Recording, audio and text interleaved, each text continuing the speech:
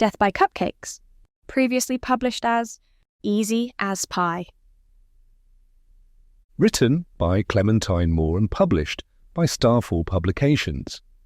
Book 6 from Ginger Burnet, CozyMystery series. Save more with our ebook and audiobook bundles on our website, starfallpublicationsbooks.com. Subscribe for more audiobooks. Enjoy. Chapter 1. It was dark and deliciously warm under the covers when Ginger Burnet opened her eyes. As she slowly came to consciousness, she yawned and stretched, careful not to dislodge her boyfriend's arm from where he had it draped across her waist.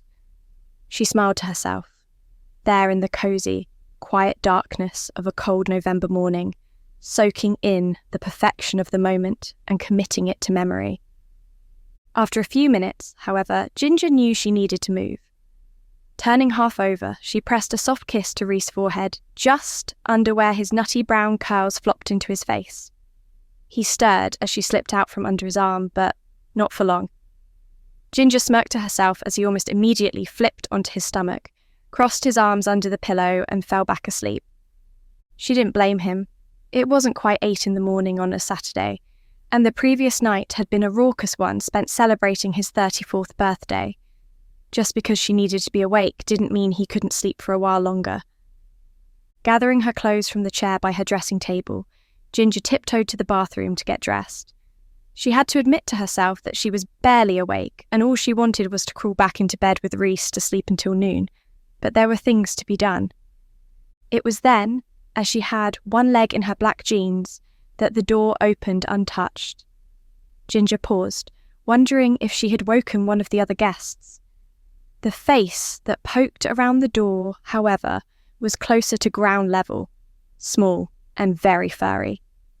Nina, one of the 2 blue short-hair cats that Ginger loved like children, meowed plaintively. A moment later, the door opened further as her brother Miles headbutted it and strolled into the bathroom.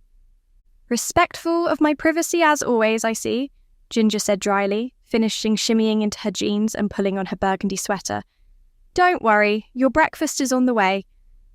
Miles made a happy little chirp, rubbing his face on the pair of fluffy socks patterned with tiny gingerbread men that Ginger was about to put on. "Hey, I need those," Ginger said gently, pulling the socks away but pausing to scritch under his chin. He purred, blinking slowly in contentment, his one milky green blind eye still somehow conveying his pleasure at the attention. Nina, sprawled just outside the door, on the patch of floor where the pipes for the heating warmed the carpet, flicked her tail in irritation, clearly more interested in breakfast. "Impatient little madam," Ginger mock scolded, closing the bathroom door behind her as she headed downstairs. The wooden stairs in the old stone cottage that Ginger called home creaked and groaned as she made her way downstairs. After feeding the cats in their usual spot in the old pantry, she had turned into a storage space specifically for the cats. Ginger padded along the freezing cold stone floor of the hall to the door that led into the living room. Not even the heavy woven rug that ran along the hall stopped the cold from seeping into her feet. Cracking open the door, she was hit with a pleasant warmth and the lingering smell of last night's party food. Bowls and plates and platters were scattered around the room, bearing the remnants of the more traditional party fare, such as tortilla chips and salsa, as well as plates with a jumbled collection of the meal Ginger had made in Reese's honour. The wood stove set up on the cottage's original stone fireplace still glowed with amber embers, the cast iron retaining enough heat to keep the room toasty warm despite the low temperatures outside. Amongst the rest of the mess were several sleeping bodies all piled up on pillows, sofas, and a half-inflated air mattress that Ginger vaguely remembered pumping up in the early hours of the morning. She couldn't help but smile as she scanned the sleeping forms of friends and family who had all come together to celebrate the man she loved. Closing the door into the living room carefully behind her, Ginger crept around where her brother Valerian, or Ryan as he preferred, was sprawled on a heap of pillows, fast asleep. He stirred slightly, one foot lightly kicking the earth mattress where Ginger's good friend Bonnie was curled up with her wife Mariah. Making sure not to disturb any of them, Ginger made her way into the kitchen, closing the door behind her before setting the kettle on to boil. She yawned as she made herself a pot full of peppermint tea, flicking through her social media and emails while she waited for it to brew. A few more to add to the block list, she muttered, finding several trolling comments and unpleasant messages. The price of success, or rather the price of having several very famous people promote your business to the point that it brings all the weirdos in. It was a new development in her strange life, that was for sure. A catering job for an old art tutor of hers had turned into a deadly game of hide-and-seek on a private island. The experience had left her with even more trust issues than before, but also several very high-profile celebrity fans. She glanced at the clock as she finished blocking the trolls, noting she didn't have very long to get out of the house if she wanted to be sure that she wasn't late. Setting the kettle on to boil again, Ginger dug around in the fridge, taking out a tray of chocolate pumpkin bread and a box of apple and cinnamon muffins that she had made for the post-party breakfast. After wrapping a piece of each in some foil for her own breakfast, she set both the trays to warm in the proving drawer of the oven on a low heat. She then made a very large pot of French press coffee, set out several bowls of homemade Winterberry compote, and a jug of vanilla cream. Just as she was in the process of pouring her sufficiently brewed peppermint tea into a flask to take with her, the kitchen door opened, and the short, very sleepy-looking figure of Maggie McFelder wandered in. Her usually sleek black bob was rumpled and sticking out in all directions, and the glittery makeup framing her dark brown eyes was smudged. Ginger had known her for several years now, ever since the two of them had survived a hellish murder house together. But this hungover, dazed version of her friend was a sight she didn't often see. "Good morning," Ginger said, trying to hide her amusement. "Why, in the name of sweet Saturday mornings, are you not only awake at this hour, but also dressed and being productive?" she asked, her Scottish accent particularly thick and rough first thing in the morning. "I've got a meeting with a contractor over at the Lamington shop," Ginger said, packing the flask and foil package of baked goods into her bag. "I should be back in a few hours, but for now I left breakfast warming and coffee brewing for everyone." Maggie frowned, the strawberry cupcake piercing in her nose, shifting as she wrinkled it in confusion. "I thought the new shop was all done and ready to open," she asked. "You were ready to hire staff and everything." Ginger rolled her eyes. "That was, until I started getting weird flickers with the lights and occasional power outages. I think it might be the wiring just being old and bad in places, but I've got someone coming to look at it today." "You know, it's completely wild that you're already opening a second shop when you just opened the gingerbread house this summer," Maggie said with a yawn, wandering over to inspect the breakfast prep. "Oh my goodness, is that pumpkin bread I smell?" "It's in the warming drawer," Ginger said with a chuckle. "Should be ready in a few minutes, and I figured the smell would rouse people soon enough." "Have I ever told you that you're one of my favourite people ever?" Maggie asked, beginning to take down plates from the cabinet to warm in the drawer beside the goodies. "I seem to remember you threatening to fight Reese last night if he was ever anything other than nice to me," Ginger whispered from the doorway, not wanting the other sleeping guests to be disturbed. Which I thought was delightful, if a bit full-on, considering that it was his birthday. "I stand by it," Maggie said stubbornly. "Now go to your meeting, even though it's disgustingly cold and dark out there, so you can come back and have coffee with us while Reese opens the rest of his presents." All right. Ginger raised her hands, backing out of the kitchen. "I'll be back as quick as I can. Can't promise there will be any food left when you get back," Maggie stage whispered after her. Warmed by such a wonderful start to the day, Ginger didn't feel the cold and the slight rain as she hurried to her car.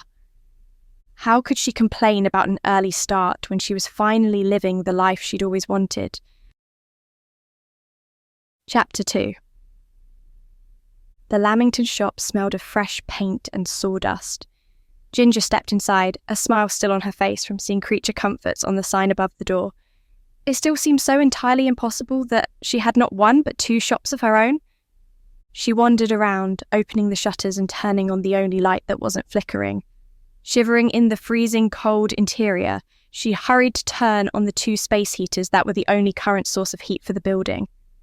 When Reese had suggested offhand a few months before that she should perhaps consider opening another shop in the bustling market town of Lamington, Ginger had initially rejected the idea. She was still finding her feet managing the Gingerbread House, the busy and successful cafe bakery she had opened that summer in Little Chiswick. However, with the addition of her mother Dorothy taking over full-time as manager, as well as the addition of 4 very capable, passionate members of staff from the local area, Ginger soon found herself with little to do at the cafe. She would arrive to get to work baking in the kitchen or making coffee behind the counter, only to find everything under control. Sure, she still provided the recipes and kept a close eye on the finances, but she honestly enjoyed having more time to get back to her original love of taking on cake commissions. Trailing her fingers along the shelves bearing elegant, framed photos of some of her most notable creations, Ginger wandered around the reception portion of the shop. The renovation and decorating had only been finished a few days before, hence the smell of fresh paint still lingering. The shop wasn't large at all, only around 15 feet across.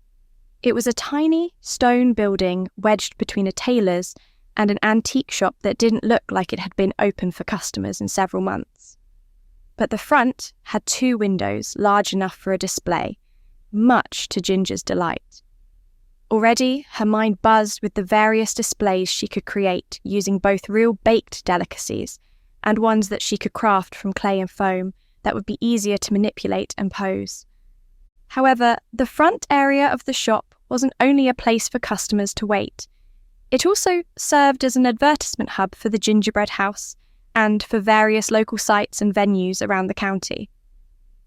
Ginger briefly paused by the dark wood sideboard she was turning into a small but luxurious coffee and tea bar, where she could serve her clients top-quality coffee, a range of loose-leaf teas, and rich hot chocolate. She'd upcycled the piece of furniture with some sanding, a few coats of varnish, and some new handles, but she still needed to put out the various pieces of equipment needed to make the hot drinks. Crouching down, she checked that the mini fridge she'd installed into one of the cupboards was still working, groaning when she found it was at room temperature. It seemed her problems with the power supply extended beyond just the flickering lights. "Need to add that plug socket to the list of things to be sorted," she mumbled, leaving the slowly warming reception area and going into her actual art studio at the back of the building. Creature comforts, perhaps, hadn't quite been what Reese had had in mind when he suggested a second shop. But for Ginger, it made the most sense.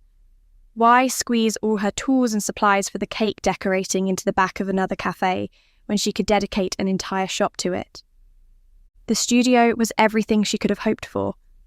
She was getting a top-of-the-line oven installed in the kitchen to replace the basic little one that had been there previously. This particularly pleased her, as it meant that she could create the entire cake from scratch in the shop. Shelves lined the walls of the studio, bearing the tools and ingredients she needed for her work. In the centre of the room was a large work table, complete with a built-in rotating cake stand for when she was decorating. Ginger's deep sense of satisfaction was undermined somewhat as the lights all flickered and sputtered, giving the room an almost nightmarish hue for a few moments. She sighed roughly, slumping down into the battered old sofa she used specifically for mid-decorating naps that she had moved from her garage to the shop. Taking out the tea and food from her bag, Ginger flopped back, idly wishing she was back in the warm comfort of her bed with Reese. "I really hope this guy is on time," she muttered, biting into a muffin. He was not on time. When it was half an hour past the time they had arranged, Ginger tried calling, her teeth chattering despite the cup of hot tea in her hand. She only got his voicemail. After 45 minutes had gone by, she tried again, but with the same result. Frustration growing, she texted Reese, telling him that she was delayed and if he could please apologise to everyone and explain that she probably wasn't going to get back before people started leaving to go home. "I'll give the electrician 1 more hour to show up," she said slowly, saying the text out loud as she wrote it. Then, I'll come home. With nothing else to do, but not wanting to waste the trip, Ginger clambered down the narrow, rickety stairs into the basement of the building. She couldn't use it to store stock until it had been fully cleaned and refitted to meet food safety codes. So, for now, she was focusing on clearing out the junk left behind by the previous tenant. After dragging one of the space heaters down there with her and praying that the power wouldn't give out and leave her in the pitch-black darkness, Ginger put on an upbeat jazz playlist and got to work. She got so lost in the work of cleaning, tidying, and reorganising that she squeaked in surprise when there was a knock at the door at the top of the stairs. Scrambling down off the A-frame ladder she was using to reach the top shelves, she looked up the stairs, hoping to see an electrician. The person who was standing there, however, was an even better surprise. "I thought I'd come and check on you," Reese said, ducking the beams that stretched over the lower portion of the stairs.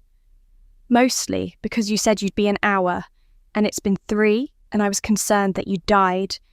But I also brought food, specifically brie, bacon, and cranberry paninis." He held up a bag. Ginger groaned in delight, walking face first into his broad chest and wrapping her arms around his waist. "You're so warm," she mumbled, trying to cling closer. "And you're cold and grumpy," Reese said with a soft chuckle. "Come on, let's go sit in my car so you can warm up. And also look for a different electrician," Ginger said darkly, realising just how cold she actually was. He never even called to cancel or reschedule. Reese gently took her by the wrist and led her back upstairs. "You can see to that later. Let's get you warm first." "I just want to get the place finished and operational," Ginger said, leading the way up the stairs. "I've got 6 emails in my inbox asking about commissions. People having winter weddings and Christmas charity events and fancy work parties, and I can't give any of them solid schedules because I don't know if I have a functional studio or not." "Food and warmth before you stress," Reese reiterated, opening the door for her, leading out onto the narrow cobblestone street. It had dawned into a bright, cold Saturday. Silvery frost winked from the moss on roof tiles that the sun hadn't reached yet. An iridescent magpie squawked from its place in a baby birch tree growing out of a planter near some benches on the opposite side of the road. Reese had parked directly outside, in the space assigned to the shop, and Ginger sighed in relief as she clambered into the cocoon of heat inside. "It's just frustrating, you know," Ginger said, unzipping her coat for the first time since she'd walked out the door that morning. "Everything is ready to go, and then I get hit with this, and the management company for the building is being useless. So I had to leave you in bed this morning to be stood up by a balding electrician named Paul." "Food," Reese said, buzzing her a foil package oozing with steam and melted cheese. Then rant. Ginger took a bite of the rich, salty, fatty sandwich, savouring the sharp tang of the cranberries with the gooey cheese and crisp bacon. Slowly, as her belly filled and the chill left her hands, she felt her shoulders relax. Eventually, she leaned back in her chair with a satisfied sigh and looked over at Reese. "I'm sorry, I wasn't able to be there for your birthday breakfast," she murmured, rubbing wearily at her eyes. "I was supposed to be home pretty quickly." "Well," Reese said with a wink, "I'm hoping you'll let me make you the last course of my birthday breakfast when we get home." He frowned. "Though I guess it will be more like brunch by that point." Ginger choked on a laugh, swatting at her partner, the warmth steadily spreading to her heart and not just her skin. "You're such a charmer." A sharp knock on the car window, only inches from Ginger's head, made her shriek. Ducking down, she saw a small, grey-haired woman wrapped in a long purple coat standing outside the car. "Who is that?" Reese muttered, subtly checking the locks on the car. "No idea," Ginger replied, reaching for the button to bring the window down. With a whir, it lowered just a crack, enough for Ginger to speak to the woman. "Can I help you?" she asked. Chapter 3. The woman outside the car smiled slightly, stooping so she could see Ginger and Reese a little better. I know it's a Saturday and rather quiet right now, she said, hands in knitted gloves clasped loosely together. But I just wanted to be sure you were aware that the parking spots on this road are for the proprietors of the shops here, not for the public. Ginger lowered the window a little more, her mild suspicion melting into amusement. That's very kind of you to come and check. I'm actually the owner of the bakery. I'm Ginger Burnet. The woman's face registered confusion for a moment. Then she beamed, her doll-like blue eyes shining in delight. Oh, I was hoping to meet you soon, she said, leaning even closer into the window of the car. I've wandered by a few times in the past few months just to be nosy and see how the renovations have come along. It's so nice to see the place looking so fresh and stylish. Why, thank you, Ginger said, flicking a quick glance back at Reese, who appeared to be thoroughly charmed by the sweet grandmotherly woman. I run a similar shop, you see, the woman said, pointing vaguely in the direction of the next street over. I own and run Whimsy and Sparkle, the cake shop with the red shop front on the next road. I'm sure you've seen some of my pretty little pieces in the window. Yes, of course, Ginger lied quickly, trying to remember if she had in fact passed by this shop at any point. She was finally able to summon a vague memory of a red-painted shop with peeling paint on the windowsill and a display of rather unimaginatively decorated children's cakes, slowly going stale. You've got such an eye for colour, she said, hoping the compliment didn't sound as weak to the woman as it sounded to her own ears. Why, thank you, the woman beamed, worming a hand through the space in the window to shake Ginger's. I'm Marion, by the way, Marion Bassett. Been in this business for almost 15 years now. She glanced back toward the empty windows of Creature Comforts. Such a thrill opening your first shop, isn't it? I do always love welcoming newbies to the area. Oh, this isn't her first shop, Reese cut in, proud boyfriend mode activated. She's got a cafe in Little Chiswick, a village about half an hour or so from here. But the place is so busy that she needed to open up a second one for her private cake commissions. Reese, Ginger hissed, feeling herself flush. Stop bragging about me. What? He shrugged. It's all true. Yes. Don't stop your man from shining a light on your achievements, Marion said with a quick wink at Reese. My Lucas was very much the same, God rest him. Always wished for me to live my dreams and helped me get there.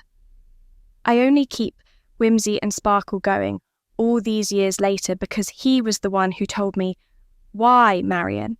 He said, You're such a wonderful baker and such an incredible artist that you should be using those skills to bring delight to other people, not just your family. Nodding and smiling, Ginger couldn't help but be charmed by the wave of social chatter. In just a few minutes, barely seeming to draw breath, the woman who she had only met a few minutes before unloaded what felt like her entire life story. The struggles she had starting the bakery, the support of her husband right up until his death several years before. How her love for brightening people's lives with her cakes was what pushed her onward. How she was trying to find a way to keep Whimsy and Sparkle alive in these current times. But listen to me prattle on about myself while all the heat is escaping out of your car, she said, flapping her hands in mild distress. Are you opening soon? If there's an event for the opening, I'm sure I could gather some people to attend. Get your name out there in town.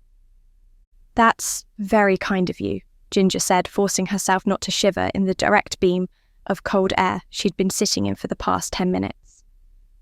But I've already got a lot of contacts in town already, and I'll be announcing the opening event on my social media once I get these final issues sorted. Issues? Marion asked, then tutted in understanding. I tell you, these old buildings are a nightmare to maintain. Been struggling for weeks with flickering lights and odd knocking noises coming from everywhere. Is she sure her shop just isn't haunted? Reese muttered so quietly that only Ginger could hear him. She forced herself not to laugh. It's just some wiring, I think, she replied to Marion. I was supposed to have an electrician come this morning, but he never showed up, so... Here we are. At this, Marion's eyes lit up.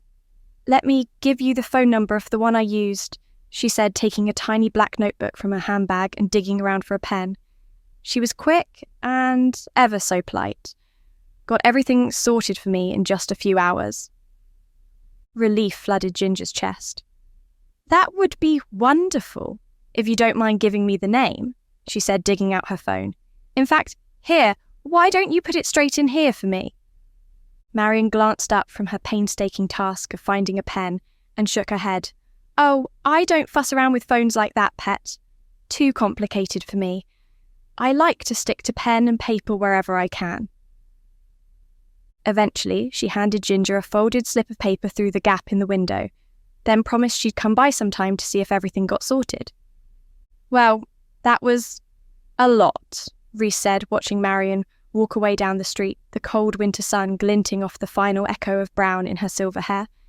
Don't you love how old people and drunk people in pub bathrooms are basically the exact same?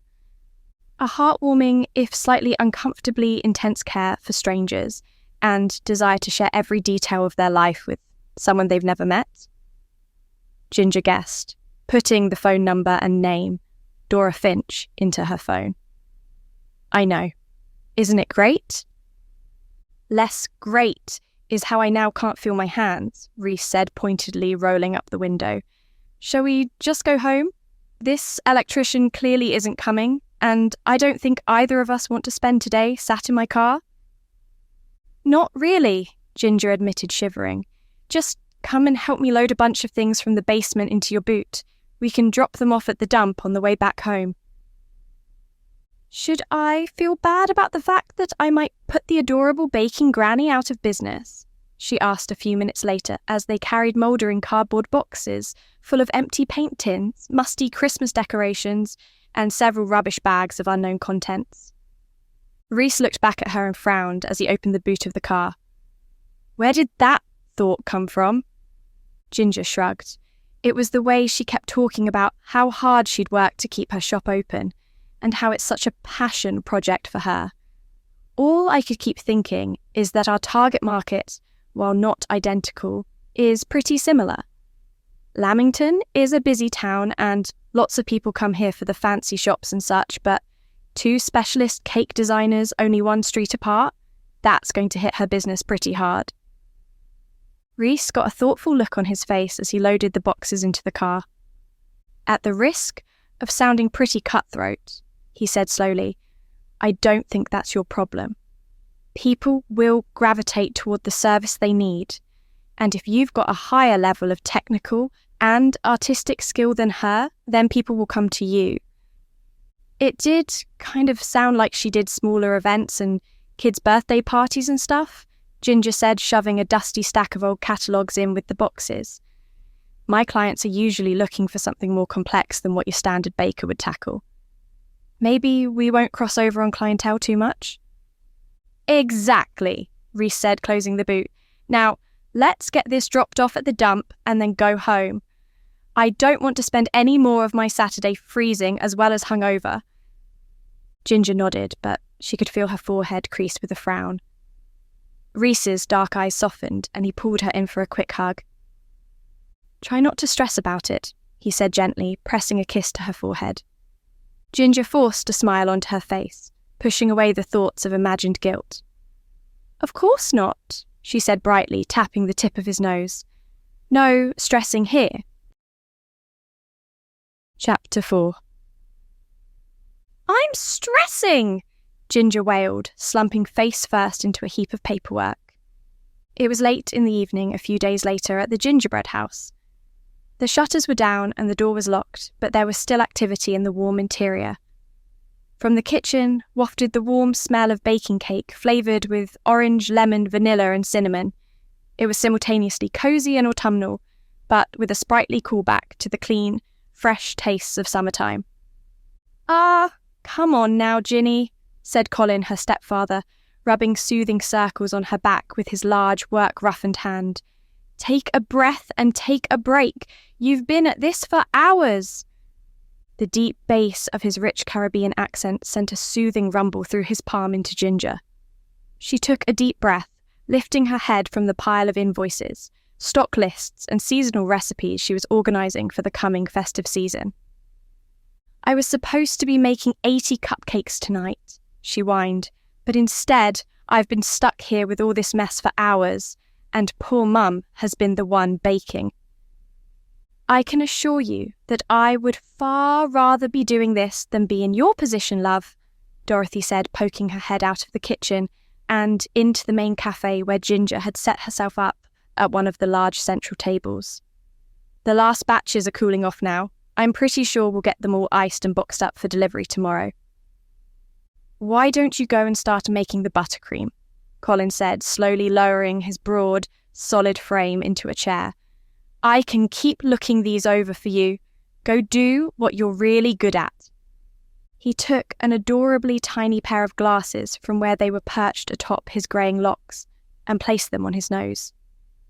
"Thank you," Ginger said gratefully, pressing a kiss atop of his head. She'd always known that she was blessed to have not only one supportive father figure in her life, but two. When her parents divorced when she was around 15, she'd been nervous about what would become of her idea of family, just like any child would be. However, not only had her mother and Ian, her father, stayed excellent friends, but Colin had quickly become a member of the family, to the point that she couldn't imagine a life without him in it. Of course, yes, there had been some bumps along the way. As she wandered after her mother into the bakery's kitchen, Ginger briefly remembered flashes of arguments that had raged between her brother Ryan and their mother about Colin's place in the family.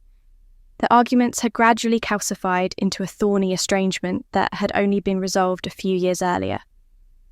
"You really found a good one in Colin," she said, squeezing her mother's shoulder as she passed her on the way to the fridge. "I can't think of many people who would willingly sit down to try and sort through that mess." "I'm sure Reese would in a heartbeat," Dorothy said with a pointed look that made Ginger roll her eyes. "Just like he'd move into the cottage with you at a moment's notice."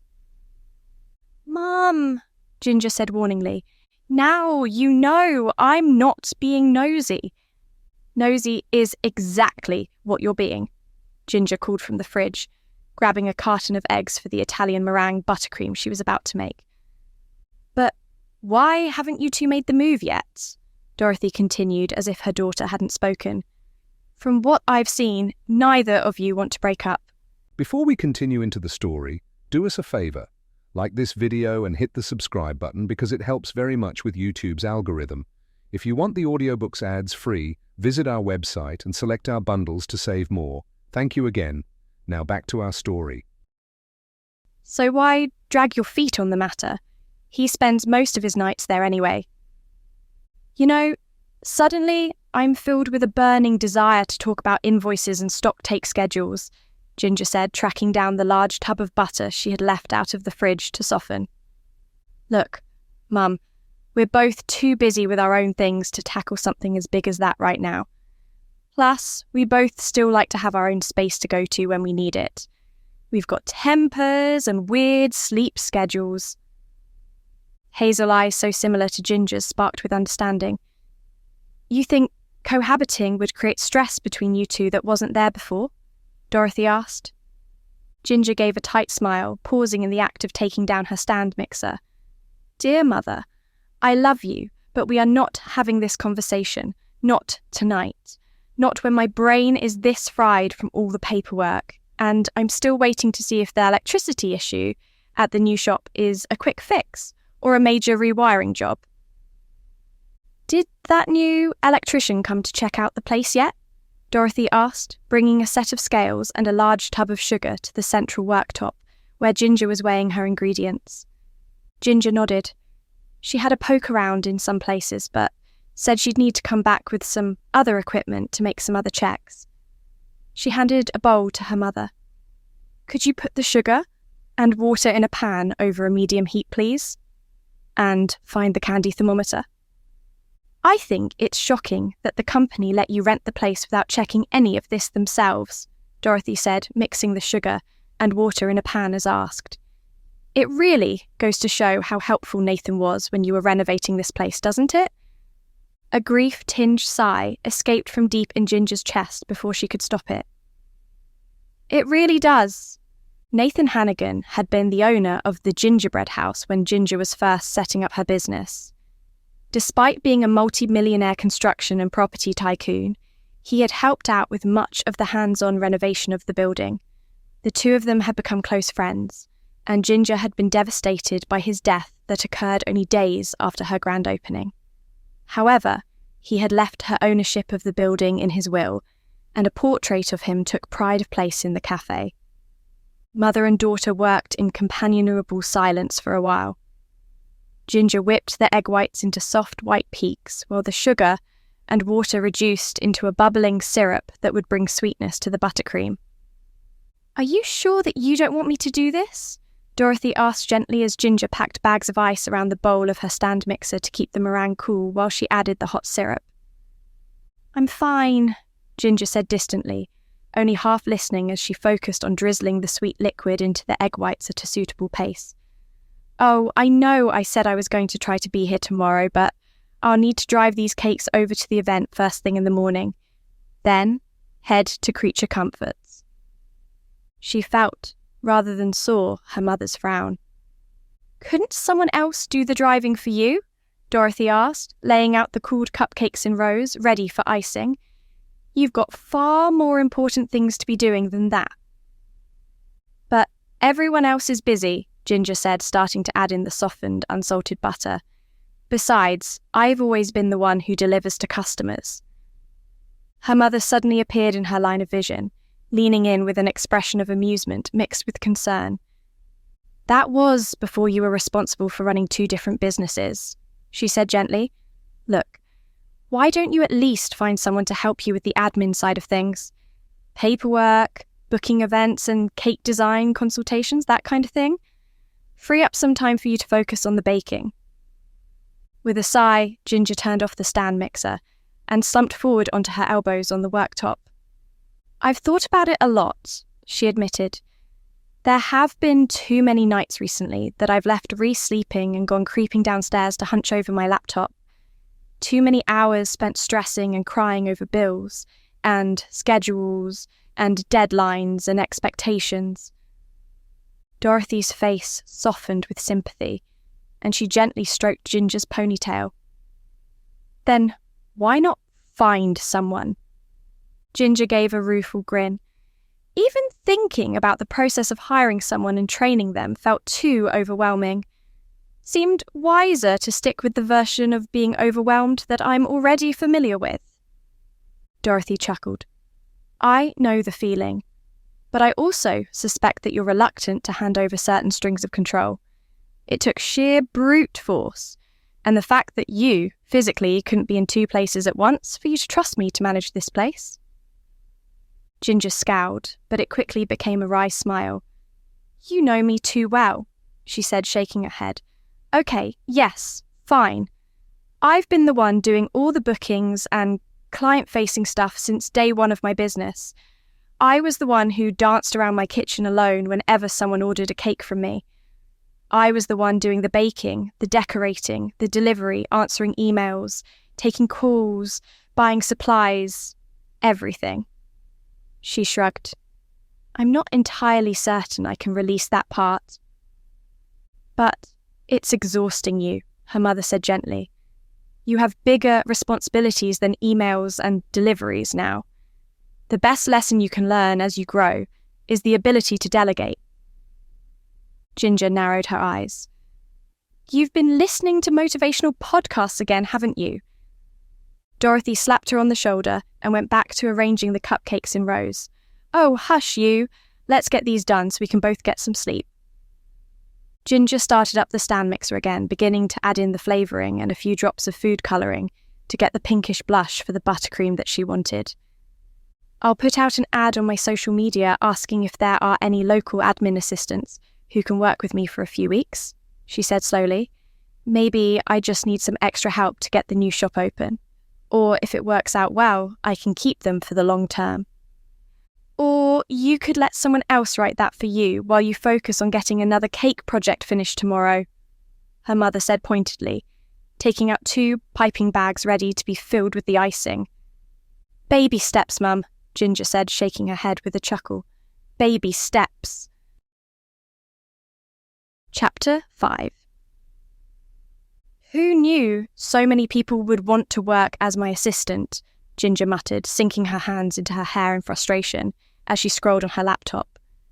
And who would have guessed that my inbox would be groaning with gross emails from trolls? She opened one, wrinkled her nose in disgust, and immediately deleted the message, blocking the email address for good measure. Nina, who was sleeping on the kitchen chair beside her, stirred momentarily at the sound of Ginger's voice, but quickly returned to her snoozing.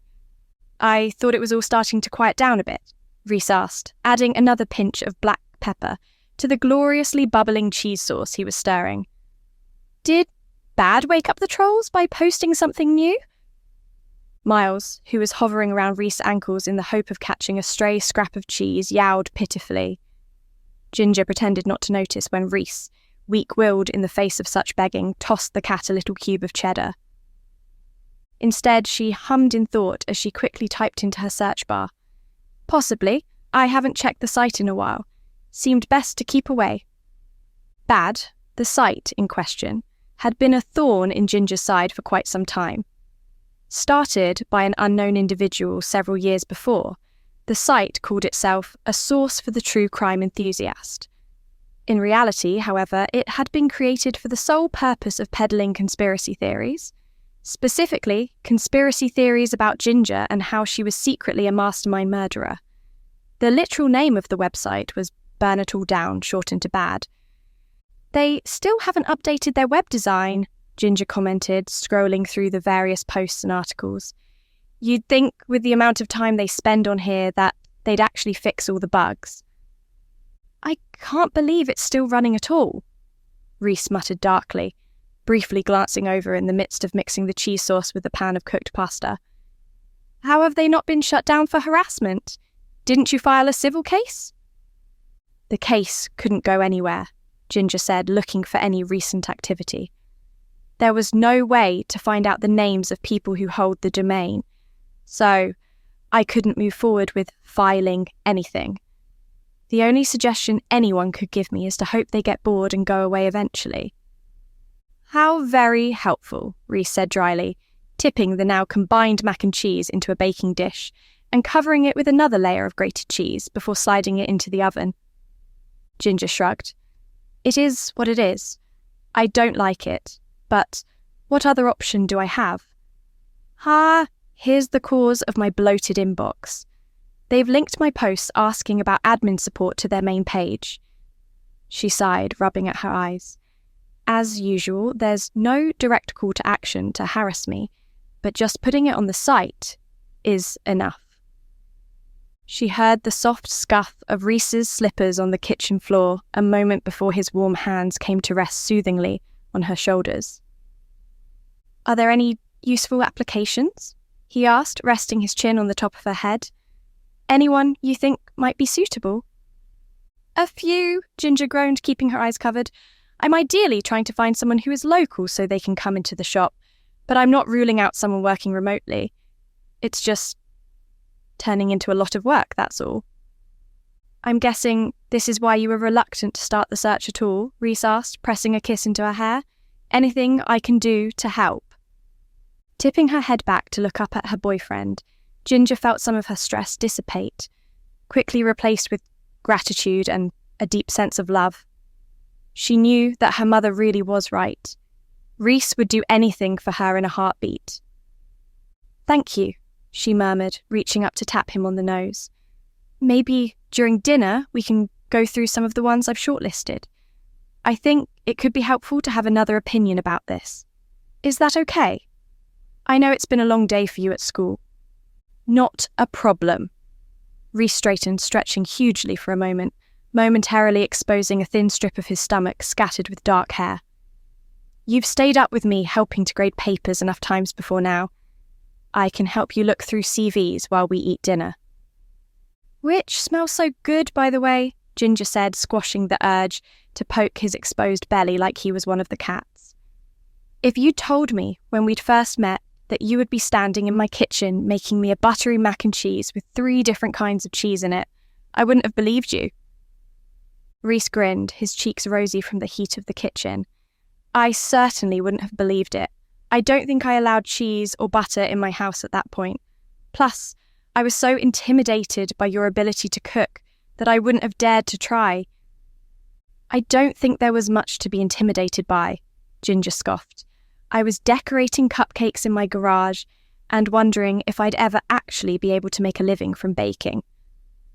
All while still terribly traumatized from almost being murdered, Rhys reminded her.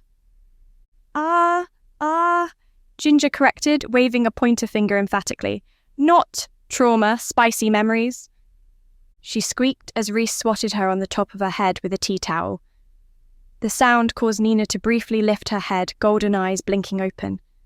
She watched silently, unobserved by the humans, head resting on her paws.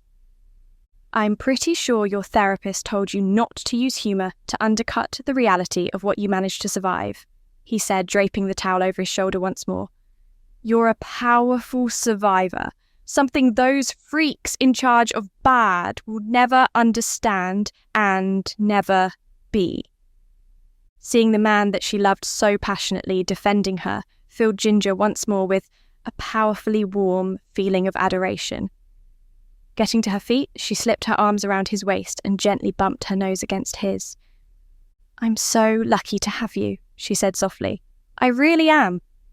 Who knows where I would be if it wasn't for you? His eyebrows briefly pulled together in a sweetly confused frown. I feel like you're giving me too much credit, he said, pulling her closer, until she was flush against him. Like, of course you've leaned on your family and me during tough times, but don't underestimate yourself. All this success is from your hard work and determination, and what you are able to inspire in others. You would have found success one way or another. Someone like you isn't meant to have a small, quiet life. Stop it! Ginger buried her face in his shoulder. I was trying to compliment you, but now you turned the tables, and I don't like it. You don't like me being nice to you? Rhys asked in a sweetly teasing voice, quickly tickling her ribs. Should I be horrible and mean instead? Ginger lost herself in a fit of giggles, trying to squirm away. For a minute, lost in the comforting familiarity, there was only her and Rhys. The weight of bills and business plans and internet trolls fell away. Nothing else mattered. Nina flicked an ear in amusement as she watched her people play with one another. She liked the golden hue of happiness that Rhys brought to Ginger. It smelled like a warm summer evening. Comforted, she returned to sleep. I surrender, Ginger gasped, pounding her fists against Rhys' chest. I surrender. Let me go. Rhys hummed, his playful look turning darker. Now why would I do that when I have you at my mercy? What are you willing to offer in return for your freedom? Ginger felt her face flush with heat and a delicious pulse of tension deep in her belly. Well, she said, lowering her voice until it dripped with seduction like molten molasses. It depends on how long we have until the mac and cheese is ready. Rhys bit his lip to hide a grin, then glanced past her to the oven timer. 1/2 an hour? Ginger winked, slipping a hand down between them to tug at his belt buckle. I can think of something. When Nina flickered her eyes open again, it was to a distinctly less soothing sight. Flicking her tail in annoyance, she jumped down off the chair and went to join Miles where he was sleeping in front of the wood-burning stove in the living room. There were so many rooms in the house, yet they had to choose the kitchen, of all places. Chapter 6. It was a cold and blustery day when Ginger welcomed her new assistant into Creature Comforts. Ginger, as usual, arrived at the shop in Lamington at around 9 in the morning. Hurrying inside out of the bitter wind, the first thing she did was to switch on the heating and the coffee machine to warm up. Going back into the studio, she hummed as she hung her coat and scarf on the coat rack, mentally preparing herself for the day. Looking around, Ginger couldn't help but sigh slightly. The electrician, Dora, had needed to poke around in the walls to access certain aspects of wiring. After several days of such investigations, Ginger's perfectly painted duck egg blue walls were now riddled with tiny holes, and scraps of wire crawled forth like worms. After spending so long decorating and presenting the shop for customers, it was more than a little demoralising to see so much of her hard work undone. "It's only a short-term problem," she said to the empty shop. "There's nothing a bit of filler and paint can't fix." By the time 9:30 rolled around, Ginger had drunk a cup of vanilla chai and eaten the pumpkin bread she'd brought from home. So, when Dora and Mark, the new assistant, both arrived simultaneously, she was prepared. "Good morning," she greeted them both cheerily at the front door, ushering them in out of the cold. "Let me get you both a warm drink and then we can all tackle the challenges of the day." "Just a tea is fine," Dora said, pulling her grey beanie further down around her ears. "I'll be in the back room." Even with her loose jeans, heavy plaid jacket and grey beanie hiding her shoulder-length brunette hair, there was something sweetly charming about the young woman. Ginger guessed her to be in perhaps her early to mid-20s, probably only recently graduated from trade school and slowly building her client base. But Dora wasn't the focus of her concern today. She knew the electrician would get on with what she needed to do. The shy young man still lingering by the door was the one Ginger knew she needed to deal with. "You must be Mark," she said, coming forward with her hand out ready for a shake. "I'm so glad you're here." "As am I," he said with a slightly nervous smile as he took her hand. "I know it's only a trial period for now, but like I said on the phone during my interview, I really do think I'll be able to help you get a handle on things here." "I certainly hope so," Ginger said, giving a firm shake and refusing to listen to the screaming control freak locked away in the back of her brain. The little gremlin was thoroughly unhappy at being forced to hand over control to someone else, but it was for the best. But Mark was sweet and mild-mannered, not giving her any reason to feel on edge. He was young, only 22, freshly graduated from university that summer. His hair was a soft, mousy brown, falling to the collar of his navy blue sweater that he had layered over a dark green button-up shirt. A pair of round glasses with neat golden frames were balanced on his nose, and he gripped the strap of his brown leather messenger bag with both hands. For the next few hours, she talked through with Mark what exactly he was going to be doing for the next few months as her assistant. They went over paperwork, business inquiries, social media presence, communicating with customers, the website for the gingerbread house and creature comforts, and the various little reminders Ginger needed to keep things moving smoothly. "I know it's a lot," she said, feeling almost apologetic as she took in the jungle of folders and files and stacks of paperwork she had brought to the table over the course of the meeting. "I've been doing this pretty much on my own for several years, so a lot of the systems or notes or the way things are organised might seem slightly insane." "Not at all," Mark said, absent-mindedly taking another sip of his coffee as he flicked through a deadline schedule Ginger had made. "As long as you don't mind me asking lots of questions to begin with, about what means what in the system, my aim is to work with what is already here, not to try to pull everything apart to make something I consider better." Ginger found herself relaxing back into her chair. "That's very reassuring to hear, actually. I've put off finding an assistant for months because I was worried about losing control of a new system." Mark shrugged, pushing his neat round glasses a little further up his nose. "There are lots of ways to be an assistant, but I've always enjoyed just helping people take what they already have and making it as streamlined and efficient as possible." Ginger was just about to bring up how they needed to pay special attention to the scheduling of the various cakes she had due in the next month, when the bell over the door jingled pleasantly. "Odd," Ginger muttered. "I had the sign turned to closed this morning for your training. Excuse me for a minute."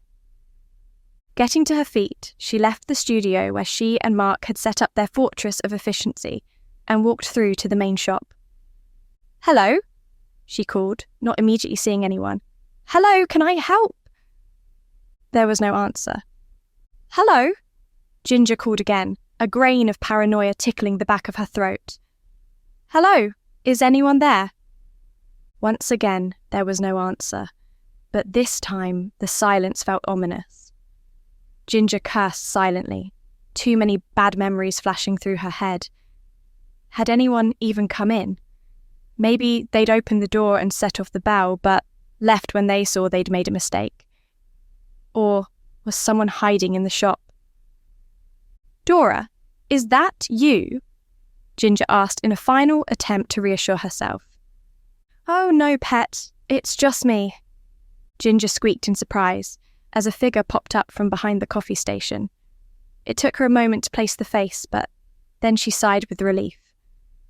"You spooked me," she said to Marion, the elderly owner of Whimsy and Sparkle, the bakery on the next street over. "When no one was answering, I thought I was having a visit from ghosts." "Oh, I am sorry," Marion said, shuffling out from behind the coffee station. "I came in just to see how you were doing, but then I dropped my glasses and they fell all the way back there. My hearing isn't so good these days, so I guess I didn't hear you calling out." "Did you find them?" Ginger asked. "I'm perhaps a bit sprightlier than you are if you need me to get down on the floor to have a look." Marion waved a hand. No, I got them fine. Just had to wedge myself behind this colourful collection of gadgets to get them." "Would you like a drink?" Ginger asked. She tried to ignore the gremlin in her brain telling her that she was in the middle of something with Mark. But she didn't want to be rude. Marion was just being sweet after all. Maybe she didn't get a lot of company after her husband passed away and she was lonely. What was the harm of one cup of tea on a cold day?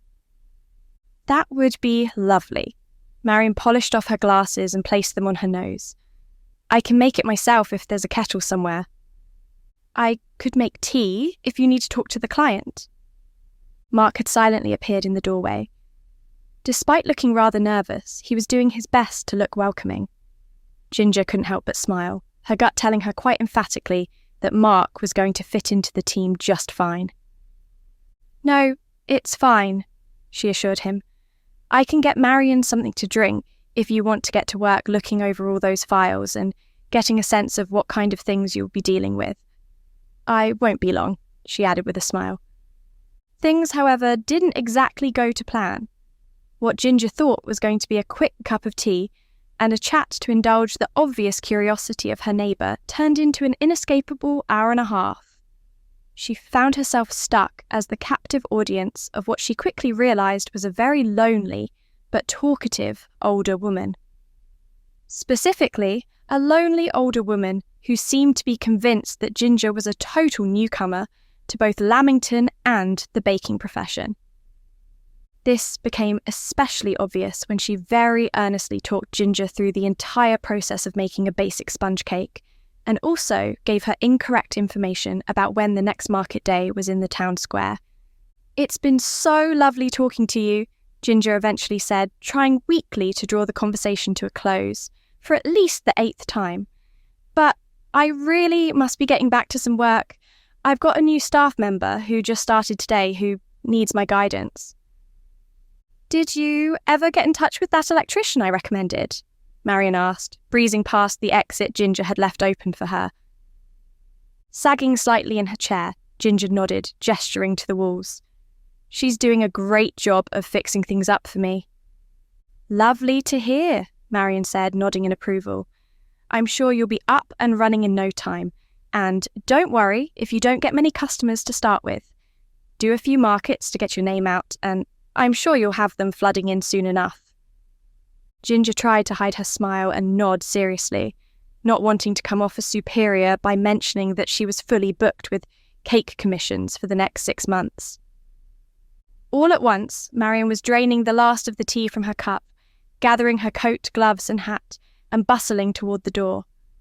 "Well, I've got lots to do with the day. No time for idle chit-chat. See you soon, Ginger dear."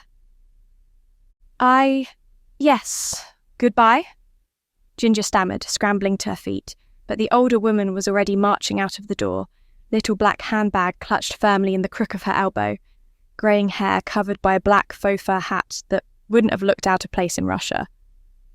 For a few seconds, Ginger could only stand and blink in surprise, trying to collect herself. Almost immediately, however, there was a polite cough from behind her, and she turned to find Mark in the doorway to the studio once more. He had 6 sheets of paper in one hand, a folder in the other, and a slightly pained look on his face.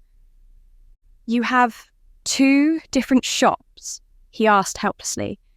"But don't separate out all the paperwork for the 2 of them?" Yes," Ginger said slowly. "I think we'll both need another coffee to handle this part." Chapter 7.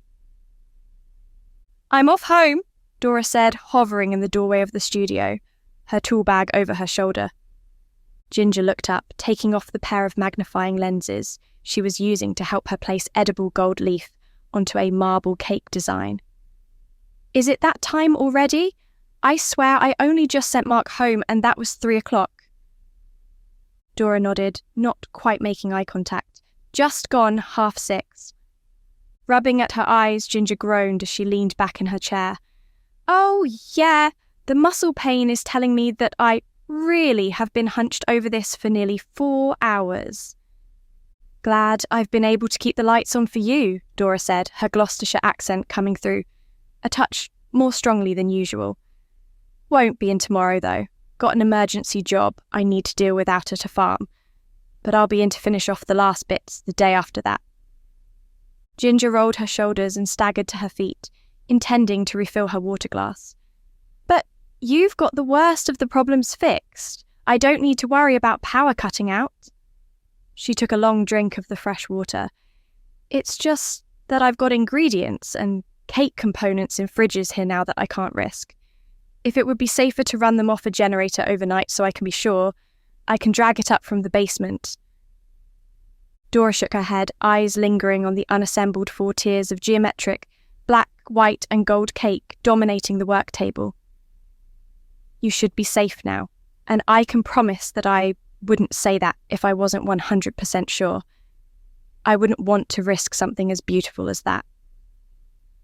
"It's not quite done yet," Ginger said, her years of experience and her sharp, artistic eye picking out the imperfections and unfinished spaces. "But thanks to you, I'm able to trust that my studio stays temperature regulated. I'll finish this off tonight, then it gets sent out for delivery in the morning. Thankfully, I don't have to do the driving." Dora shifted her tool bag to the other shoulder. "Was that why you and your new assistant person were researching different kinds of vans earlier?" Ginger laughed, feeling slightly self-conscious that someone had overheard what had probably been a silly conversation to an outsider. "I'm very protective of my cakes, okay? I wanted to be sure that the transport the person had would be smooth and steady enough to keep it safe." "Well, don't ask me to help take pretty cakes anywhere," Dora said, drifting toward the exit. "My van is a mess, and my aunt says I drive like I'm blind." Ginger gave an awkward wave as the electrician left, calling after her, "Have a good night." Alone for the first time that day since the early morning, Ginger finally let herself relax. There was much that she loved about running her business, but she couldn't help but feel as if she had to perform a certain professional aura. These few hours of solo work she had in the evenings were becoming increasingly precious. Putting on one of her favourite jazz playlists, blended with an audio background of falling rain and gentle thunder, Ginger lost herself in her art. The brush became like an extension of her own body. The gold leaf followed her every whim, falling into place exactly as she wanted. Sooner than she had expected, the sensation of completion washed over her. Sitting back in the chair, Ginger surveyed the cake, looking for any sign that more decoration was required. But the creative itch in her brain was quiet and satisfied. Everything was as it should be. "Now, to just box you up, ready to be collected tomorrow morning," Ginger said to her latest creation, changing her gloves to a fresh pair to be sure she wouldn't accidentally transfer colour or gold leaf to somewhere it shouldn't be. Piano notes and the sound of rain dripped from the speakers as she assembled and boxed up the cake. It looked like a marble sculpture there in the box, and part of Ginger wished that she could be there to watch the delight on the customers' faces when they unboxed their commission. That had always been one of her favourite parts of the creative process, seeing the joy that the cake brought to others. "But I need to be mature and businesslike about this," Ginger told the cake as she finished stabilising the box. "I can't drive several hours just to get my ego stroked." Checking her phone as she cleaned up the kitchen and studio, Ginger saw she had a text from Reese. "Cats are fed, and your dinner is in the oven for when you get back," she read out. "Just going for a quick jog to the village. We'll pick up milk and bagels for the morning while I'm there." Ginger couldn't help but let out a gentle laugh. "What on earth did I do to deserve someone as good as Reese?" she asked herself, shaking her head. "With his cute floppy hair and good job and thoughtfulness. Ugh." As she continued to clean, though, she couldn't help but think about the darker times. About the moments when she and Reese had almost come apart. Both of them had done terrible things to the other over the years. She knew that. Betrayed each other's trust or wounded the other with careless actions. She loved Reese with her entire heart, but she still had moments where she was nervous about leaving him alone with her laptop. Moments when she wondered if he would invade her privacy again. The moments might only be that, just moments. But it reminded her that even after forgiveness and moving on, there were still consequences that lingered. Ginger quickly closed off the mental path her thoughts were beginning to stray down, shaking her head. "No," she scolded herself quietly as she put on her coat and scarf. "You're tired and hungry. This is not the time to emotionally dissect your relationship. Get home to your man and your cats and eat some warm food, you silly muffin." In the moments before she switched off the studio lights, however, Ginger spotted 2 large plastic cake boxes stacked on the worktop. With a groan, she realised she'd forgotten that she had one final task to do in Lamington before she could go home. Taking out her phone, she called her brother Ryan, tapping her foot impatiently as she listened to the ringing tone. "Do you still want me to bring these leftover goodies to the station?" she asked as soon as he answered, not even giving her brother time for a greeting. "And hello to you too," he said dryly. "I mean, if you're still in town, you're welcome to come drop them off. I'm still on shift for a few more hours yet, and the night shift will definitely appreciate having cake and muffins and all that good stuff in the break room." Ginger bit her lip, wrestling with the selfish urge to just go home. She still had a 10-minute walk to her car since she'd left the parking spot in front of the shop, open for Dora's van, and she didn't really want to have to wriggle her way through the complicated one-way system of Lamington's ancient streets to the police station. But she also hated wasting good food, and she knew Ryan had been working late a lot on a complicated series of home invasions. "I'll be there in 15 minutes, she said, digging the keys to the shop out of her pocket. "I think it will be quicker to walk straight there from here than to go to my car and try to drive there." "You're an angel," Ryan said, the gratitude obvious in his voice. "Let me know when you're outside and I'll come down to the front desk. Oh, by the way," he tried to sound casual, but Ginger could tell when her brother was nervous about something. "Do you think Reese actually liked that colouring book I got him for his birthday? It felt a bit like he maybe was just being nice. I can always exchange it for something else if he didn't like it. Ginger, deeply amused, cut her brother off. "He really did like it, I promise. I'm mostly impressed that you remembered how much he's got into mindfulness colouring after he mentioned it perhaps once in passing." "Hey," Ryan said defensively. "You do realise that a major part of my job is remembering tiny details that people mention maybe once? I'm a professional at this." "Yet you still had to check with me if he liked it," Ginger teased, propping the phone against her ear with her shoulder so she could gather up the boxes of goodies. "Did you need your cake-making little sister to finish the investigation for you?" "Don't patronise me," Ryan said indignantly. "Just bring me the cake, kitchen wench." Ginger laughed, balancing the cake boxes on her hip as she used her free hand to open the front door. "I'll be there in a bit." Hanging up, she wriggled the phone back into her pocket, then set about locking the door.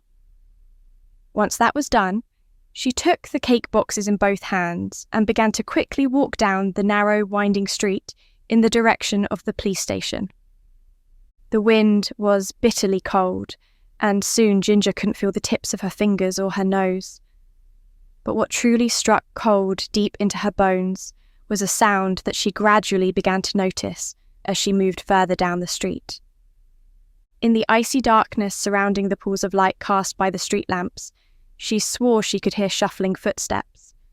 More concerning, however, was what sounded like the rapid-fire click of a camera. Chapter 8. Fear sped through Ginger's veins like ice water. A shiver rippled down her spine. Immediately she took note of her surroundings. The exits from the street, which buildings might contain people who could help, and how far it was until the next well-lit area. She also tried to guess how quickly she would be able to pull out the alarm and flashing light she kept on her keys. This wasn't the first time she had faced danger in the dark alone. In fact, she had come through much worse. But that didn't stop her stomach from tightening with terror, or a cold sweat from breaking out between her shoulder blades. A stranger following her in the dark was frightening enough, but the ominous clicking of a camera sent her fears into overdrive. Why would someone with a camera be following her, especially at this time of night? Had they been waiting for her to leave the shop? Questions rattled around inside Ginger's head like icicles shaken loose as she forced herself to keep her pace steady. She allowed herself to speed up, only a fraction, as if she was cold and not on the brink of breaking into a sprint. She didn't want to tip off her real-life followers that she had noticed them. Up ahead, the pavement faded out, meaning she would need to cross the road and turn down a narrow, paved footpath that was little more than one person wide. Ginger felt her heart begin to hammer frantically in her chest when she saw how sparse the lighting was. Great, deep pools of inky blackness spread across the path, threatening to drag her down into the abyss. But there was no other way to reach the warmly lit safety of the centre of town. Pausing at the edge of the road, Ginger made an attempt to casually look back behind her, as if checking for incoming traffic despite the late hour. She bit her tongue to hold in a shuddering gasp as there was a shudder of movement just beyond the reach of the last street lamp, as if someone had very quickly hidden themselves in the shadows. Ginger swore that for half a second she caught the glint of the street lamp off the lens of a camera, but it could very well have been her eyes playing tricks on her. It took every scrap of her courage to turn her back on whoever was following her and cross the road into the alley. She strained her ears for any sound of movement behind her, or the repeated click of the camera appearing once again, but it was as if everything on her person was all at once overpoweringly loud. With each step, the rubber soles of her hiking boots squeaked softly on the paving stones that had been polished to a sheen by the bitter cold. Each strand of her hair seemed to be rustling directly against her ear. The keys jangled in her pocket. Her jeans swished softly where they rubbed together at the thigh. Her heavy, knee-length green woolen coat, open at the front, seemed to take a breath of air with each step. Ginger found her hands shaking. How was she ever supposed to hear someone coming up behind her when everything else was suddenly so loud? Should she stop to get out her phone so she could call Ryan? Or would stopping give whoever was following her the chance to strike?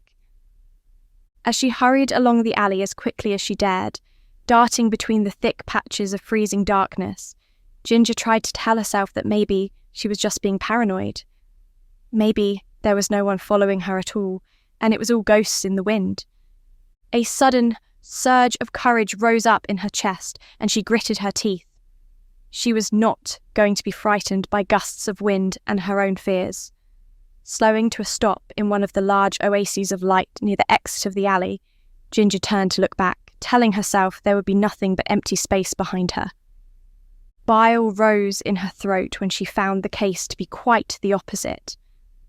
Halfway down the alley, backlit by one of the spotlights, a shadowed silhouette raised a camera to the gaping black void of their face. The clicks of the shutter shattered the silence like gunshots, and Ginger flinched with each one. Her ears ringing, she did the only thing she could think of. Swearing sharply, she bolted out of the alley into the expanse of the town square, boxes clutched to her chest. There were a few people milling around, some strolling to dinner or pausing to take in the newly erected Christmas tree in the centre of the square. Several let out startled gasps as Ginger came bursting out of the alley, but she didn't slow her pace until she was well out of reach of her stalker. "Everything is fine, it's fine, it's fine, it's fine," she muttered to herself, aware that she was receiving some concerned looks from the two volunteers overseeing the decoration of the Christmas tree. Still in a fog of panic and unanswerable questions, Ginger hurried to the ancient stone market house in the centre of the square. Setting down the boxes, she took out her phone with shaking hands to call her brother. "Give me a second and I'll come down to reception," he said, his desk chair creaking in the background as he got to his feet. "No, I'm not at the station yet," Ginger said, distantly aware that her teeth were chattering. Whether it was from cold or fear, she wasn't sure. "Are you okay?" Her brother's voice was immediately filled with concern. "Where are you?" "There was someone following me," Ginger stammered. "I was walking from the shop to the station, but I think someone was waiting for me to leave so they could follow me. They had a camera, they were taking photos." "Where are you?" She could hear that Ryan was now somewhere between protective big brother and full-on police mode.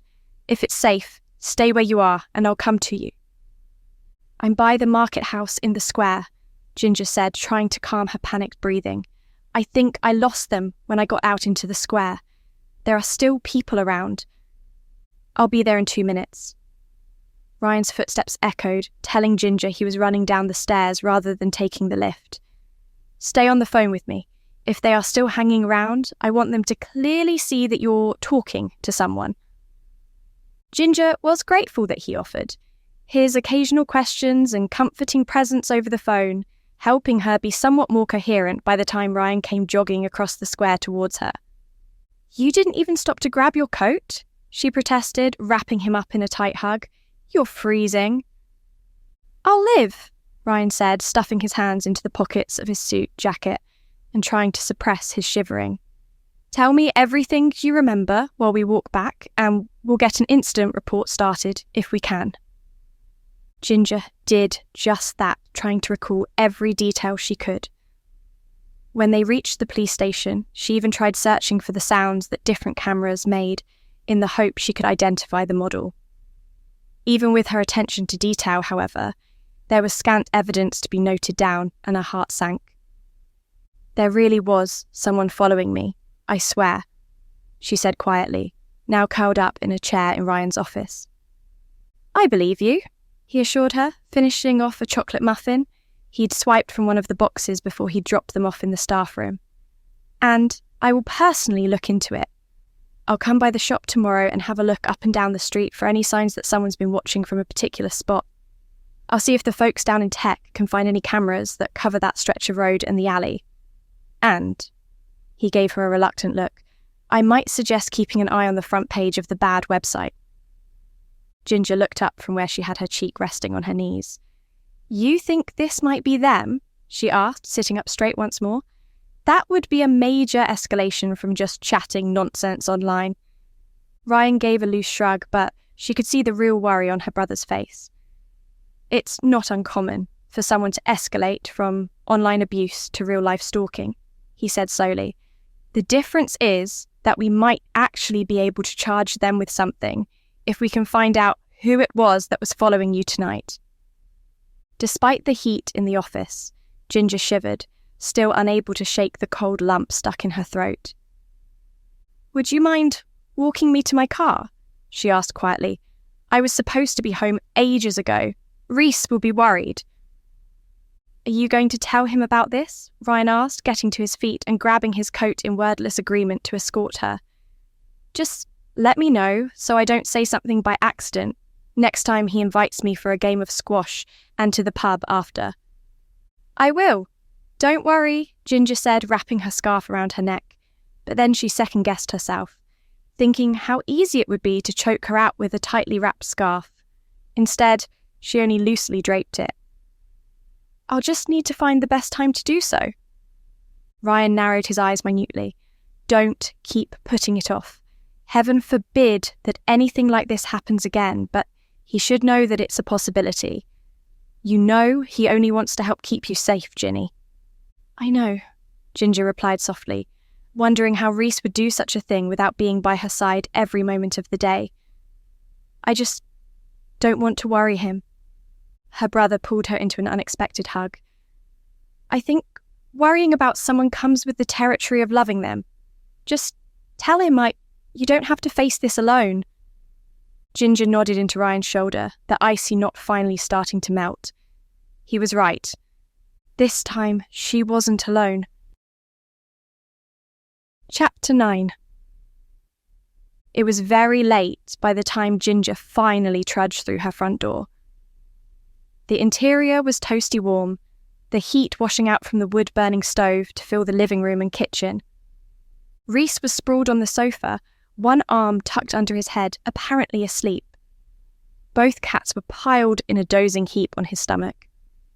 Ginger paused for a moment, letting the soft domestic scene before her soothe the last of her frazzled nerves.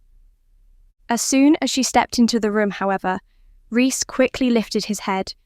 It was clear that he'd been waiting for her. "Dinner is still in the oven," he said quietly, his tone flat. "I turned it down so it wouldn't completely dry out." "I'm sorry I took so long," Ginger said, leaning over the sofa, resting her forearms on the back. "Thank you for keeping dinner for me." Some tension in his face melted as he studied her face. "Why didn't you answer your phone?" he asked. "Were you stuck in traffic?" Ginger slowly shook her head, heart beginning to thump harder, in anticipation of the conversation to come. "Something unexpected came up and I am afraid we need to talk about it." Rhys' eyebrows pulled together. "I don't like the sound of that." "You're definitely not going to like the details," Ginger said, reaching out to pet Nina's and then Miles's ears. The two cats chirped in surprise at the contact, sleepy eyes blinking open. Ginger continued petting them as she told Rhys about what had happened that evening, drawing strength from the familiarity of their soft fur under her fingertips. By the time she was finished, Rhys had his fingers laced with hers. She could feel him practically vibrating with rage. "I ended up starting an incident report with Ryan, which is why I was back so late," she finished, gently rubbing her thumb across the inside of his wrist. "I would have called, but I wanted to collect myself first. I figured there was no point in worrying you before I got home." "And Ryan thinks it might be the people from Bad?" Rhys asked, and Ginger could see a muscle tighten in his jaw. Miles and Nina, sensing his growing emotional distress, sat up and stretched, their ears twitching, in search of whatever had changed the energy of the room. "Possibly," Ginger said with a shrug, "as with pretty much everything to do with that festering pit of humanity, I can't know for certain who was behind it." The exhaustion was starting to settle over her like a weighted blanket, dragging her to the floor. Rhys was quick to spot it, his face softening with concern and love. "You really should try to eat something, but I'm worried you're going to fall asleep in it," he said, carefully lifting the cats off his stomach and setting them onto the floor so he could sit up. "Why don't you go for a shower, and I'll bring you some tea and toast in bed." "Thank you," Ginger said softly, leaning in to rest her forehead against his. "I've got to be at the shop early in the morning to load up a cake for delivery, so I want all the sleep I can get." "Then sleep you shall have," Rhys promised, tapping the tip of her nose. Despite his light tone, Ginger could see the conflicting anger and fear in his face as he turned away. She had to push away a momentary spike of guilt, reminding herself that this situation was not something she had created. She had not asked to be stalked and harassed. As the sound of the kettle starting to boil reached her ears, along with the sounds of Rhys gathering ingredients for toast, Ginger headed upstairs in the hope that a shower would help remove the grimy feeling from her skin. The steaming hot water felt wonderful, soaking through her hair and running down her back. There was something about the enclosed space of the shower that usually made all of Ginger's problems feel at a safe distance. Except Tonight, she found the problem seeping in after her, like grey fog tainting the purifying steam of the shower. There were so many more people than the anonymous admins of the bad website that might want to stalk her, ranging from irritating to genuinely dangerous. After all, it was only a few months ago that she had got dragged into a killing spree on a tiny private island when her former art degree mentors had invited her along to do the catering. While she and most of the guests had survived, it had brought a double-edged sword of popularity to her door. Business at the gingerbread house was booming, and she was booked up on cake commissions for 6 months. But any increase in fame often brought in negative attention along with the positive. Were there others, besides the bad website, who were trying to take their pound of paparazzi flesh from her, scrubbing away at her skin until she was the bright red of freshly cooked lobster? Ginger tried to think of other odd incidents that she had brushed aside in recent weeks. Nothing immediately came to mind, but she could feel the weariness dulling her thoughts, blurring them around the edges. That was until an altogether more terrifying thought occurred to her.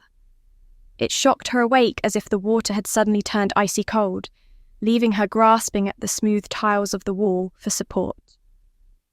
Some time ago, she had crossed paths with the notorious serial killer Daniel Lind. Known as the Recluse Killer, Ginger had got in contact with him via his naive, enthralled worshipper who had come to Ginger to help catch a killer who was copying Lind's style. After a video call that left Ginger chilled to the bone, it had deeply concerned her that the killer had found a way to bypass his incarceration via the internet. She had quietly and carefully found a way via Klimek to pass the information back to the prison where Lind was being held, that he had illegal devices and was communicating with the outside world. She didn't know for certain what had come of her tip-off, but she doubted he had been allowed to keep any of the items or continue his control of the young woman who had helped him. What if he had discovered that she, Ginger, was the one who had reported him? She had tried to be careful, because the idea of having a serial killer for an enemy didn't exactly fill her with glee. But what if Lind had put it together anyway? Had he found a way to send someone after her? There was a gentle knock on the bathroom door that pulled Ginger from her spiralling thoughts. "Food and tea are waiting in the bedroom for you," came Reese's voice a moment later. "Want me to make you a hot water bottle for your feet too?" He knew that she always had a hot water bottle for her feet at night, just as he knew that she knew he was trying to find an excuse to check that she was okay in the shower and not doing exactly what she had been doing, which was spiralling into a panicked pit of unknown possibilities. "Yes, please, to the hot water bottle," she said, turning off the shower and stepping out, still tingling from the hot water and her thorough scrubbing. "I'll be there in a few minutes." By the time Ginger arrived in the bedroom, swathed in her dressing gown and her hair wrapped in a towel, Reese had returned with the required hot water bottle. Waiting on the bed was a tray of avocado toast with a fried egg on top and a steaming cup of chai to the side. Once again, proving that this is a meal for literally any time of day, Ginger said, settling under the covers with an appreciative sigh. Reese set the tray on her knee, then passed her a knife and fork. "Get some food into you, and then I think we should both sleep. We can talk more about the thing tomorrow and ask Ryan about what we can feasibly do moving forward. But for tonight, I think rest is the best option." Ginger could only nod, only realising as she ate just how hungry she was. "Talking is for tomorrow, and thank you for looking after me."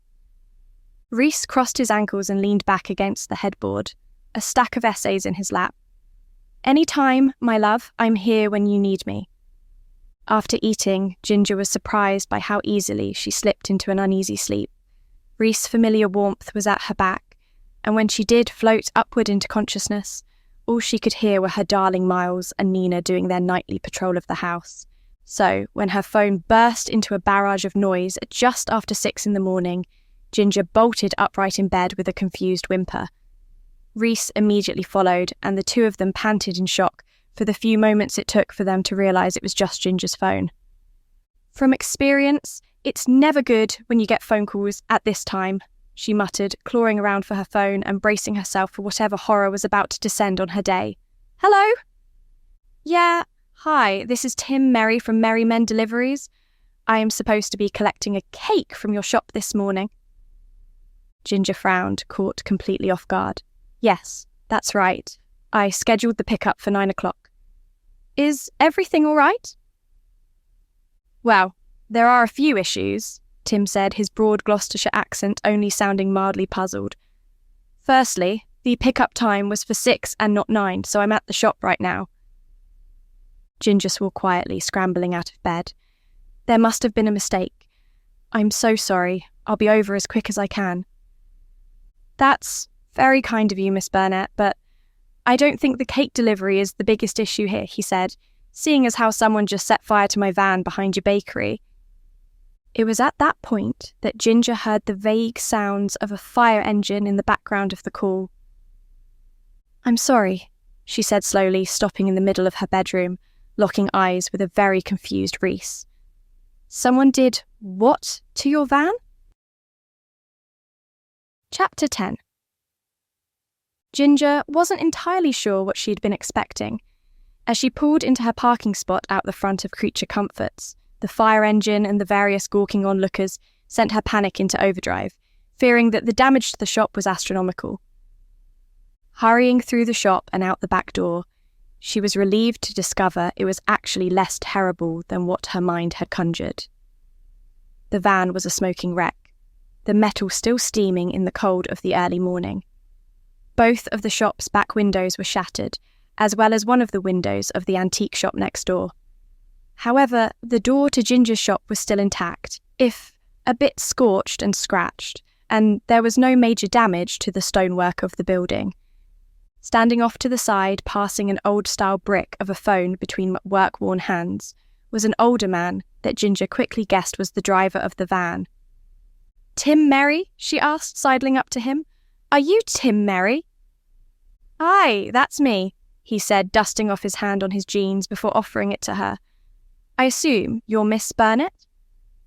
Despite the severity of the situation, Ginger was relieved to find the man wasn't looking for blood. In fact, Tim Merry, a somewhat portly brown-skinned man in his mid-50s, seemed nothing more than softly befuddled. Considering he had just narrowly avoided going up in flames along with his van, he seemed to be a laid-back kind of individual. Indeed. But, please, call me Ginger. She shook his hand firmly. First, I'm so sorry this has happened. I have no idea how the times got muddled. She scratched the back of her neck, flushing. Although, I guess you're probably more concerned about why your van exploded rather than how we got 6 and 9 in the morning confused. I'd say so, Tim said, tugging his beanie down around his cold ears. Never had anything like this happen before, especially not in a nice place like Lamington. It's madness. Ginger hummed in agreement, looking around the alley in a helpless search for answers.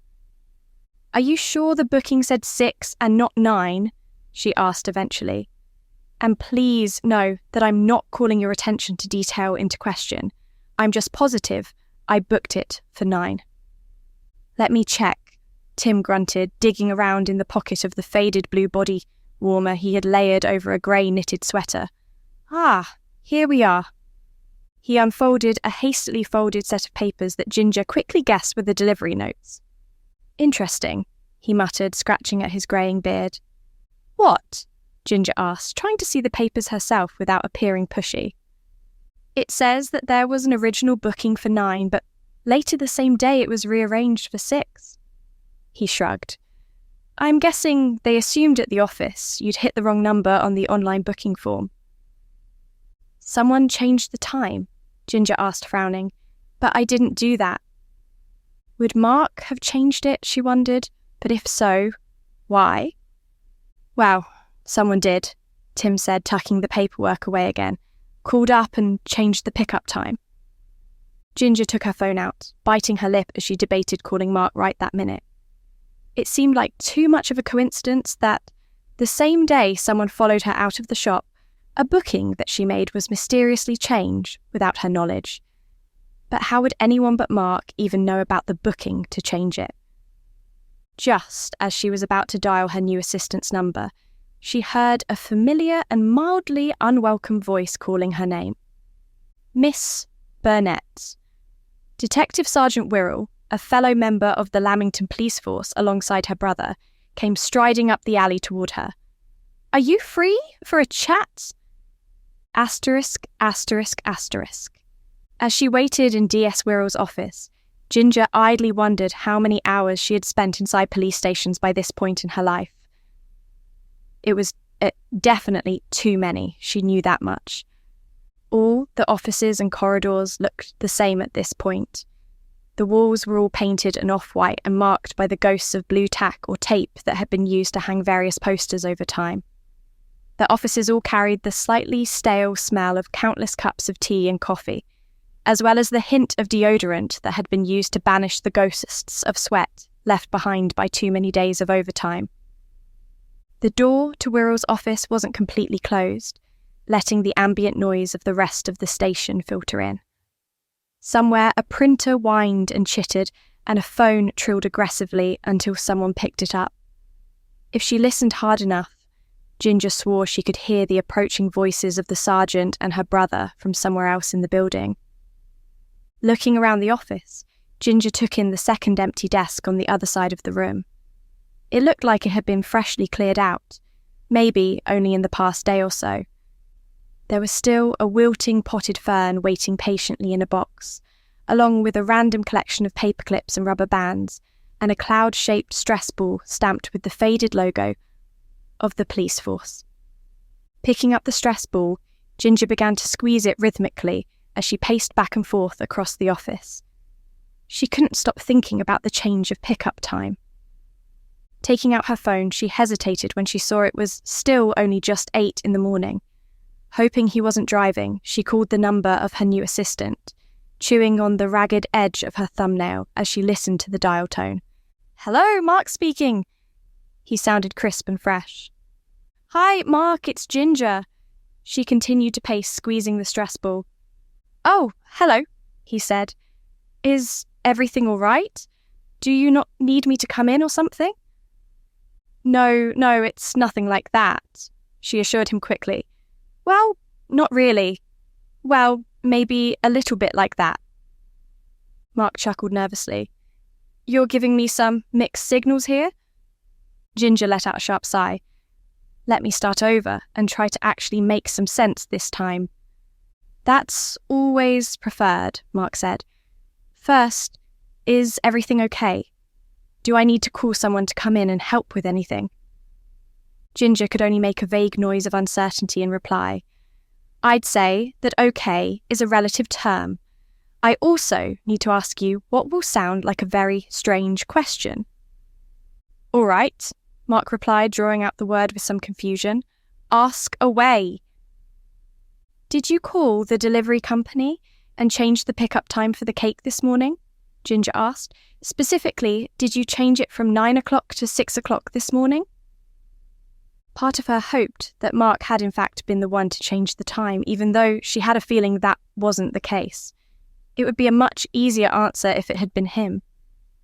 But when had things ever been easy for her? "No, I didn't," Mark said, his confusion even more obvious in his voice. "Did the van come at the wrong time? Do I need to book another one?" "The van did come to the shop at 6, Ginger said slowly, spinning in place, as she heard a soft knock on the door. "But things have been complicated slightly by the fact that someone appears to have deliberately set fire to the van." DS Wirral scowled in the doorway, flanked by her brother. He rolled his eyes at the sergeant's displeasure, then made a quick hand gesture, asking her to wrap up the call. "Someone set fire to the van?" Mark asked. "No, wait, someone changed the pickup time for the van and then set fire to it when it arrived?" "That's the working theory," Ginger said, turning her back to the two men. "I'm at the police station right now, trying to get some things cleared up, but my mum is on her way to the shop right now to pick up the cake. If you can be there to help her load it into her car, that would be excellent." "I can do that," Mark said, still sounding thoroughly caught off guard. He gave a quick, shy laugh. Heck of a second day. Ginger winced. Yeah, sorry about that. Not your fault, he said, and she could hear him gather his wits. I'll be at the shop at my usual time and help your mum get the cake sorted. You focus on clearing things with the police, and I'll deal with anything else that comes up. That's what I'm here for.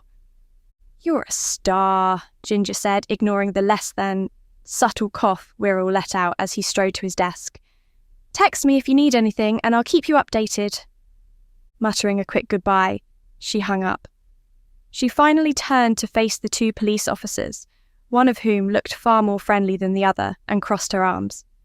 All right, she said, gritting her teeth. Let's solve this. No one tries to blow up one of my cakes and gets away with it. Chapter 11. At this stage, we're still gathering all the facts, Wirral said, crossing to his desk, his ill-fitting suit jacket hanging off him like he was a scarecrow. Once we have some more information, then we can move forward with solving this case. We're not going to find answers over the course of one interview, Miss Burnet. Internally, Ginger sighed. She'd initially met Wirral during the incredibly intense hunt for a copycat serial killer who had briefly tried to frame her. He'd been suspicious of her involvement, building his own personal conspiracy surrounding the number of cases that she had been involved with. In fact, she'd briefly wondered if he had been behind the Bad website, which had surfaced at around the same time. However, he quickly realised the truth when faced with facts and had come to her aid to catch the killer. She'd not had much interaction with Wirral since then, so his terse reaction had her on edge. Ryan groaned, tipping his head back. Good grief, Wirral. I thought you were finally starting to not be such a rigid stick in the mud. Of course, Ginger doesn't think we're going to solve the case here and now. Wirral scowled, the action accentuating his rather rodent-like features. Narrowing his beady eyes to slits, he made a show of logging into his computer, hitting the keys on the keyboard harder than necessary. Ginger exchanged a look with her brother, flicking her gaze to Wirral, and then subtly rolling her eyes. Ryan confirmed her frustration with a similar look as he dragged over 2 chairs for them to use. Now, Wirral said, taking out a compact voice recorder, Detective Burnet has already informed me about the incident and report you filed last night regarding a possible stalking incident. I mean, he waited outside my shop and followed me while taking photos. I think that's a bit more than a possible stalking incident, Ginger said dryly, draping her jacket over the back of her chair.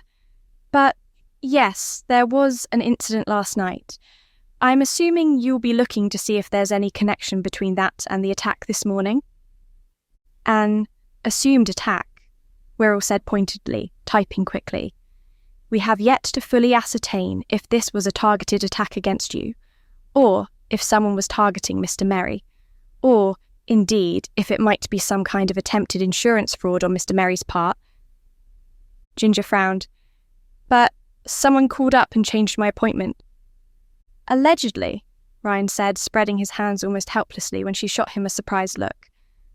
There's a lot of rocks that we need to look under with this one. Wirral can be a real pain, and I say that both as his superior and as his colleague, but he's ruthlessly thorough. He'll get to the bottom of this. Wirral steepled his unsettlingly long fingers together. I'm unsure whether to feel complimented or offended. That's entirely up to you, Ryan said, leaning back in his chair. Why don't we keep going with this discussion? I'm sure Ginny would like to get back to her shop to deal with the mess there as quickly as possible. Of course, Wirral said, though Ginger could see in his face that he was still trying to puzzle out if her brother's previous comment had been at his expense or not. I shall try to keep this brief for all our sakes. Would you please tell me about how Mr. Merry's van came to be at your shop this morning? Ginger did so, explaining in detail about the mysterious change of pickup time. The driver, Tim Merry, had it on his paperwork, she said, so you should be able to double-check with him. I just don't know if it was an admin mistake or if someone deliberately changed the time, but it wasn't me, and it wasn't my assistant. She looked between Ryan and Wirral. Would you be able to maybe find out from the company what number it was that called to change the time? You said that no one else was aware of the pickup, Wirral asked. It didn't escape Ginger that he ignored her question entirely, and she narrowed her eyes. No, she said tersely, only people who have access to the business calendar. So, me, my mum, and now Mark. Would your mother have changed the time without telling you? Wirral asked, immediately holding up a hand. I know the both of you are going to bite my head off if I don't say now that no, I'm not implying that your mother is the mastermind behind setting fire to this van. I'm just ticking all the boxes. Ginger grinned wryly as she and Ryan both visibly released tension, shoulders dropping. They'd both been ready to go to war. I mean, it's possible, she said in answer to the question. I have no idea why she would, but it's possible. Do you have any CCTV on your building? Wirral asked after quickly typing a note to himself. Ginger paused for a moment, trying to think. The building was pretty new to her after all. I believe so, she said eventually, visualising the rear of the shop. There should be one covering the back entrance, although who knows if it's still functional after the electrical issues I've been dealing with. But the shop next door might have some. We will check to see, Wirral said. I'm sure Detective Burnet will already have someone looking into such things, due to your stalking incident. Ryan nodded. It's top of my list. If you don't want to waste the hours going over it yourself, I can let you know what my guy finds. Appreciated, Wirral said, tapping out another note. Just a few more questions. Ginger had to admit that she was impressed, even as her pre-coffee brain struggled to keep up. Wirral was indeed thorough, asking her questions about the company, about the client the cake was intended for when she'd last checked her locks, if she'd had any issues with anyone in Lamington or otherwise in recent times. On and on, covering every possible angle. I think that's it for now, Wirral said, cracking his knuckles. It's likely I'll have more questions soon enough, so expect me to be in touch. Naturally, Ginger said, stifling a yawn. Do you need me for anything else? I really would like to get back to the shop and have some semblance of a work day. It's only the second day for my poor assistant. There will be people out the back of the shop for a while, Wirral said. Since it looks like arson, there will be fire and police staff out the back searching for any evidence, but otherwise you should be able to function pretty much as usual. Before I go, Ginger said, shrugging on her coat and then pausing, should I be worried for my personal safety? I know, these could be unrelated incidents, but it just feels unsettling to have been stalked in the evening and have someone set fire to a van outside my shop the next morning. It feels... She searched for the word. Very deliberate, and that scares me, especially since I've got this new assistant who just started, an electrician in and out over the next few days, and clients coming to the shop. I don't want them getting caught in any crossfire. For possibly the first time in all the time she'd known him, Ginger saw Wirral's face genuinely soften. He leaned towards her, resting his forearms on the desk. We're going to look into this as quickly as we can, he said, glancing over at her brother, but he was focusing on his phone. And although we can't say for certain right now if the two incidents are related, we will both be coming at the investigations with that as a possibility in the back of our minds. I personally would not be surprised to find evidence linking the two. I'd say we've already found some, Ryan said tersely, looking up from his phone. He turned the screen to show the two of them, and Ginger felt her heart stutter with some mixture of rage and fear. Several photos of her graced the front page of the bad website. Photos taken in the dark while she was holding several cake boxes. Photos taken the night before. However, instead of appearing terrified and harassed, the angles and lighting had been manipulated to make her appear secretive and suspicious. This aura was only increased when she saw there were more photos, taken from a greater distance, of Ryan meeting her in the shadows of the market house. And finally, there were photos, freshly taken, of the burned wreckage of a van behind her shop. The headline screamed, "Fires, Lies and Nighttime Bribes." I had an alert set up for if those dirtbags over at Bad posted anything new, Ryan said tersely. This went up 5 minutes ago, which means they were at the crime scene this morning. Chapter 12. Are you sure about this? Ginger asked nervously, fluffing her fringe for the 7th time in a minute. Absolutely I am, Mark said firmly, adjusting the settings on the camera he had set onto a tripod. You've got a large online following that you can use to drown out any bad presses that might come from this. But more importantly, you deserve to feel safe. The more people who know what you're facing, the more people you have in your corner to help protect you. Ginger flickered her gaze to the other side of the room, where Reese, her mum, and Maggie were all gathered in support.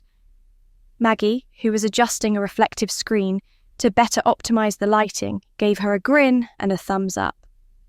It's about time those snakes who run that website feel the consequences of their actions, she said, stepping back to assess the lighting once more.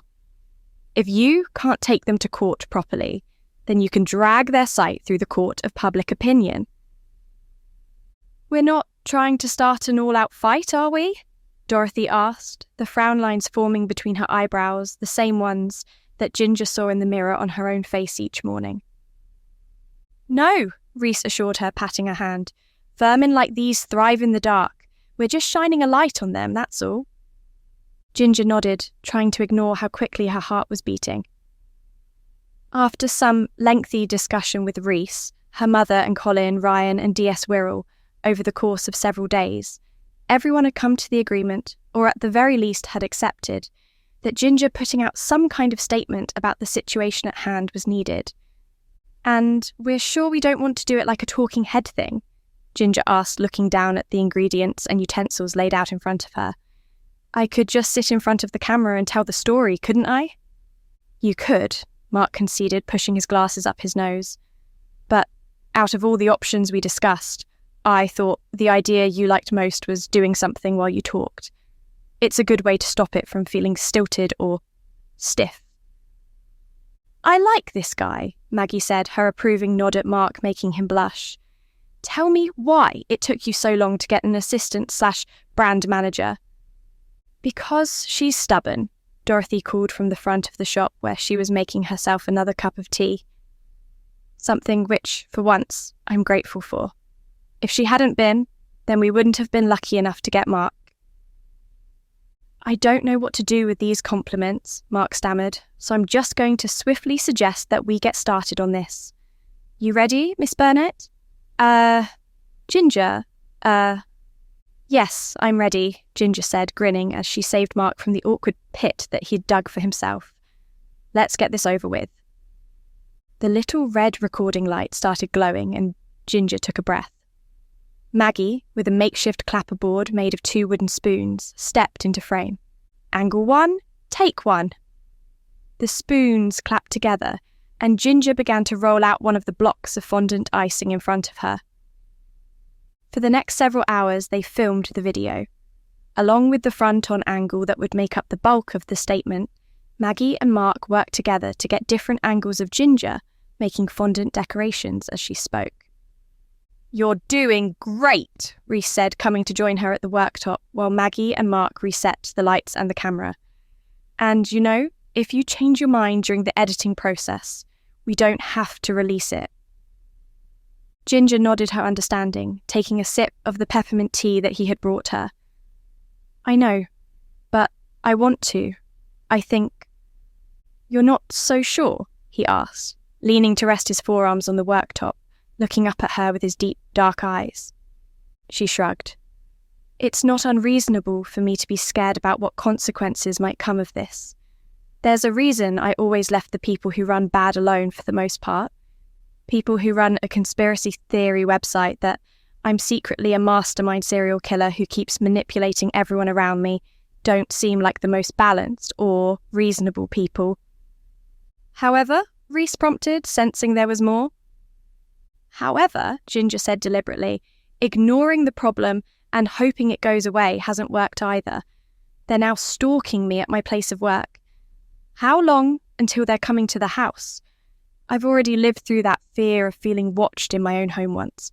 I won't do it again. Rhys gave her a warm, proud smile that turned her insides to a sweet, happy goo.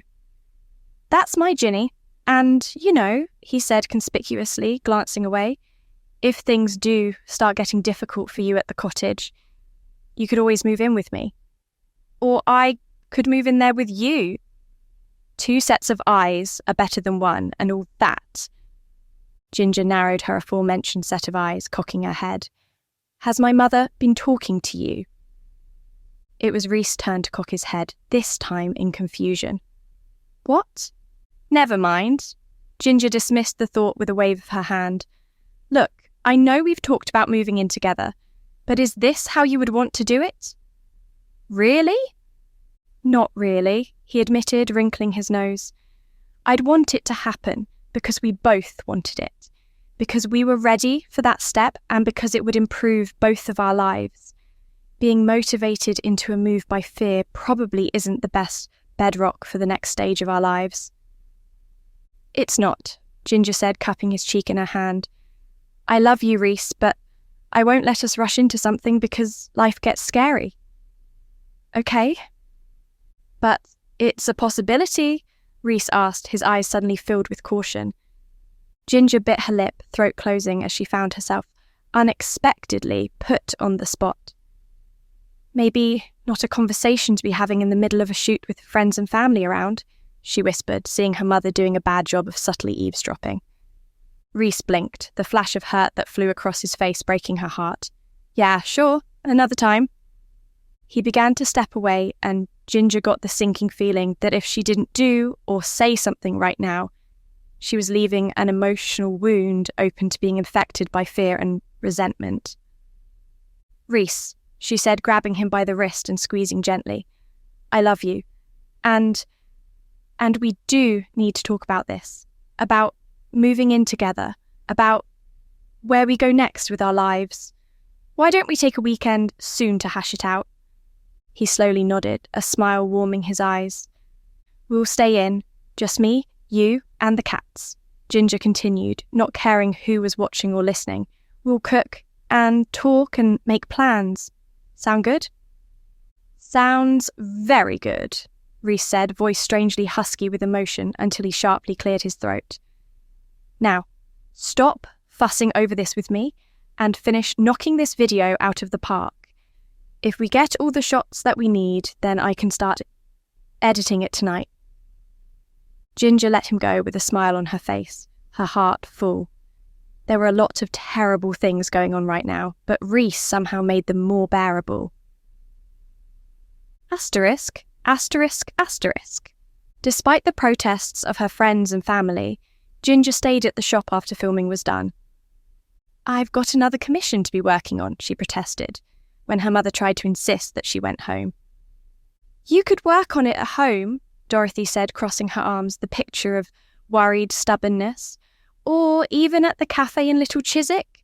We're open for a few more hours yet. Mum, Ginger said gently, taking her mother by the shoulders. The whole reason I have this second shop is so I have a space dedicated to my commission work. So I don't have to squeeze into my garage or the kitchen in the back of the cafe. That was before someone started stalking you, Dorothy retorted, then sighed heavily. I'm just worried about you being here alone, and it's dark outside. It's the middle of November, Mum. It gets dark at like 3 in the afternoon, Ginger said dryly, then softened to pull her mother into a hug. I know, you worry. She locked eyes with Rhys over her mum's shoulder where he was waiting in the doorway. His own worry was clearly visible, but he gave her a thin smile. My car is right outside this time, Ginger said, pulling back to look her mother in the face. I've got a very heavy flashlight to hit someone with, and Dora has been spending all day installing new security cameras at the front and the back. Which should all be good to go by now, Dora said, shuffling into the studio, still bundled up in her outside gear. I just need to make sure that they're streaming to your laptop fine, and then we should be good to go. See? Ginger said, gesturing back to Dora. Everything is fine. I'll be able to access the cameras on my laptop from anywhere. With only a few more reluctant grumbles, Dorothy was eventually persuaded out the door by Reese. He blew Ginger a final kiss as he closed the door behind him, the bell jingling. "Would you mind signing in so I can—" Dora prompted, gesturing at Ginger's laptop where it sat on the table. "Oh, of course." Ginger quickly signed in, closing all the files and windows. "There you go. And I assume you'll show me how it all works when you've got it set up." Dora grunted, pulling off her beanie as she sat down to hunch over the laptop. "Should be easy enough. I installed a bunch of these for my aunt so she could see if anyone was dumping their rubbish into her bins. Worked just fine. Only now she uses it to watch everything going on outside her house." "Digital curtain twitching," Ginger chuckled, adding sarcastically, "I'm sure her neighbours must love her." For possibly the first time since they'd met, Dora cracked a dry smile. She's a well-known character in the neighbourhood, but for all the wrong reasons. "Well, I promise to use this power for good," Ginger said, crossing her heart. "Oh, you'd definitely have need of them," Dora said, fingers flying over the keys. "Got some scary stuff going on here, huh? I heard about the van and the weird guy with the camera and stuff, and I heard what you said while you were filming." She looked up at Ginger, her expression sincere. "I think what you're doing is very brave." Ginger shrugged. "Thank you. And maybe it is. All I know is that I just want my peace and safety back." "Hopefully these should help," Dora said after a momentary pause, turning her attention back to the screen. "It will take me a bit to get all this set up, so don't feel like you need to hang around on my account." Sensing the woman's need for quiet to focus, Ginger said, "You can sit at the desk out front if you'd like. I need to get on with some work back here and I don't want to disturb you." "That'll work," Dora said, scooping up the laptop and heading into the front of the shop. "I'll let you know when I'm done." "I feel safer already," Ginger called after her, rolling up her sleeves. It didn't matter what the dark held. She had another masterpiece to create. Chapter 13. "Your views on the exposé video are climbing by the hour," Mark said, the blue light of his laptop screen reflecting in his glasses. "Lots of comments and shares to other platforms too. You're going to make all of the algorithms very happy indeed." "I don't entirely know what all that means," Ginger said, pausing in the process of painting a hand-sculpted fondant, Robin, for her latest cake. "But I'm guessing it's good." "It's very good," Mark confirmed moments before his eyes went wide with shock. "Wait a second. Both Melinda the singer and Oscar nominee Adrian Walker follow you on Instagram." "It's a long story," Ginger said, taking her tiniest brush to add the finest of feather details to the wings and face of the little bird. "I helped them take down a murderer. Or, well, maybe helped them survive a murderer would be more accurate." There was a long stretch of silence, and Ginger looked up to find Mark staring at her with wide eyes. "Like I said," she said with a grin, "it's a long story." The room fell quiet once more, only punctuated by Mark tapping away on the keyboard. "Can I ask you a question?" he asked suddenly, "about the video and that website." Ginger stopped halfway through a brush stroke, caught slightly off guard. "Depends what kind of question you're planning to ask," she said, trying to get back to painting, but finding her hand was unsteady. "It's just..." Mark fiddled with the handle of his coffee mug. "I know that website, Bad or whatever it's called, has made up so many false accusations about you. But..." Ginger set down the robin, hot anger beginning to sizzle in her chest like burnt sugar, fueled by fear. "What are you getting at here, Mark? What exactly do you want to know? Are you asking if I've done something for them to write those things? Are you wondering if I brought this harassment on myself?" Frowning, Mark shook his head.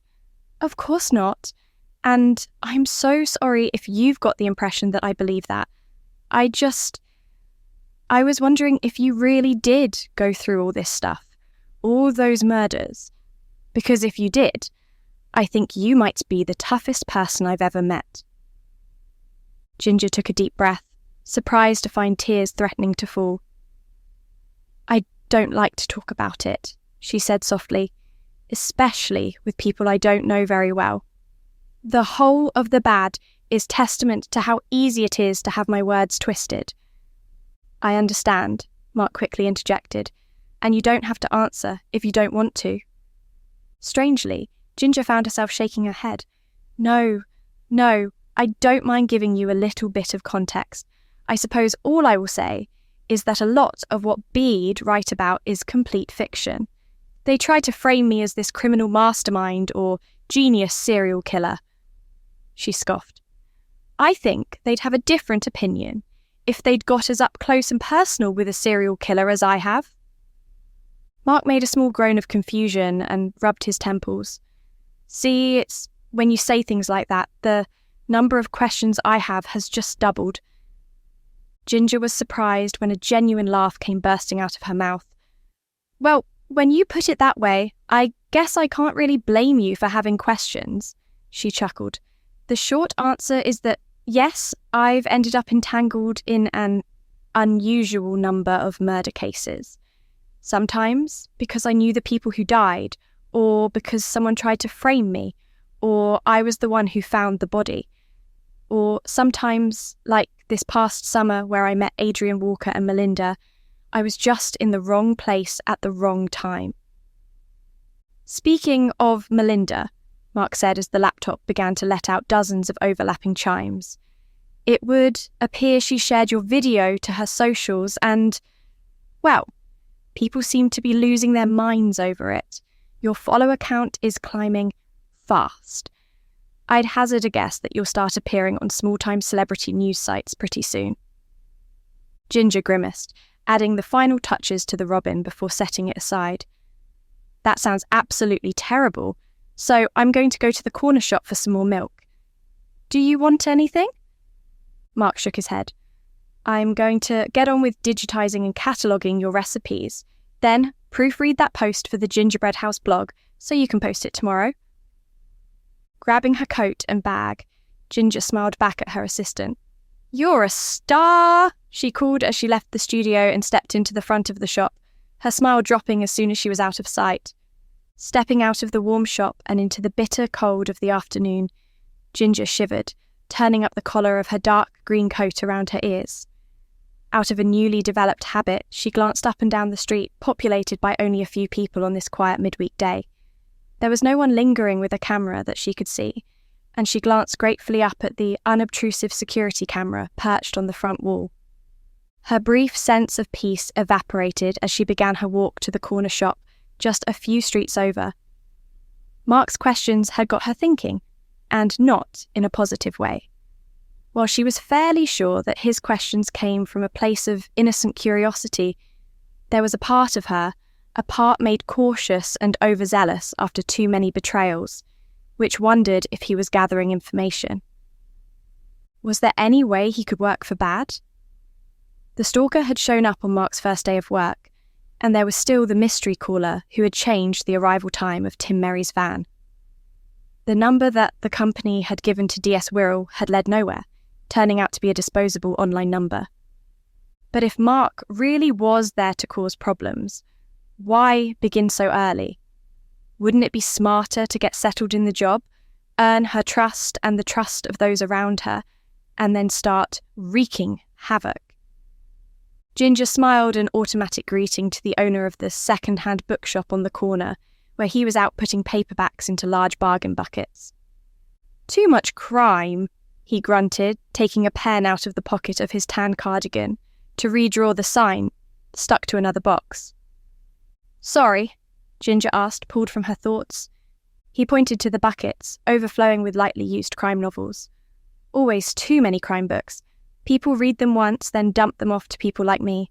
You're welcome to just grab one if you ever need something to read."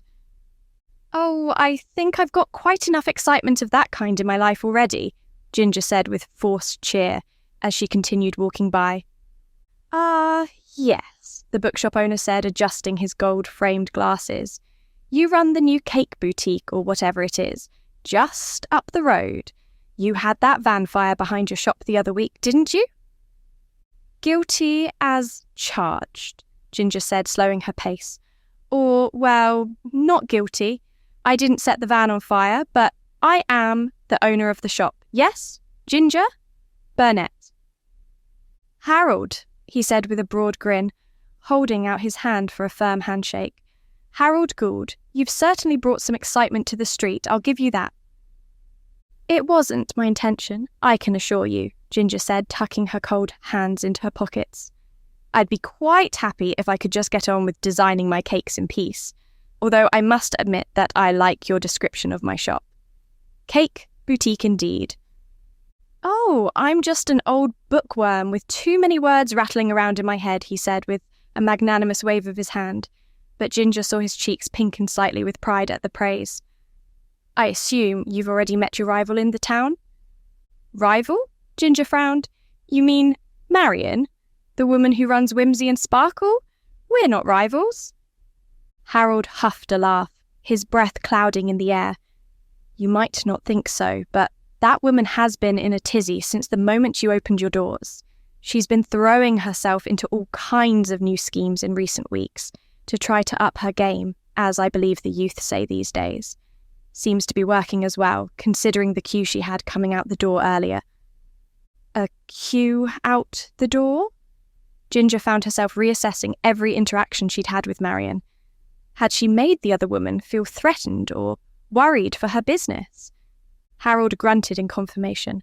Something smelled mighty good in there too. Well, I might just go and have a look on my way back from the shop, Ginger said, summoning up a smile. Nice to meet you, Harold. You're always welcome to pop by for a cup of tea. Leaving the older man to his books, Ginger continued on her walk. But now her thoughts were in a whirl for an entirely different reason than before. She needed to pay Marion a visit. Chapter 14. Ginger was surprised to find a huddle of people waiting outside the red-painted shop front of Whimsy and Sparkle. Each was holding small paper bags and nibbling on whatever was contained within. As she got closer, Ginger raised her eyebrows when she saw that the display in the window looked very different from the last time she had passed this way, where previously there had only been decorative cakes slowly going stale and gathering dust. There were now bright new layer cakes in rainbow colours, and glass-domed trays filled with fresh muffins, cookies and cupcakes. Stepping inside, Ginger was met with a warm wave of cinnamon, melted butter and cloves. The shop was small, barely large enough to contain the counter and several glass display cases holding cakes. The display window was backed by heavy red velvet drapes that were currently open.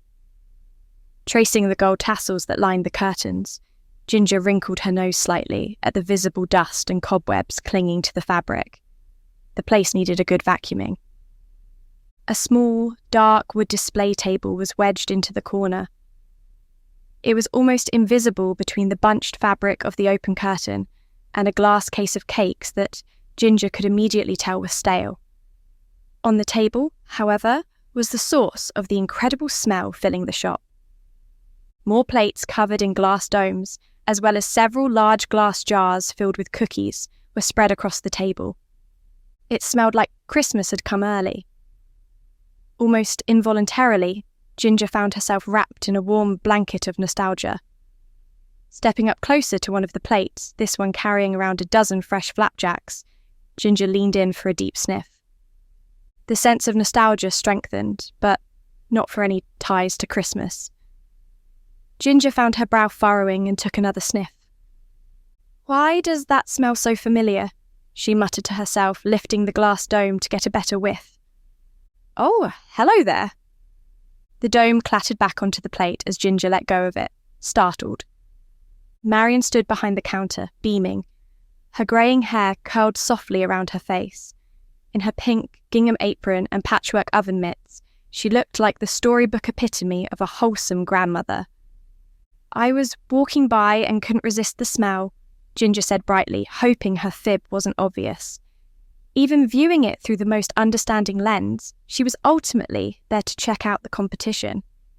Well, it's a new venture of mine, Marion said, slipping off her oven mitts and patting at her hair. Inspired by you and your precious cafe, I must admit. Really? Ginger found herself struggling between feeling proud and, as ashamed of it as she was, suspicious. It's always nice to inspire. How did I help exactly? So modest of you. Marion danced her fingers along the countertop.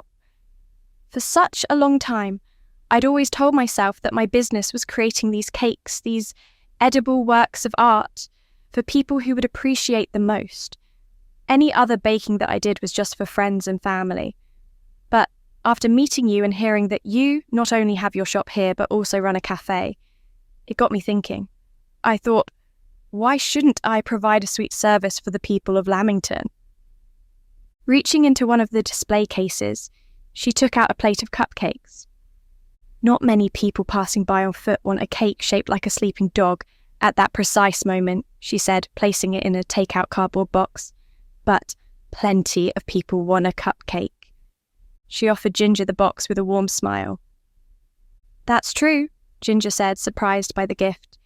It's why I split my business between two shops. There wasn't the space in the little Chiswick cafe to show everything off the way it deserved. Marion's expression shifted into something minutely colder. Not all of us are so lucky to be able to afford two shops, she said primly, straightening. And you might find it's a decision you regret, spreading yourself too thin, becoming prideful. Ginger winced. I certainly haven't ever intended to come off as prideful, Marion. I'm sorry if it seemed that way, and I know I'm lucky to have been able to split my business the way I have. But it's also been a lot of hard work. Years of it. Marion softened again, her smile warming. Oh no, you're a lovely girl, Ginger. Ignore me and my silly vanity. My nose is just out of joint because I've been running this shop for so many years and haven't had a scrap of the success you've had. She laughed. Maybe it's because I couldn't keep up with all this social media nonsense.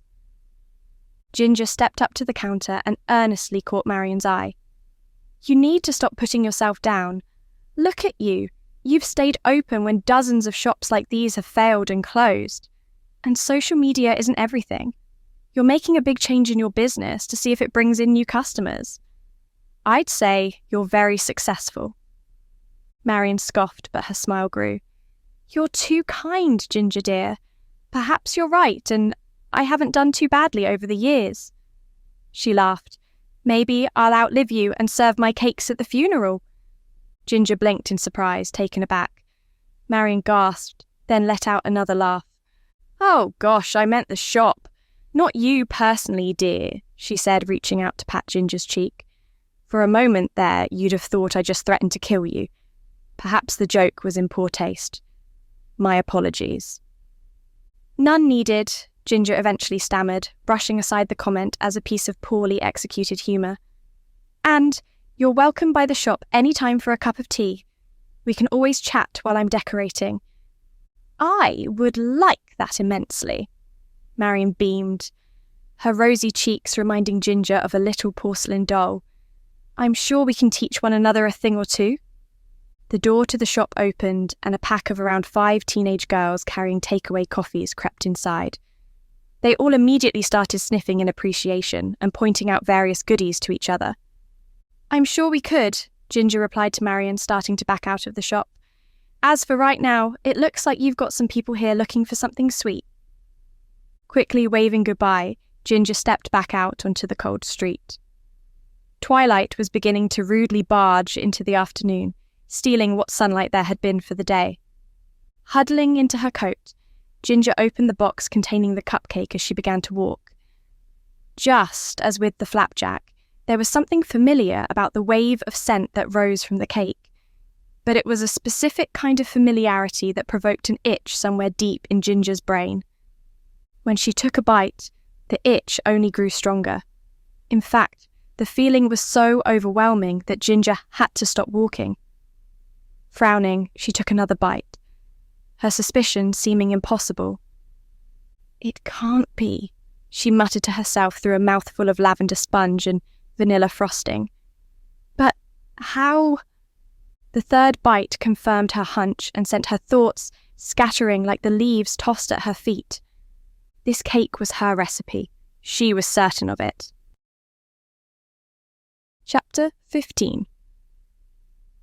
But how would that even be possible? Bonnie asked. All of your recipes are handwritten in your book, or kept at the cafe, right?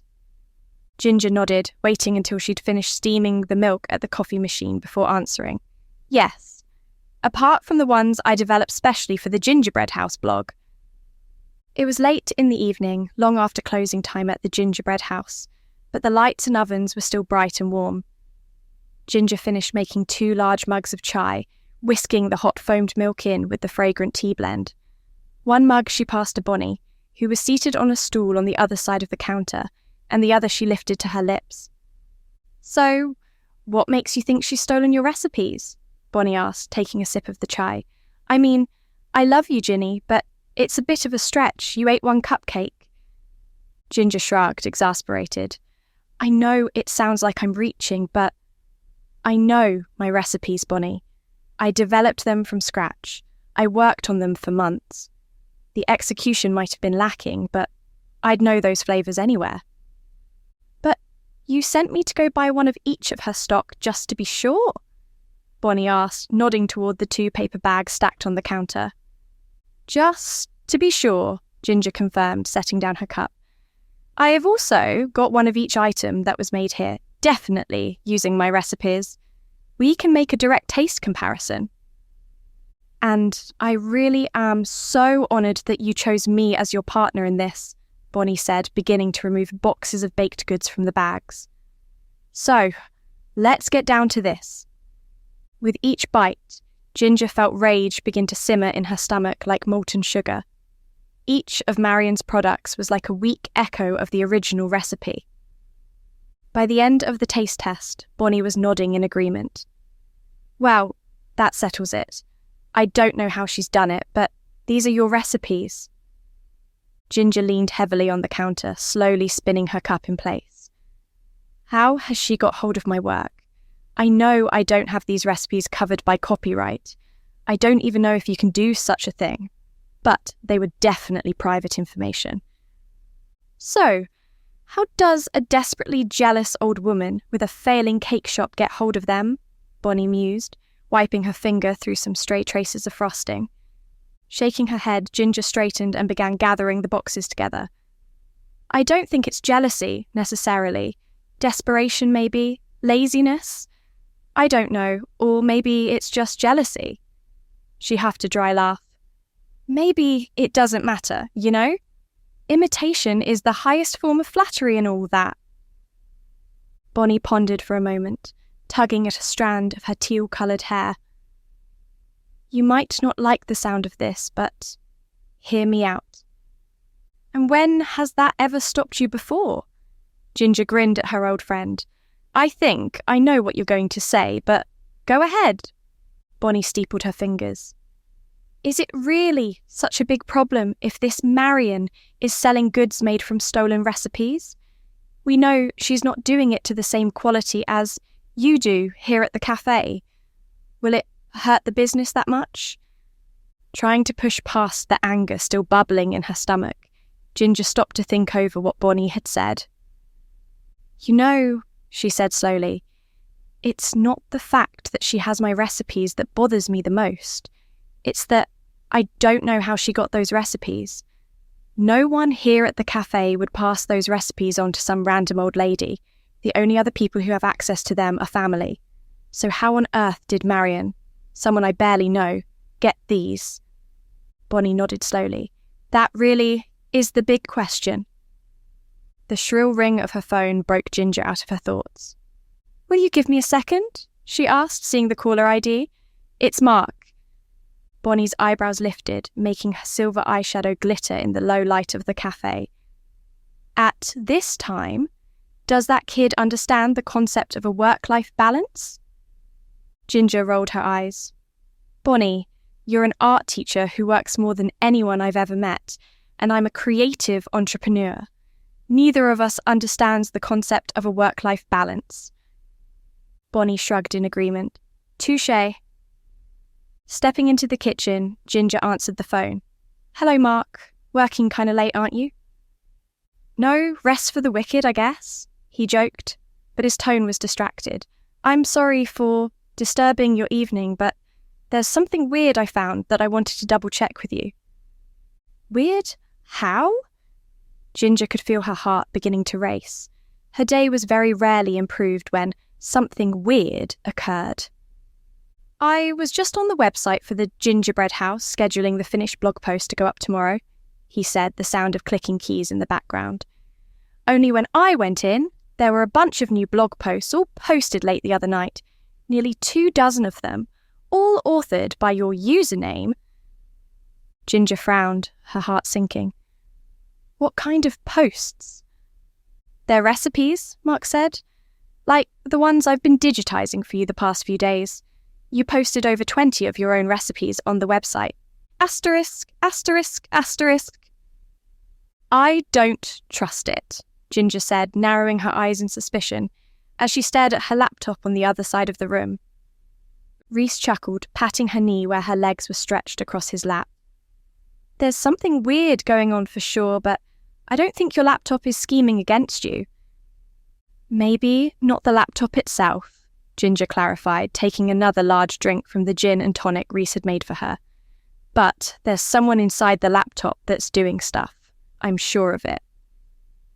"I might have put too much gin in that," Reese mused, taking a sip from his own glass. They were tangled up on the sofa in the living room of Ginger's cottage. She had only walked in the door a half-hour earlier, still reeling from the discovery that she had, apparently, posted her own recipes without realizing. Swirling her glass just enough to make the ice cubes clink together, Ginger watched her cats play lazily on the rug in front of the fire.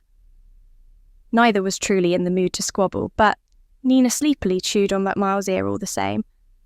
Miles, in return, had his sister's tail trapped between his front paws. "Have you changed all your passwords?" Reese asked quietly, head tipped back. He was swathed in the intensely fluffy brown dressing gown that his mother Rosanna had brought for his birthday. With the hood pulled up over his head, he reminded Ginger of a very sleepy, very satisfied bear. "I have," she said, nodding slowly, the gin making everything pleasantly fuzzy. "And I'm going to invest in a password vault too." "Why don't we do that now?" Reese asked, making a move to get up. "I've got a few I can suggest." Ginger pulled him back down, automatically beginning to pet the softness of his dressing gown. "In the morning, Dora told me that I need to keep the laptop plugged directly into the network cable overnight so that the stream from the security camera can back up." "Have you seen anything suspicious on the footage yet?" Reese asked. "Any sign of someone lingering outside the shop?" Ginger shook her head, smiling as Nina batted Miles square on the nose.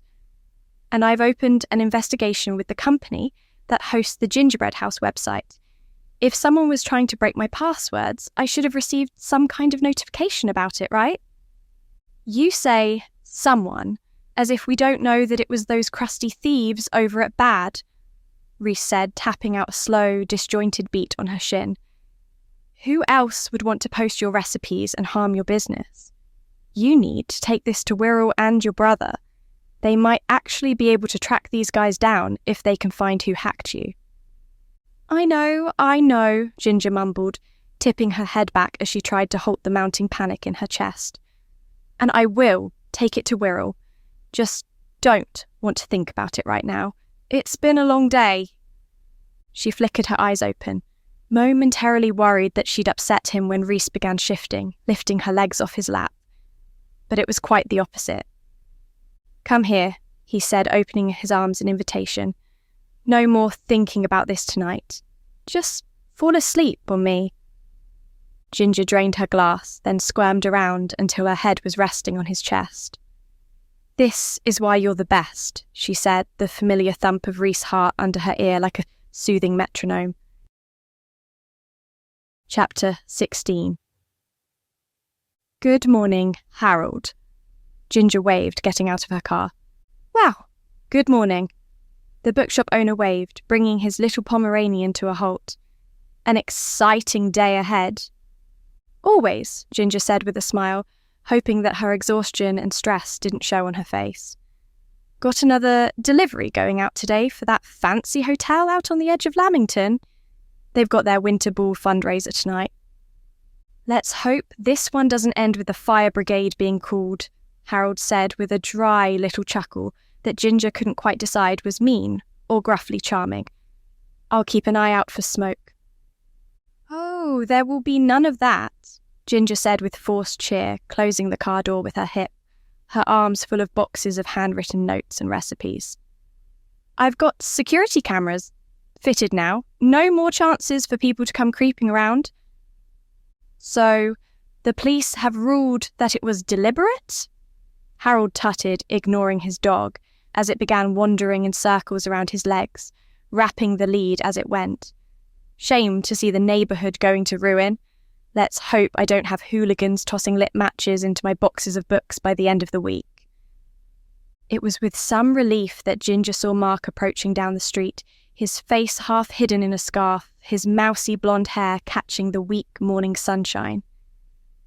I'm sure it won't come to that, Ginger said with a forced laugh, backing away from the car and turning to her assistant. Morning, Mark? Good morning, he said, his smile of greeting quickly being replaced by a frown. Did you find out how those recipes got posted? Setting down the boxes, Ginger paused until there was some distance between them and the shuffling figure of Harold. Not yet, she said quietly, so only Mark would hear. But my friend Bonnie and I worked out that Marion used the recipes. Mark's eyes widened, holding the door open for her as she stepped inside with the boxes. Do you think she stole them? Was she the one who put them on the website? How could she do that? One question at a time, Ginger chuckled, heading straight through the shop to the studio where she set the boxes down. No, I don't think she stole them, at least not intentionally. I think she found them on my website and decided to capitalise on my work for her own gain. In the few seconds before Mark joined her in the studio, a cold, unnerving feeling skittered down Ginger's spine. The deeper shadows surrounding the door to the basement and the rear door seemed unexpectedly malevolent. For just a moment, she got the feeling that there was something hovering just beyond her sight that wished her great harm. Which, since they were ostensibly available to the public, Mark mused, pulling Ginger out of the pool of panic she had stumbled into, you can't call it stealing. Hanging up his scarf and coat, he then flicked on all the lights and the heating. The click of the switches was immediately followed by a loud pop as all the light bulbs exploded at once. Ginger squeaked in surprise, crouching and covering her head on instinct as the room was plunged once more into low light. Well, Mark said slowly, that doesn't seem ideal. Ginger swore under her breath, gently thudding her head against the edge of the work table in frustration. Nope, not really. How would you like to deal with this? Mark asked. What can I do to help? I think it might have tripped the breaker in the basement, Ginger said, getting to her feet. Do you have the number for Dora the electrician? I want her to come and have a look at this. Right now, I'm just going to see if I can turn the breaker back on. I need to keep the fridges and freezer cold. I can find her number, pretty sure it's here somewhere.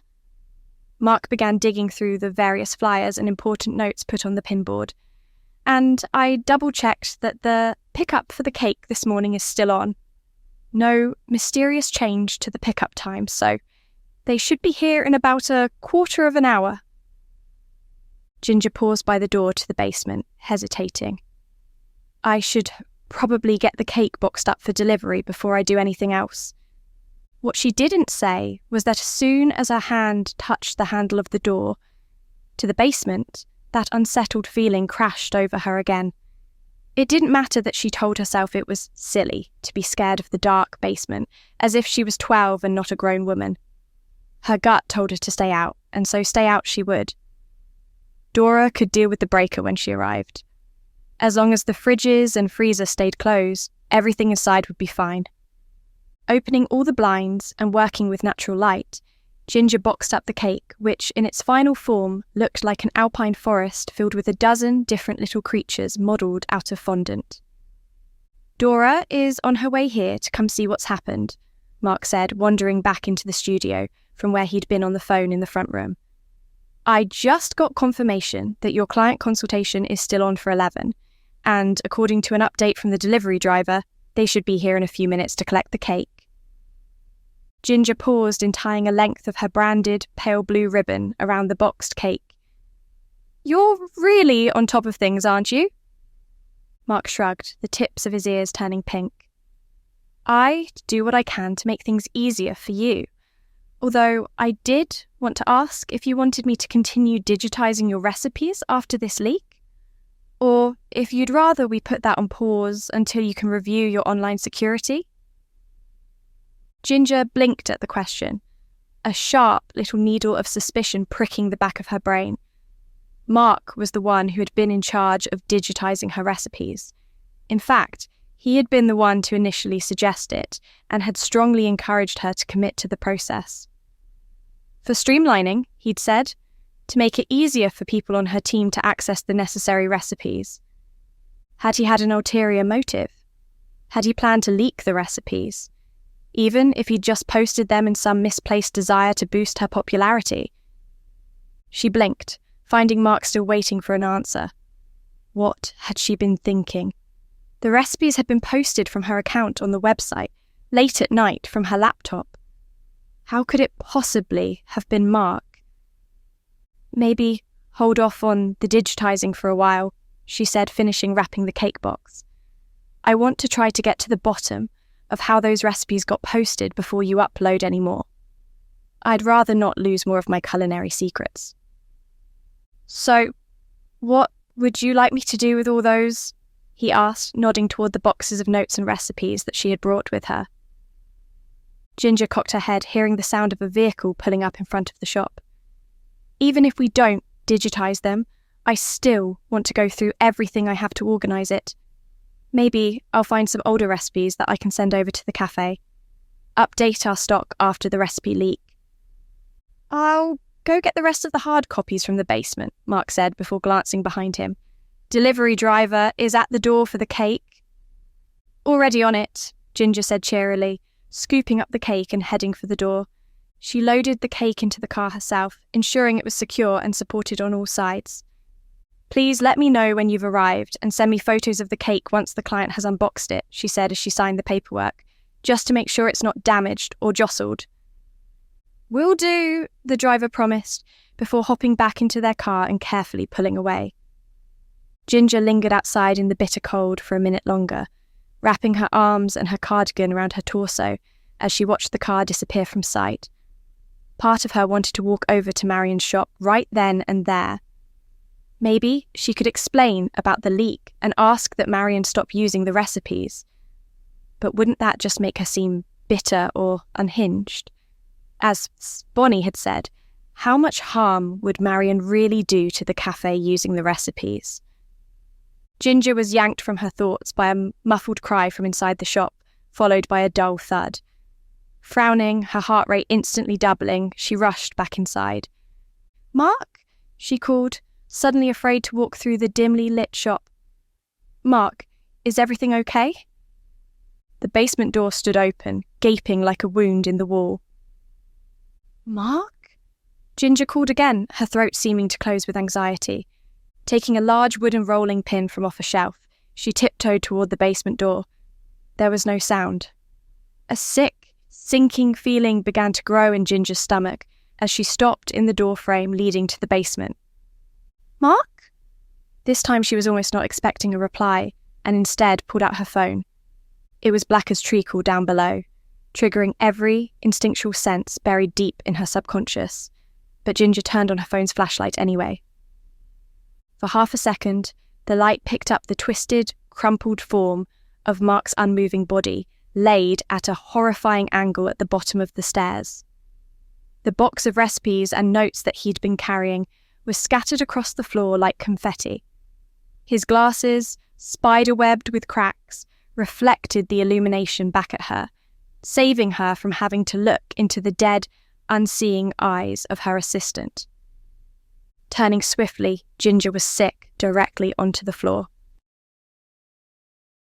Chapter 17. Ginger watched from her place sitting on the curb as Mark's body was wheeled out of the shop on a stretcher. She didn't move as he was loaded into the ambulance currently obstructing most of the road, its pulsing blue lights flashing off the windows of the surrounding shops. She could see the faces of shop owners and customers alike peering out at the scene surrounding her, floating like ghosts behind the glass. She shivered, and not just because of the icy outdoor temperature. It felt as if that feeling of malevolence that she had sensed within the shop was surrounding her, like coils of barbed wire wrapping around her body, pulling tighter and tighter. The image of Mark's deathly still face, eyes wide and unseeing, crept into her mind's eye unbidden. Stifling a sob, Ginger rested her forehead on her knees, trying to take deep breaths as a mixture of panic, grief, and regret surged through her. It didn't matter that everyone who had spoken to her at the scene was assuring her that it was an accident. This was her fault. "Where is she? Where's Ginger?" The voice was firm and insistent, but carried an air of authority that caught Ginger's ear. Looking up, she saw her brother making his way through the gathered EMTs and police. His coat was buttoned wrong, and his scarf was barely around his neck. It looked as if he'd run the whole way from the police station. "I came as soon as I heard," Ryan said, pulling her into a hug. "I'm so sorry, Ginny. He seemed like a good kid." "He was," Ginger sniffled, her voice muffled by his coat collar. "It's all my fault, Ryan. Those stairs in the basement. It was so dark, but I sent him down there anyway. I should have just left it until it was safe." "You weren't to know," Ryan said, his tone fiercely protective. "And it's no one's fault. That's what accidents are. They're terrible, tragic things that happen due to factors out of our scope of understanding or control." Ginger pulled back, shaking her head, her thoughts whirling. "Ryan, I knew how dangerous those stairs were, and the lights had blown only moments before. I knew he was going to have to carry those boxes down there in the dark. It was my responsibility as his employer to do better." A look of helplessness ran across Ryan's face as he searched for words of reassurance that weren't there. Ginger sighed, feeling as if a light had gone out inside of her. "And you know how bad is going to drag me to hell for this," she said, almost surprised at how dull and flat her voice sounded. "As soon as they find out that a member of staff died in the building while I was there, they'll be howling about how the killer has struck again. They'll bring up all the horror from Arlington Manor again. They'll rave about the rubbish that they consider conclusive evidence that I've killed people I've cared about, that I've killed teenagers and TV presenters. You know, they even dug up that I inherited my house from June, a woman who was essentially a grandmother to me, when she died and tried to claim that I murdered her for it." Ginger clenched her fists, starting to feel something unravel in her brain, as if her sanity was being pulled to shreds. "You may say this is just a tragic accident, but not only did I fail to keep Mark safe, I just handed a loaded gun to people who, for whatever reason, want to see me ruined." For a moment or two, Ryan didn't say anything. Ginger couldn't help but notice that he wasn't meeting her eyes, seeming determined to look anywhere but at her. "Why don't we go inside?" he eventually suggested. "Your fingers are turning blue." Ginger did the same, noticing how many of the gathered police and ambulance crew, as well as onlookers, were flickering glances in her direction. Perhaps she'd been speaking more loudly than she'd meant to. "Are we allowed back inside?" she muttered, hunching her shoulders as if she could ward off the stares. "I'm sure if we're not, someone will tell us," Ryan said, ushering her toward the front door. Ginger allowed herself to be led by the gentle pressure of her brother's hand on her back, but she couldn't help turning around as the ambulance's engine came to life. A wave of helplessness washed over her as she watched the ambulance carrying Mark pull away. "I'm sorry," she whispered, blinking rapidly to clear the tears from her eyes. "I'm so sorry." "It's not your fault," Ryan repeated, overhearing her. Too exhausted and downtrodden to make any reply, Ginger stepped past her brother into the shop. She stopped to look around the reception room, now mussed and disorganised after the passage of the police and EMTs. "I was supposed to have a client meeting right now," she said, checking her watch. "They wanted me to make their wedding cake. I had to sit on the curb and call them to cancel while the EMTs took Mark's body out of the basement. Unfortunately, you get to talk to me instead." Wirral came walking out of the studio portion of the shop into reception, notebook ready in hand. "Wirral?" Ryan frowned. "Why are you here?"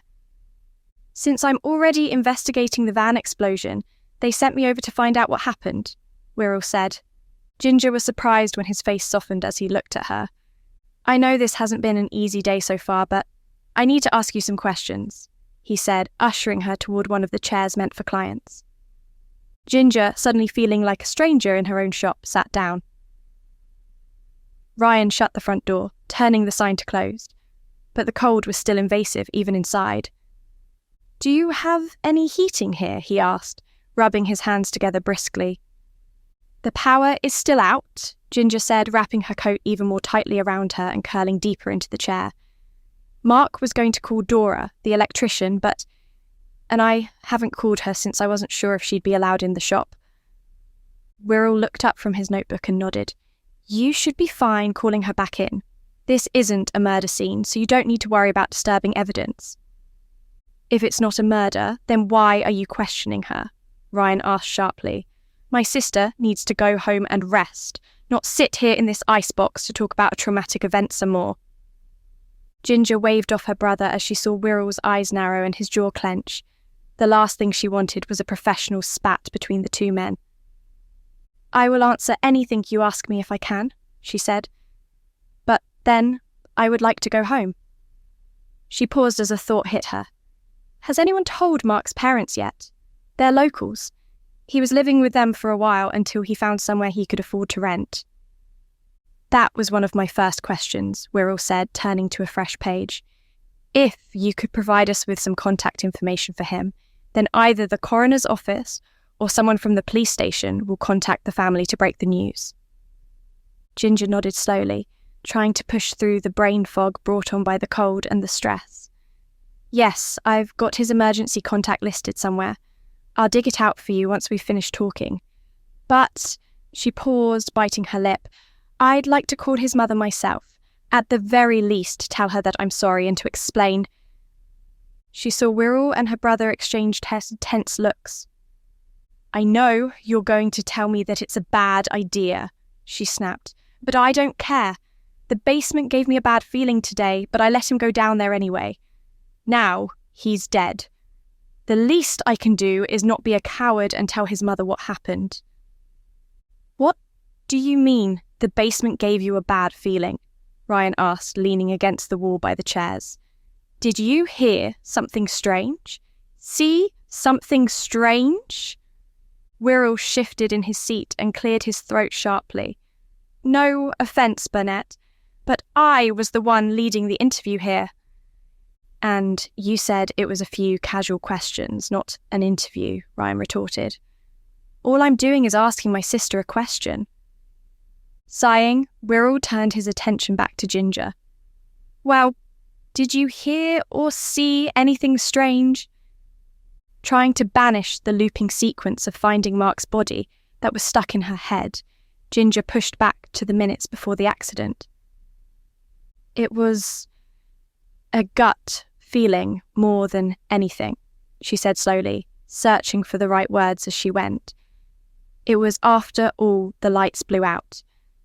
I was going to head down into the basement to see if I could turn the breaker back on, but I got such a bad feeling before I even opened the door that I chickened out. I figured it was an anxious manifestation of my stress or something." Gut feelings and vague premonitions of dread aren't really considered evidence, Wirral said, writing down a few notes. "However, it might be worth seeing if there is any trace on your security cameras of someone trying to, or indeed successfully, breaking into the building.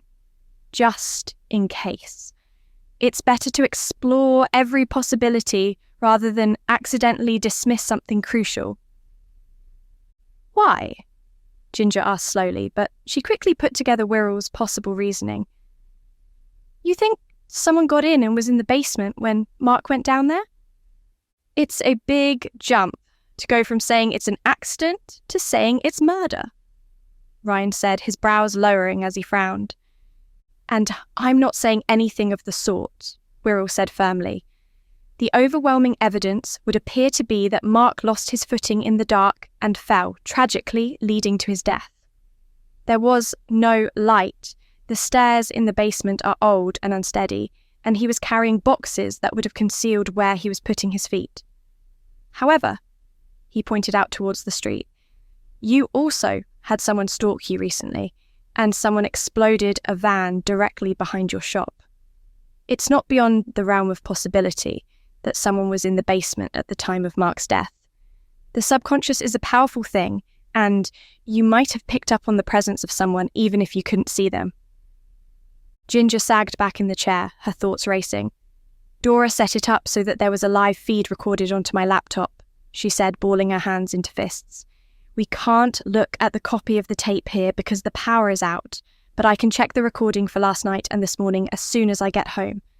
If someone tried to break into the shop last night or this morning, we'll be able to see them. Chapter 18. How had it come to this? Ginger couldn't help but wonder. She had no idea how it was still the same day of Mark's death. The day seemed to have stretched on for weeks and weeks.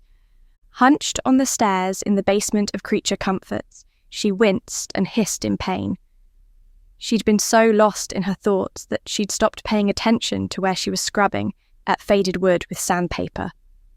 Now her knuckles were skinned and bleeding, raw from scraping the tread of the stair. Throwing down the sandpaper, Ginger curled over her skinned hand, tears that she'd been holding back all day starting to flow in earnest. The memory of the wail Mark's mother had made over the phone echoed in her head, howling like a siren. After so many years of being accused of causing deaths or being involved in murders, now she was truly in the thick of one, and it was worse than anything else she'd survived. Every time she closed her eyes, she saw Mark over and over again. It didn't matter that Dora had got the lights working again. A gloomy pall continued to hang over the already dim basement. Most frustrating of all, the protective measures that she'd put in place had failed her. The security cameras that would have laid to rest her fears that someone might have broken into the shop had failed her. As she had promised Wirrell, she had checked the recording on her laptop that was supposed to stream directly from the cameras overnight. Yet, it turned out that the power to the security cameras had failed early that morning. The stream cut off at 6 and didn't resume until Dora came to the shop to return power to the building. It's not really possible that someone tampered with them, she said when Ginger asked. I mean, they'd have been recorded by the camera before they were able to shut it off. But the stream shows nothing suspicious and then cuts off at 6. I'm guessing the power failed there first, and then whatever messed with the cameras blew the lights when you tried to turn them on. The young electrician had looked genuinely devastated as she went about her work. Just kind of feels like this wouldn't have happened if I'd been able to make these old wires work better, she said, avoiding Ginger's gaze, before hurrying off to her van. Wiping the blood off her knuckles onto her jeans, Ginger continued to sand the stairs, erasing every crack and splinter. Once the stairs were perfectly smooth, she was going to install anti-slip rubber treads. She'd already booked a carpenter to come and reinforce the stairs and the handrails. It was too little, too late. She knew that. But to do nothing felt like even more of a disservice to Mark. A few treads above the one where she was seated, her phone buzzed as a text came in. Although reluctant, fearing it would be yet more bad news, Ginger checked the screen. Her heart lifted slightly when she saw that it was from Reese. Even better, the text read that he was outside, asking her to let him in.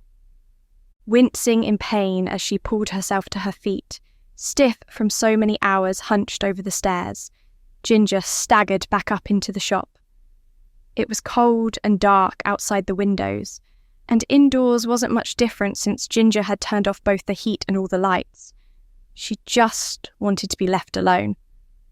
But Reese, dear Reese, who she could see through the glass of the front door, was always the exception to that feeling. As soon as she opened the door, he hurried inside, blowing on his cold hands. "It's literally freezing out there," he said, stamping his feet in some effort to create warmth. "We'll need to be careful driving home. The news said there was going to be a hard freeze tonight." "I just want to get the stairs finished," Ginger said flatly, walking away back toward the basement. "There's only a few more to go, then we can head home." Reese paused, and she could feel him trying to dissect her mood. "Was Dora not able to come fix the lights and the heat?" he asked, tiptoeing around what he really wanted to ask. Part of her appreciated the care, but another part of her prickled with irritation. It was an irritation born of misery and a self-destructive desire to be left alone. So Ginger worked to brush it aside. "No, but she was able to get the power back," she said, opening the basement door, shivering as she remembered doing the same thing that morning. "But all the bulbs have blown out, so I need to go get some new ones, and I figured there was no point in wasting money on heat when I'm downstairs anyway." Reese lingered at the top of the stairs that led down into the basement as Ginger returned to her original spot, taking up the sandpaper once again. It was the first opportunity they had had to be genuinely alone that day. Even though Reese had taken emergency leave from his job at Chiswick Park Academy for the afternoon, as soon as he heard about the accident, he and Ginger hadn't been able to talk, even in the privacy of her cottage. Her mum, Dorothy, and her stepfather, Colin, had swept in for moral support, and Ryan had joined not too long after to help Ginger make the call to Mark's mother. Reese had stepped back into a quieter, supportive role, instead offering to feed the cats and make dinner for Ginger if she needed some time to herself to process things. "Are you sure it's a good idea for you to be down here?" he asked gently, crouching down and running one finger through the wood dust. "And I don't mean in a practical safety kind of way." "I know what you mean," Ginger muttered, scrubbing at a knot in the wood until it was flush with the rest of the tread. "Then do you really think it's a good idea to be down here?" Reese asked again. "Ginny, it only happened this morning. You're allowed to give yourself some time away from here to breathe." A sharp reply simmered on Ginger's tongue for a moment. Why should she get to step away to take a breath when she knew Mark's mother couldn't escape her pain? When she knew that Mark wasn't going to breathe again? But she held it back. There was no need for or purpose to her lashing out at Reese. He hadn't done anything wrong.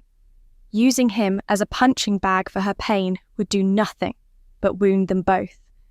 So, instead, she took a deep breath. It perhaps wasn't quite what Reese had meant, but it did help. She took another breath.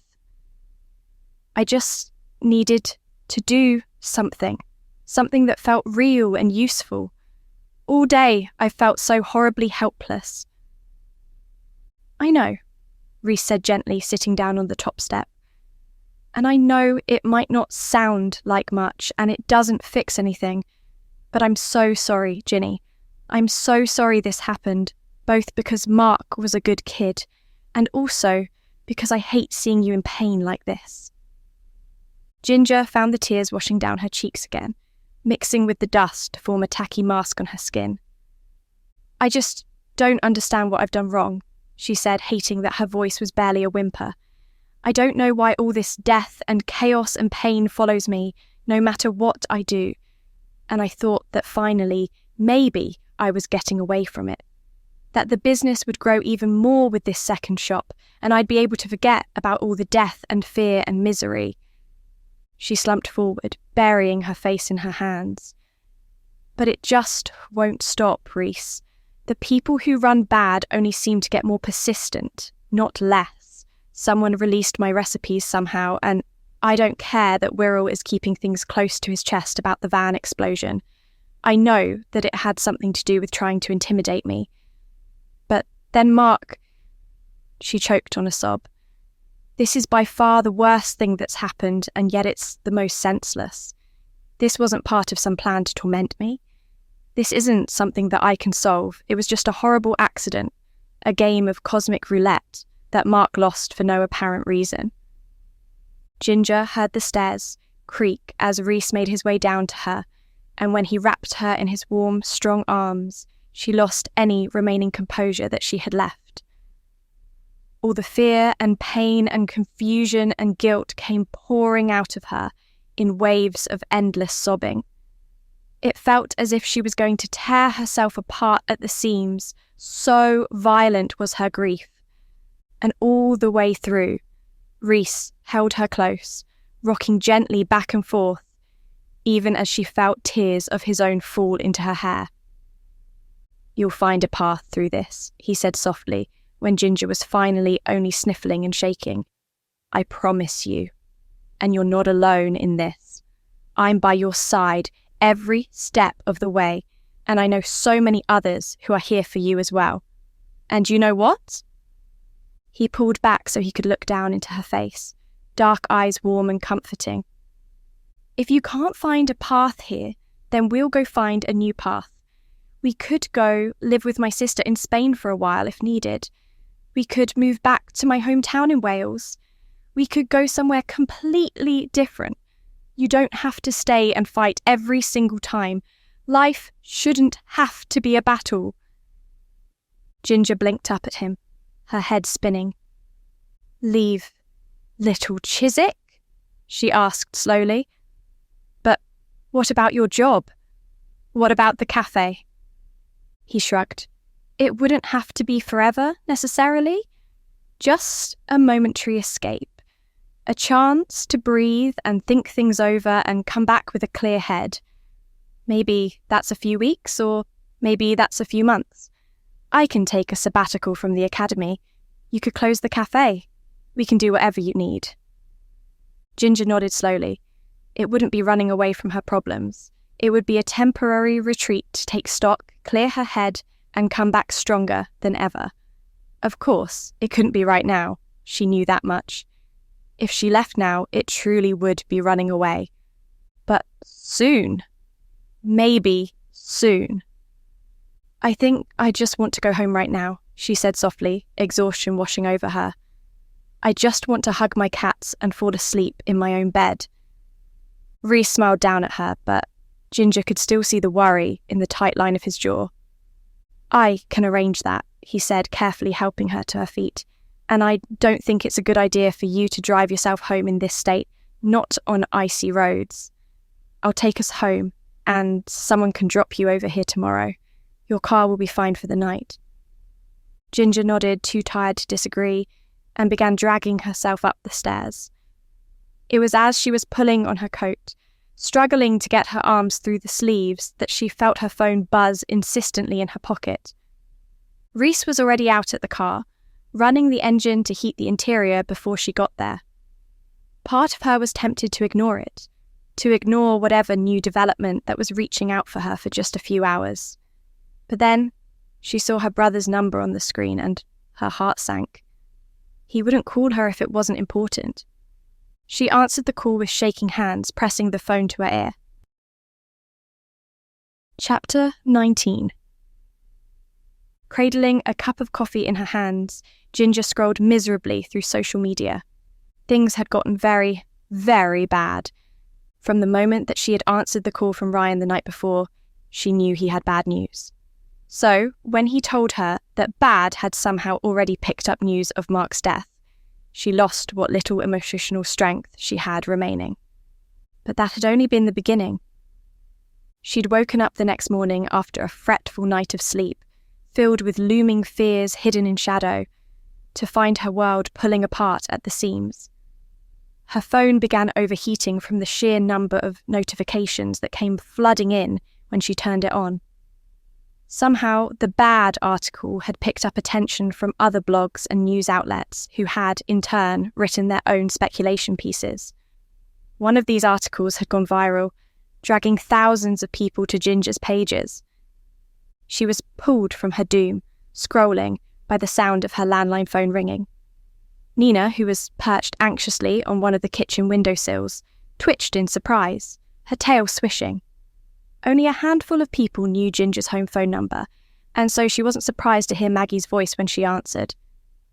"I figured you'd have your mobile turned off, so home phone it was," she said, her soft Scottish accent a soothing change from the oppressive silence.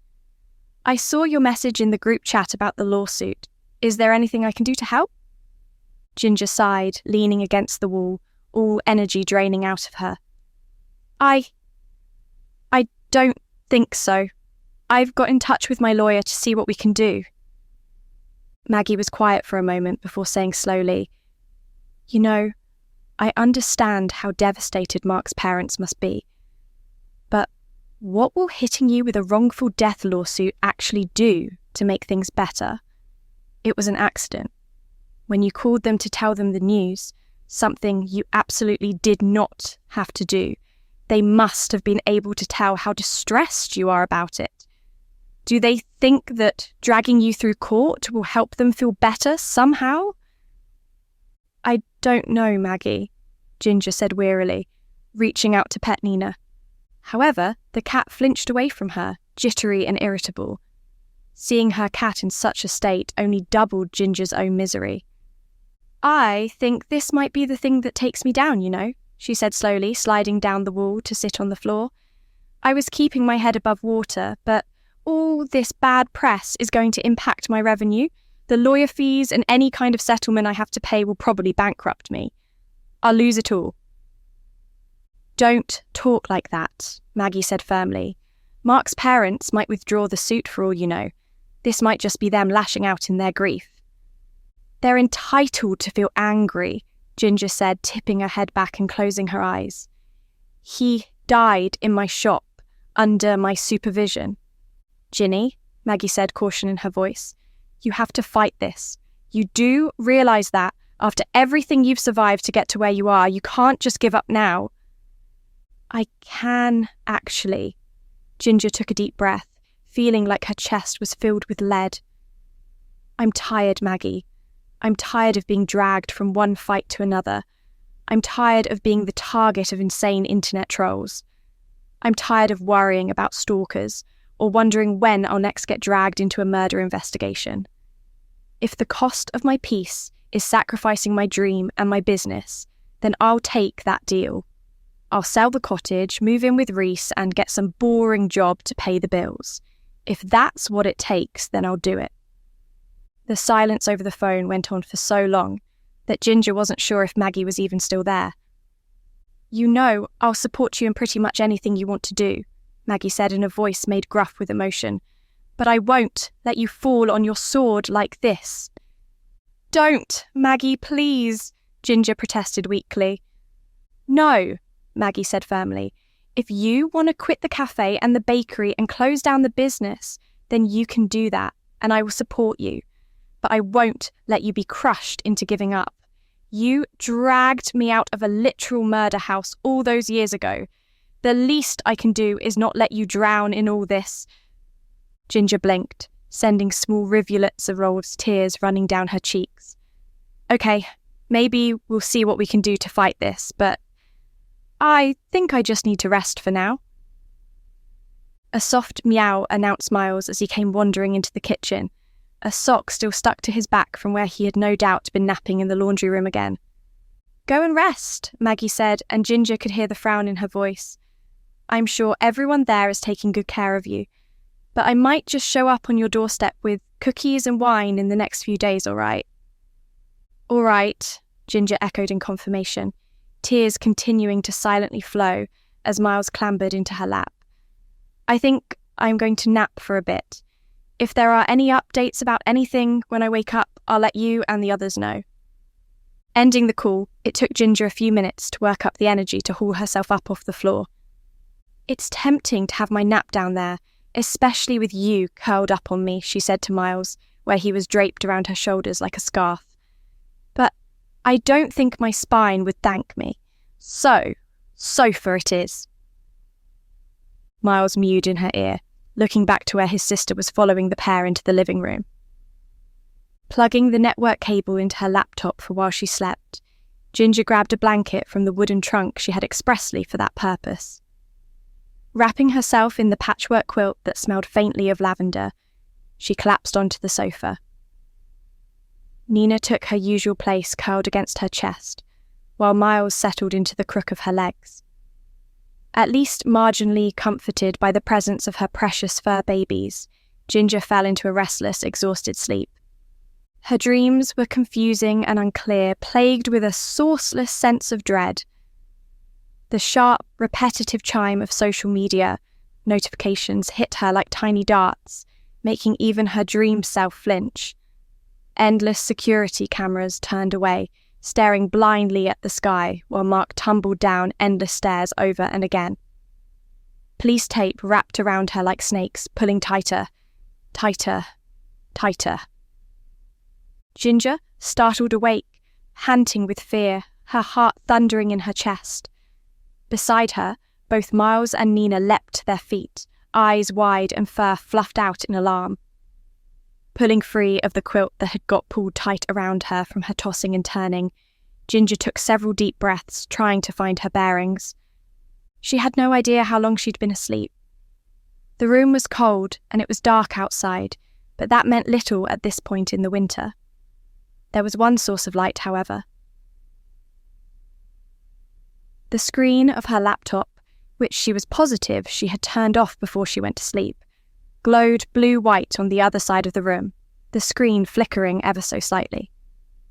"Oh, I don't like that at all," Ginger muttered. "That's some horror film stuff. Nope, not a fan." Swathing herself in the quilt as if it was armour, Ginger scurried across the room to turn on a lamp. The warm yellow light washed over the familiar bookcases filled with records, bringing the soft, cosy armchair by the fireplace to life, and removed the feeling of dread from the shadows. The easing of Ginger's anxiety was short-lived, however, as she cautiously approached the laptop. Very quickly, she realised that it wasn't ambient flickering. Several different files and windows were open on the screen. Even as she watched, the web browser opened, the cursor moved by a ghostly hand.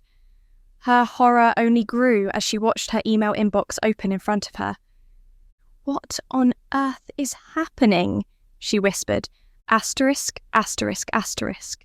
"Someone, somewhere, managed to gain remote access to your laptop," Addison said. Ginger blinked in confusion, pacing back and forth in her living room. She knew Addison from when the woman had worked with Ryan at the Lamington police station in IT, even briefly dating him before she'd moved back into the civilian sector. "So, they can use my laptop via their own computer?" Ginger asked slowly, looking over to where a frowning Reese was painstakingly combing through her files, trying to see if anything was out of place. Whoever had been piloting her laptop had disappeared after only a few minutes, but in that time she had watched them read through her emails, visit her social media, and try to gain access to her blog. Thankfully, they failed, her new password holding up to the assault of guesses they attempted. "Yes," Addison confirmed. "Remote software like that is commonplace, actually. Lots of us tech support people use the software, so we can troubleshoot problems for clients without having to have the computer physically present." "But I've never downloaded software like that," Ginger said, racking her brain for when such a thing could have happened. There were only a handful of people who had access to her laptop. Who could have done this to her? "Well, it looks like someone has done it for you at some point," Addison said, clicking her tongue in thought. "They would have needed physical access at some point to download the software. But after that, they could access your laptop from anywhere. And if you can't find it in your files, then they might have hidden it somewhere obscure on your hard drive." Ginger stopped pacing as a thought occurred to her. "I had a bunch of my recipes posted to my blog, but I didn't actually do it. Is that the kind of thing they could do?" "Oh, absolutely. That's child's play." Addison hummed for a moment, and there was the sound of a keyboard clicking in the background. "If you'd like, I've got a free slot tomorrow at my Lamington office if you'd like me to look it over in person." "That would be perfect, thank you," Ginger said, but her thoughts were distant. What can I do until then to keep them out? If you've changed all your online passwords, you're a step ahead of them there at least, Addison said. Other than that, as difficult as this may be to hear, if someone has done this without your knowledge, it might be wise not to tip them off that you know. So, until I can get in there and strip it all out tomorrow, do nothing. Ending the call once she'd arranged a time with Addison, Ginger turned back to her boyfriend. The look on his face made her stomach drop even further. "What is it?" she asked, although she had a feeling that she already knew. "You said that you watched them going through your emails," he asked quietly, "including the one about the wrongful death lawsuit." She nodded, coming to stand behind him where he was sitting in the armchair. "There was a blog posted not even an hour ago on the bad website," Reese said quietly, turning the screen towards her. "A blog that has details of the lawsuit. It's already being shared." Ginger felt the world around her start to spin. Whoever had access to her laptop was working for bad. Chapter 20. "There's good news and bad news," Addison said as she continued to search through Ginger's laptop. It was the next day, and Ginger had taken her computer to Addison's office in Lamington at the time they had agreed upon. There was only the slightest hint of awkwardness between the two women. The kind of awkwardness Ginger had been expecting coming to one of her brother's ex-girlfriends for help at such short notice. But Addison had been kind and helpful, immediately offering to make Ginger some tea or coffee in the office's communal kitchen as soon as she saw the dark circles around her eyes. "What's the good news?" Ginger said, forcing herself out of the chair she'd been slowly dozing off in on the other side of Addison's office. She hadn't slept well the night before, her head too full of rotating fears for her to have any chance of rest. If Reese's stiff stillness and uneven breathing for most of the night were any indicator, he hadn't had much luck either. "The good news is that I found the software, and if we can find out who put it on your laptop without your knowledge or consent, then you probably have a pretty solid court case," Addison said. "Especially if they've then gone on to spread private information about you and written libelous articles." "And the bad news?" Ginger asked meticulously, picking at the skin around her nails even though she knew it would make her bleed. Addison blew out a long breath, tinged with concern. "The bad news is that they've really gone digging around in here. There are important files deleted all over the place. They've tried getting into your bank accounts, and they installed a keystroke logger literally last night, probably to figure out what your new passwords are." She shook her head, her perfectly arched eyebrows drawing together. "Good grief, Ginger. Someone really has it out for you." "No kidding," Ginger said dryly, returning to the chair on the other side of the room. "Is there anything we can do?" Addison paused for a minute, tapping her chin as she thought. "Whoever did this is reasonably experienced with this kind of process. They're no novice, but I'd also say that they're pushing the upper limit of their capabilities. With that in mind, I wouldn't be surprised if they haven't accidentally left a breadcrumb trail that I can follow." At this, Ginger felt a spark of something like hope in her chest for the first time in several days. "You might be able to find them?" she asked. "You know we've tried to track down these bad people before with no luck." "I know, and I'm making no promises," Addison cautioned. "However, I'll see what I can do. Give me an afternoon and let me talk to a few people who specialise in this kind of thing, and we'll see if we can find this monster. Also," she paused, suddenly visibly reluctant, "it would really help if you could put together a list of people who have had physical access to your laptop since the bad website was started." Ginger paused, not quite sure what Addison meant. "Like everyone, even family and Reese? People like that?" Looking reluctant, Addison nodded. "Anyone who had access to your laptop. Just to be safe. So, if you took it into a repair shop, I need to know which one. If you left it in a cafe by accident, I need to know. I don't know how long someone has been screwing with your laptop. They might have been dipping in and out for months without touching anything, just seeing what they could get away with, before kicking things off like this. Or It might have only happened in the past few weeks, I don't know. But you think it might be someone I know? Ginger asked. But there's no one I know who can do computer stuff like this. Well, she trailed off. Not that I know of. It's not necessarily been some kind of long con by someone you trust, Addison quickly assured her. Hackers can get access remotely via all kinds of scams or hidden pieces of code in links or photos. So it might be that someone close to you hasn't done anything deliberately, but they might have been an unwitting gateway. Leaving Addison to her work, Ginger wandered back out onto the streets of Lamington. Everywhere was adorned with Christmas lights and decorations, making the whole town glitter with holiday promise. Ginger, for very good reason, couldn't find it in herself to join in with the cheer. She'd had so many plans for the holiday window display, and she knew there was a list on the board in the shop of art supplies she needed to create her vision. But how could she start adorning the shop with fairy lights and bows and fake snow when she was while fighting to hang on to her sanity and her business? Somehow, she found herself in the market square with the huge Christmas tree at its centre.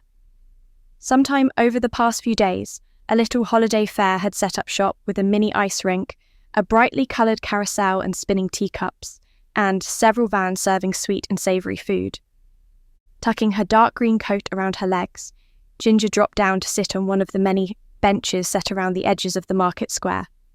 She shivered, the cold of the blue-painted metal seeping through her even with her heavy suede skirt and woolen tights, unable to shake a feeling of discomfort despite the idyllic scene before her. There was plenty of reason for her to feel on edge, Ginger reasoned with herself.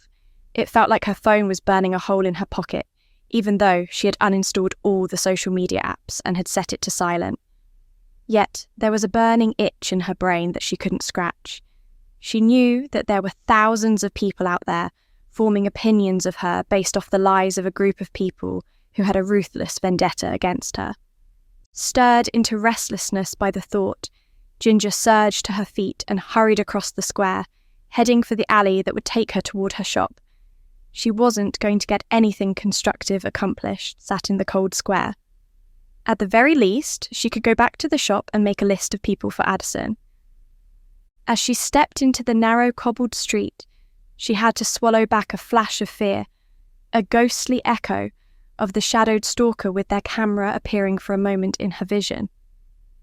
"Don't be silly," Ginger muttered to herself, even though she knew that she was being far from silly. "Just get to the shop." As she approached the exit of the alley, however, the sound of hurried, slightly raised voices made her slow. Ordinarily, she wouldn't have paused, but there was something familiar about the voices that caught Ginger's ear. Peeking her head around the end of the alley, Ginger looked out onto the street that housed her shop. She could see her sign swinging in the chill breeze from here, but something far more interesting caught her eye. Not only was Dora's van parked outside of Creature Comforts when Ginger hadn't called her, but the electrician was in deep conversation with none other than Marion. It was entirely reasonable, Ginger reasoned, for the two to be talking. After all, Marion had been the one who had recommended Dora's services. Perhaps Marion had needed more work done, and Dora had used Ginger's parking spot on the street for ease. It was a bit cheeky, but not outrageous. But there was something about the emotional energy that both parties were giving off that poked at Ginger's instincts. This wasn't just a casual chat between a service provider and customer. She was just slightly too far away to hear the details of what the pair were saying, but Dora's body language was tense and sharp in a way that Ginger hadn't seen before. She had her beanie twisted in her hands and was gesturing a lot toward the shop. Marion, by comparison, looked like her usual self for the most part. She made a few frustrated hand motions now and then as the pair spoke, but nothing wild. That was until Dora raised her voice, her words travelling clearly in the winter air to reach Ginger's ears. "Look, I got you some recipes, enough to bring you new customers. Will you stop pestering me?" The air froze in Ginger's lungs, and she found herself needing to lean heavily against the wall. Her list for Addison had suddenly become an awful lot shorter. She'd given Dora complete physical access to her laptop only days before the recipes were leaked. How had she not seen it before? Taking out her phone, Ginger snapped several photos of the pair. As an extra precaution, she made sure to note the time so she could confirm her evidence using the recording from the security camera. Her already thundering heart skipped a beat, however, when she saw that she had several missed calls and voicemails from Ryan. Stepping back into the alley, well out of sight of Dora or Marion, Ginger lifted the phone to her ear and started the most recent voicemail. "Ginny, it's me," her brother said, sounding rushed and out of breath. "I need you to come to the Lamington station right away. We've got him. We've got the guy who runs bad." Chapter 21. "Where is he?" Ginger asked, barreling into her brother's office at the Lamington police station less than 10 minutes later. Ryan, who was hunched over his keyboard typing furiously, looked up in surprise at her entrance. "I was already in town taking my laptop to Addison to get this whole remote access thing sorted," Ginger explained, taking off her coat and tossing it onto a chair. "Tell me everything, because I've got some wild stuff to tell you too that is only going to make things more complicated." "Just the words I love to hear when I think there's been a break in the case," Ryan said dryly, turning away from his monitor to focus on Ginger. She shrugged, buzzing with a complicated mix of fear and excited energy. "At this point, I think one of our parents must have irritated some very powerful eldritch deity to the point where they decided to make certain aspects of my life a twisted cosmic joke. What's a girl to do about that other than solve the mysteries?" "Oh, very droll." Ryan gave her a piercing look. "Are you doing okay? You seem a touch manic right now." "I don't know how I feel right now, and I don't care," Ginger said, jumping up from the seat she briefly perched on and beginning to pace. "Now, tell me about this guy you've caught. Is he here in the building?" "Not yet," Ryan said, checking his watch. "We actually have Klimek and this guy's bad decision-making to thank." "Klimek?" Ginger asked. "I thought Wirral and the Lamington force were in charge of this case. How did Jacob get involved?" "After the van explosion at the shop, especially since it was right on the heels of you being followed, Wirral and I agreed that it was entirely possible the stalker might target the gingerbread house," Ryan explained. "So we got in touch with Klimek, since that's his jurisdiction, and told him to keep an eye out for anything suspicious around the cafe." "And I take it that he saw something suitably suspicious?" Ginger asked, impatient. Ryan nodded. "It took a couple of days, but the teams on watch started noticing a guy sitting in a car near the cafe. He had a camera and was always there for a couple of hours at the same time every day, so they started digging, looking up the plates of the car, putting a tail on him, that kind of thing. Found out that he was driving out to this lay-by in the middle of nowhere every other day and sitting there for a few more hours. Took them a bit, but then they figured out that with a high-powered camera lens, there was a direct line of sight to your cottage across the fields." This piece of information caught Ginger off guard. She gaped at her brother. "I'm sorry, are you telling me that he was watching me at home?" Ryan nodded grimly. Any other reply was postponed by his desk phone ringing shrilly. He scooped it up, holding a finger up at Ginger, telling her to wait a moment. "Uh-huh," he muttered. "Yes, downstairs, right now. Okay, send him up. Klimek knows where my office is." Ginger couldn't fully comprehend what was happening. There had been so much uncertainty and confusion, but suddenly she was swept up in a swiftly moving series of events that felt utterly overwhelming. "Klimek is here," she confirmed once Ryan had put the phone down. "Is the guy here as well? Who actually is this guy? What's his name? Why has he been stalking me?" "One answer at a time," Ryan said with a forced sense of calm that Ginger knew was for her benefit rather than any real sense of control. "Yes, Klimek is downstairs. Yes, the guy is being taken to an interview room now. We're only holding him for now on suspicion of stalking and for trying to flee when the police went to ask him why he was taking photos of your house. However, we have his camera and we'll be checking the metadata of the photos on the memory card with the photos posted to the bad website." "But who is he?" Ginger asked again. She wasn't sure why she was so desperate to hear a name spoken aloud. Maybe it was because this might be a man who had harassed her from the shadows for years, picking her apart while he hid behind an anonymity. Maybe it was because this could be her chance to finally level the playing field. "His name is William Webber," Ryan said, spinning his computer monitor to show Ginger a photo of a scowling, greasy-looking white man who was either in his late 30s or early 20s, but had aged very badly. "He is in the system for other stalking and harassment charges, so we won't have an issue with getting a search warrant for his laptop. He's not local in the slightest, since his last recorded address was somewhere near Glasgow, and he's originally from Plymouth."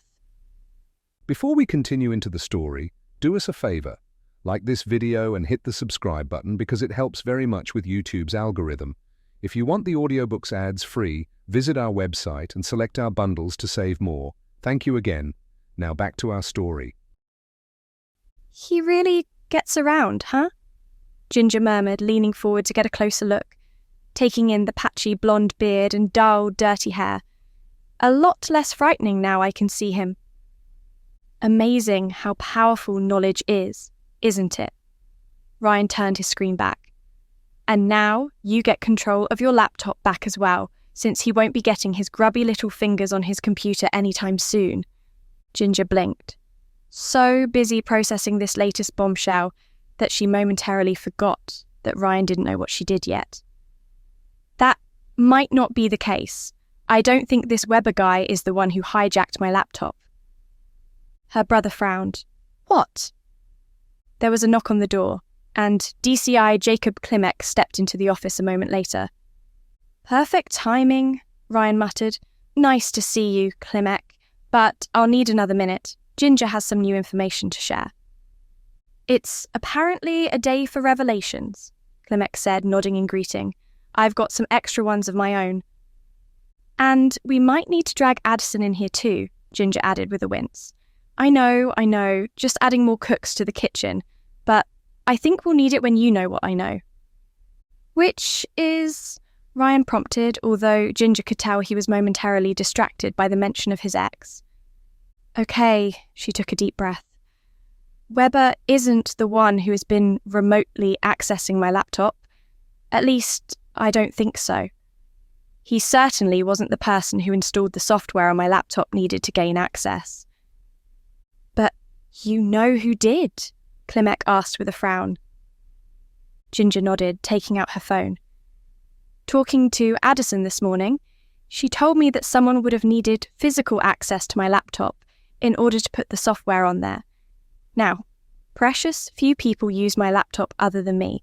Not even Reese uses it, really. Addison said there was a chance it had been a long con, and someone put the software on there months ago, hidden away in a pocket of my hard drive, but I'm pretty sure it was a very recent thing." She paused, pulling up one of the photos she had taken. "I think Dora is responsible." Klimek and Ryan looked at one another, confused. "Who?" Ryan asked. "Dora Finch, the electrician I've had working on the shop for the last few weeks," Ginger said, holding up her phone with the image of Dora and Marion. "I was on my way to the shop just before you called, Ryan.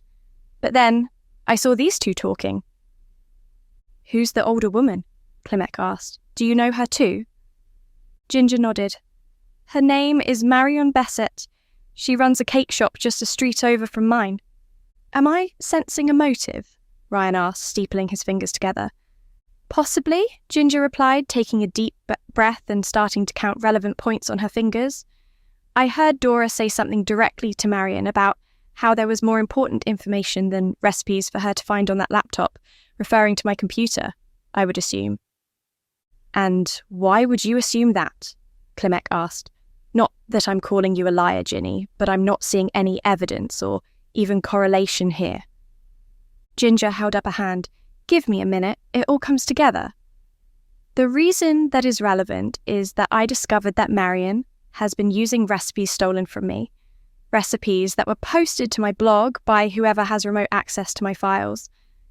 I don't know why, but I think Dora leaked my recipes to Marion to help her bring in more business to her struggling shop." "A professional feud?" Klimek pondered. But if that is what happened, then why would Dora post them publicly? Why not just give them to this Marion woman? It protects Marion, Ryan said slowly, deep in thought. If you found out that the recipes had been stolen and the only person using those stolen recipes was Marion, it would make her a direct suspect. But post them online, especially on Ginger's own blog, and Marion has plausible deniability. She can just claim she was using what she thought were public access recipes. Klimek sighed, rubbing his forehead. I'm sorry.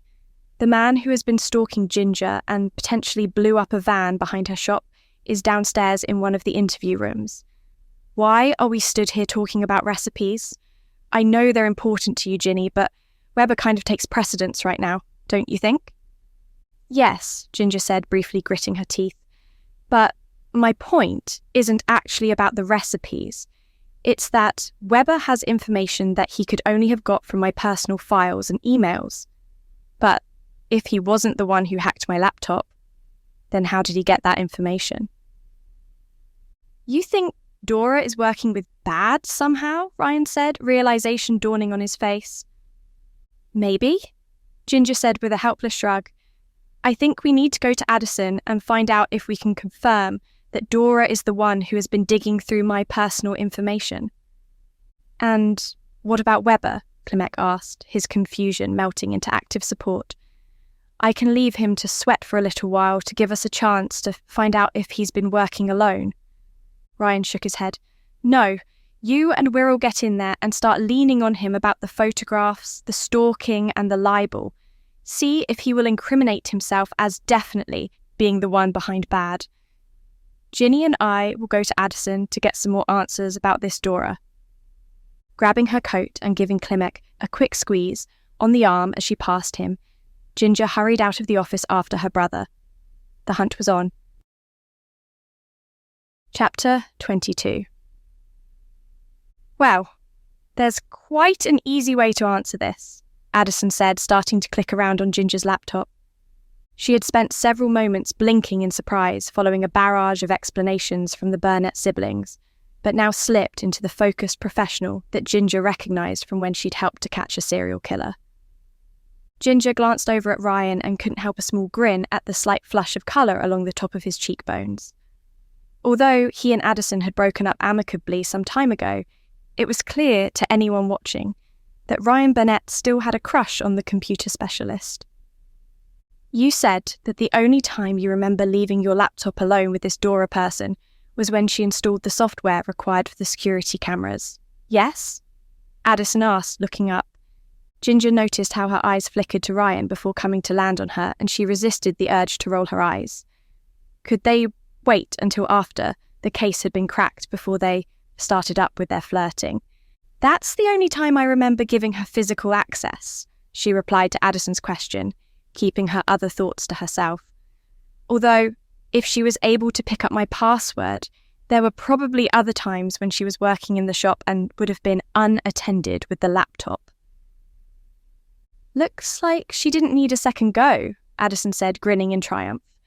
I dug around and compared the download dates and times of the security camera software and the remote access software. They were both installed at exactly the same time. So, Dora is definitely the one who has been remotely accessing Ginger's laptop, Ryan asked, because we've got someone in custody right now who we're almost positive is the one responsible for the Bad website and for the continued smear campaign against Gin. You found him? Addison asked, looking genuinely delighted. It always tore me up that I wasn't able to track him down for you while I was working for the police. However, she batted her eyelashes. If you find yourself with access to his computer, I would be more than happy to help you nail him to the wall. Are you sure it's him you want to nail? Ginger muttered under her breath, causing her brother to cough with surprised embarrassment. I'll see if I can get you involved as a consultant once we get a search warrant for his electronics, Ryan eventually choked out, taking several sips from the cup of water that Addison offered him. Could you do something for me quickly? Ginger asked Addison, giving Ryan a moment to gather his scattered pride. Could You accessed the recorded stream of the security camera at the front of my shop. I just want to check something from an hour or so ago. I can most certainly do that, Addison said briskly. There should be a recording of the last 24 hours right here in the software for the cameras. About an hour ago, you said? Ginny saw Dora having some kind of argument with another person of minor interest to us, Ryan said, clearing his throat and adjusting his posture in an amusing attempt to regain his dignity. I'm guessing that's what you want to confirm. Ginger nodded. I just want to know how long they were there for. And I know there won't be any sound, but at the very least we can get a sense of their body language and maybe some of what they're saying via lip reading. An excellent idea, except there's one small problem, Addison said, chewing on her bottom lip as she typed sporadically. There's a gap in the recording for about half an hour around the time you wanted to review, and another a few hours before that.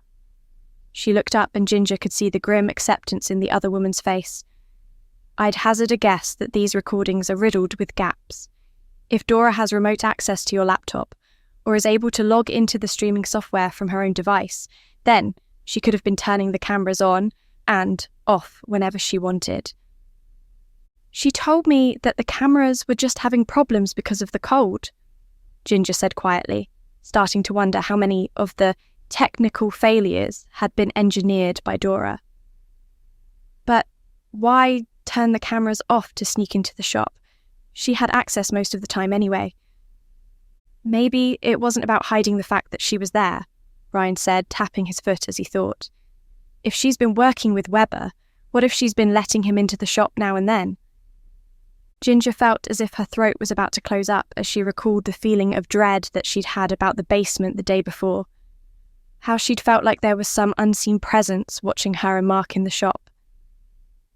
What if Weber was in the basement when Mark went down there?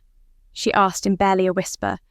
What if Mark didn't just slip in the dark? Addison, who had no context for the events of the day before, just looked confused, and Ginger didn't feel like explaining. However, Ryan took her by the shoulders and made sure she caught his eye. We can't afford to jump to conclusions, he said gently. I know what happened with Mark is still painful and fresh, but there's no use in torturing yourself with what-ifs at this stage. At the very least, we can ask Weber about it, but you know he's not going to admit to anything. I know, Ginger replied quietly, trying to calm her racing heart. Can we go back to the police station now? I want to find out if Weber has said anything yet. We can head back now, sure. Ryan nodded, releasing Ginger and stepping back before turning to Addison. If we leave the laptop with you for a while longer, do you think you can comb through the recorded footage to see if there are any more unexplained gaps? I'll send you some dates and times to look into specifically. I'll do you one better, Addison said, quickly writing something down on a scrap of paper. That is the username and passcode to an online file storage site I use. I'll upload all the security footage for someone at the station to look through. Meanwhile, I will be doing something more useful than basic grunt work. She grinned, and Ginger could see that her eyes never left Ryan's face. I'll be following the breadcrumb trail dear Dora has accidentally left. Give me a few hours and I'll find every digital fingerprint she's left on here.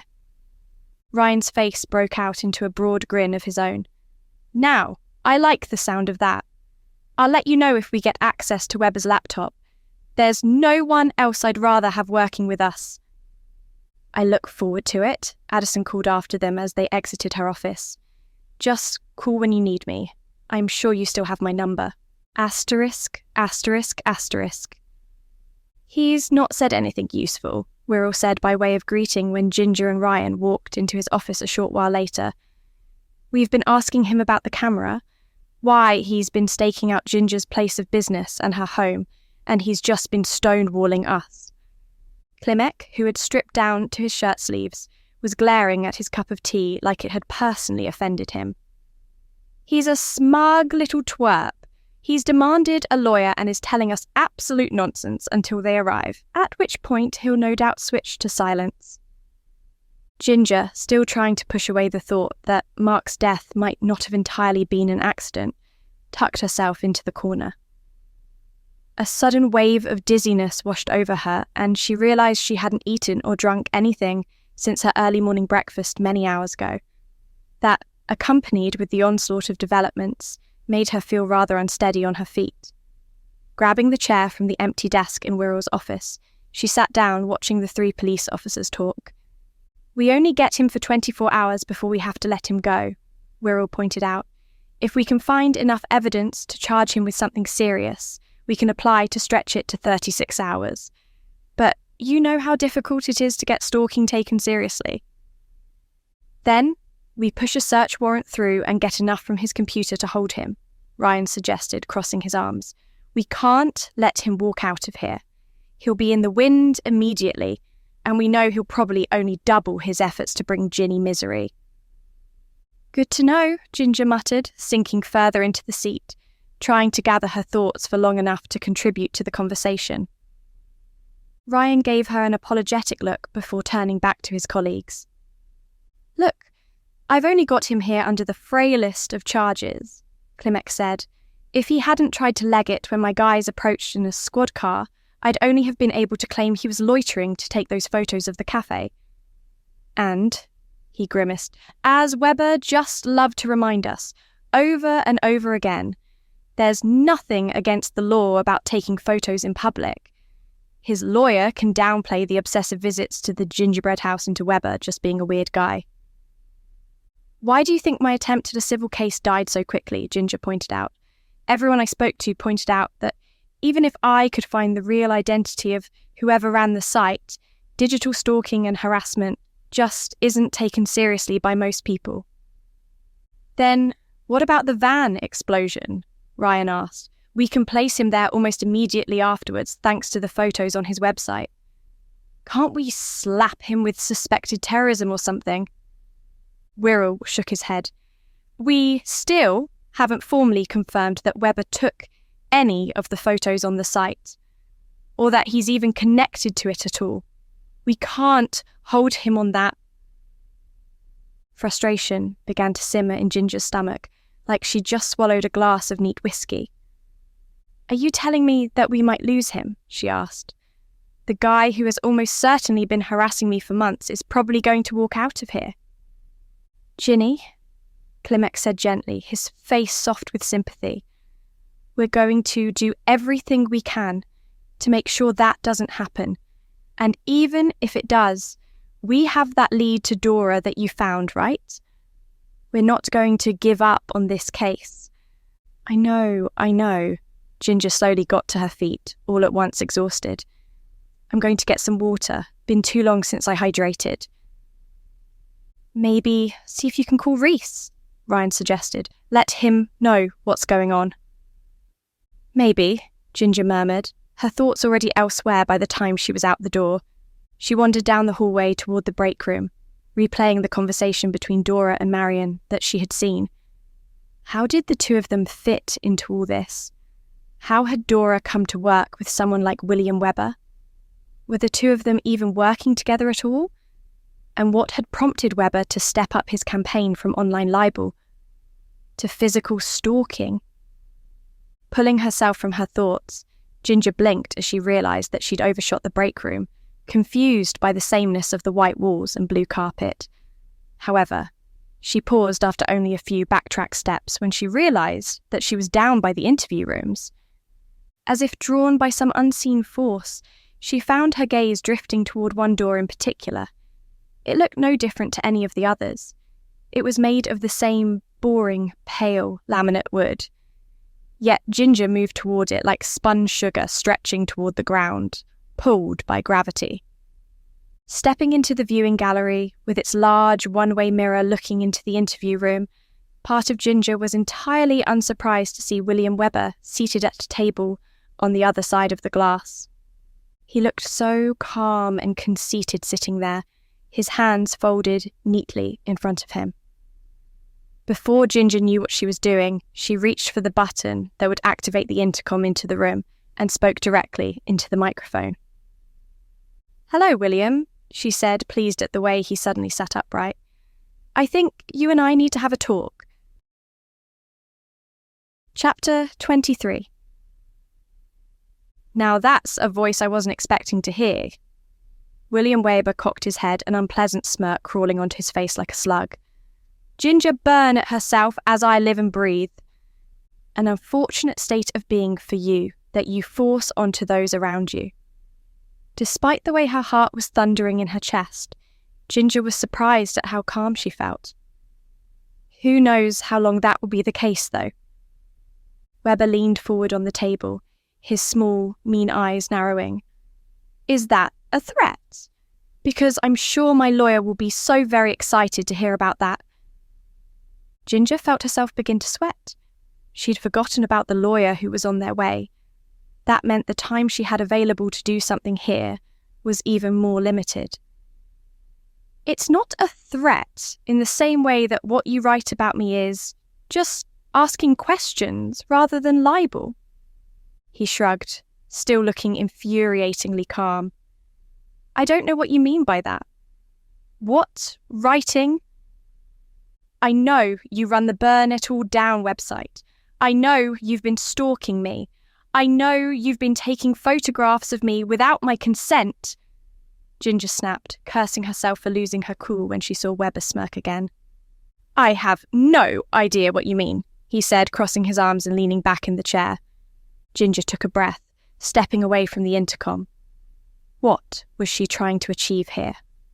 All she was doing right now was letting him get under her skin and amuse himself. Was there even anything that she could do? She wasn't the police. Cat got your tongue over there? Weber asked before letting out a little giggle that sounded more suited to a child. Those two lovely cats of yours really get up to some fun during the day, don't they? Running all over the house, napping in the front window, that kind of thing. So cute. I can't imagine how difficult it would be for you if something happened to them. He tapped a ragged fingernail on the tabletop twice before looking back up at the mirror. Pets really do feel like family sometimes, don't they? Ginger shivered, fear mixed with rage rippling down her spine.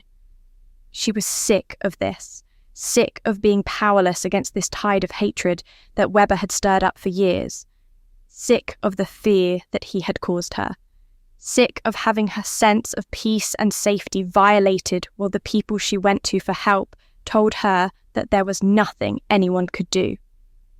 But now he'd pushed her too far. He'd brought her cats into it. Weber was not going to get away with this.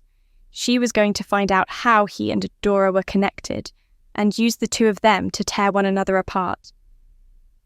I wouldn't sit there being quite so flippant about your actions, she hissed into the intercom, not with what is coming your way very soon. Weber blinked, momentarily surprised, then chuckled. I always knew you were a killer hiding in plain sight, Ginny. But a direct threat while we're in a police station? Not very by the book of you. What would your big brother and daddy say? Hating the sound of him using the nickname reserved only for people she cared about, Ginger forced herself to keep her voice level. I've always wondered why you're so convinced I'm this genius murderer. William, I just make cakes. How gullible are you to so wholeheartedly think that there's some complex conspiracy which has allowed me to get away with so many murders? There was a momentary crack in his mask of nonchalance at the word gullible. A muscles in his jaw tensed, and a flash of true anger briefly appeared in his eyes. Interesting, Ginger pondered for a moment. Maybe challenging his sense of logic or his own perception of his intelligence was his weak spot. I will be proved right soon enough, he growled, turning his face away from the mirror he knew she was behind. Ginger let out a harsh sigh. You can't prove a series of events that never happened, she said. What is it going to take for you to just accept that you swallowed some internet conspiracy hook, line, and sinker?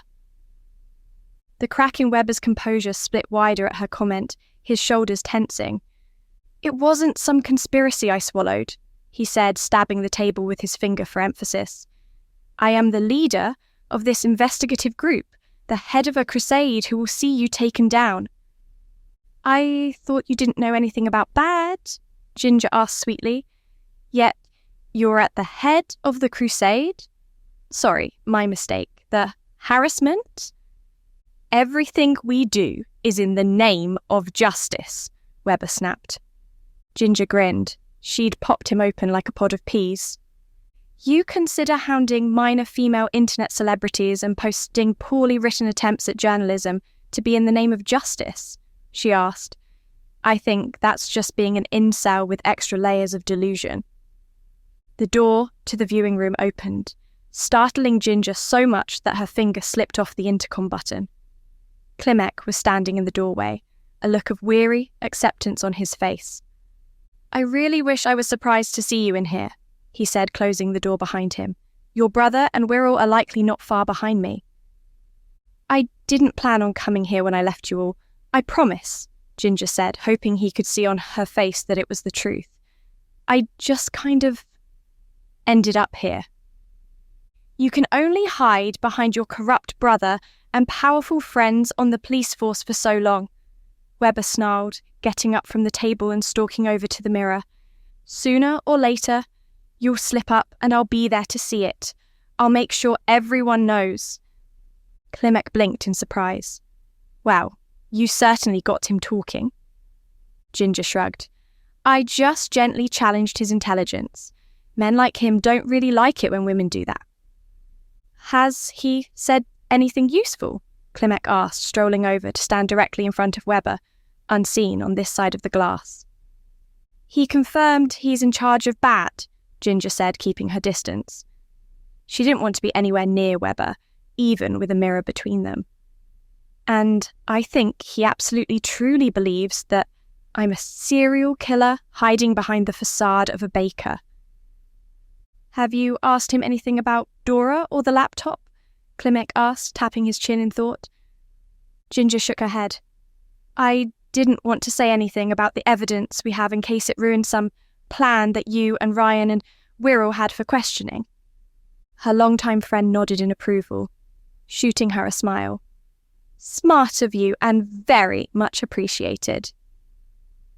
He paused to think, watching as Webber stalked back to the table, muttering something about having scared Ginger off. Tell Webber that we've got a search warrant for his electronics and home, so he should really be thinking about saving his own skin, Klimek said finally.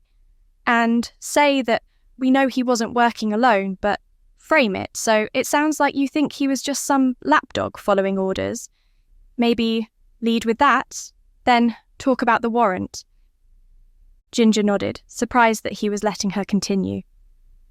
Do we actually have a warrant? She checked. Because I'm pretty sure you can't lie to suspects during police questioning under UK law. Warrant is on its way, Klimek chuckled, something in his expression softening into a deep fondness. Oh, Ginny. This man has done everything in his power to ruin your life, yet you still want to make sure he is treated fairly and legally. How he, or anyone, could think that you're a heartless killer is beyond me. Before she could really think it through, Ginger stepped up and hugged him. Klimek. Jakub had been in her life since they were kids, going from awkward summer lovers as teenagers, to friends, to almost enemies, to becoming the closest of friends. I wouldn't have made it through half of the stuff I have without people like you, she whispered into his shoulder. Klimek squeezed her firmly in a hug for just a moment or two before letting her go. Yes, you would have, he said seriously, looking her in the eyes. You're stronger than you know, Ginny, which is why you're going to crack this guy like a walnut. Stepping back up to the intercom, Ginger steadied her breath, fueling herself with the rage she felt in her gut, but not allowing it to show in her voice. You know what I find really interesting, she said, letting the words come out nonchalantly, is how you, the leader of this vigilante crusade you're apparently so proud of, ended up playing manservant to the real brains of your latest campaign against me. Webber tensed and Klimek gave her a thumbs up, his eyes fixed on the suspect. You don't know what you're talking about, Webber mumbled, just saying nonsense trying to make me nervous. Not nonsense, Ginger said cheerfully, just facts. I know you easily confuse the two, but I know about Dora. I know she hacked my laptop, and that's how you've been getting your information recently. From her. At the mention of hacking, Webber swallowed sharply and began to look around the room. I heard some pretty serious charges being discussed by the police, Ginger said, continuing as Clement gave her a thumbs up. Not the petty kind that you've been slapped with before? The kind that carry jail time? The kind that probably get you put on watch lists. I knew there was a chance I would be silenced for trying to speak out, Webber said stiffly, assuming what he probably thought was a martyr-like expression, but just made him look nauseous. Just as my comrades did. Ginger exchanged a look with Clement. Do I keep pushing? Tell him that he's the only one facing jail time, Clement said. It's technically true right now. We haven't brought anyone else in yet. I wonder if you'll be so eager to fall on your sword when it's only you standing there, Ginger asked. The police have a search warrant for your electronics. They're going to find plenty to incriminate you. Dora made sure of that, didn't she? Making sure you were the only one with all that illegally obtained personal information. A feeling of satisfaction like no other washed over Ginger as she saw Webber's cocky confidence deflate. They said they would give me the truth about you, Webber growled, that it would finally be enough to bring you down, and they were right. That wrongful death lawsuit is the beginning of the end, and after tonight, you'll be left standing in the ashes of everything you built on lies. Ginger didn't bother asking what he meant by that last threat. He wouldn't tell her. Instead, she turned back to Clement. Leave him to us now, he said darkly. It won't take much to get the full details out of him.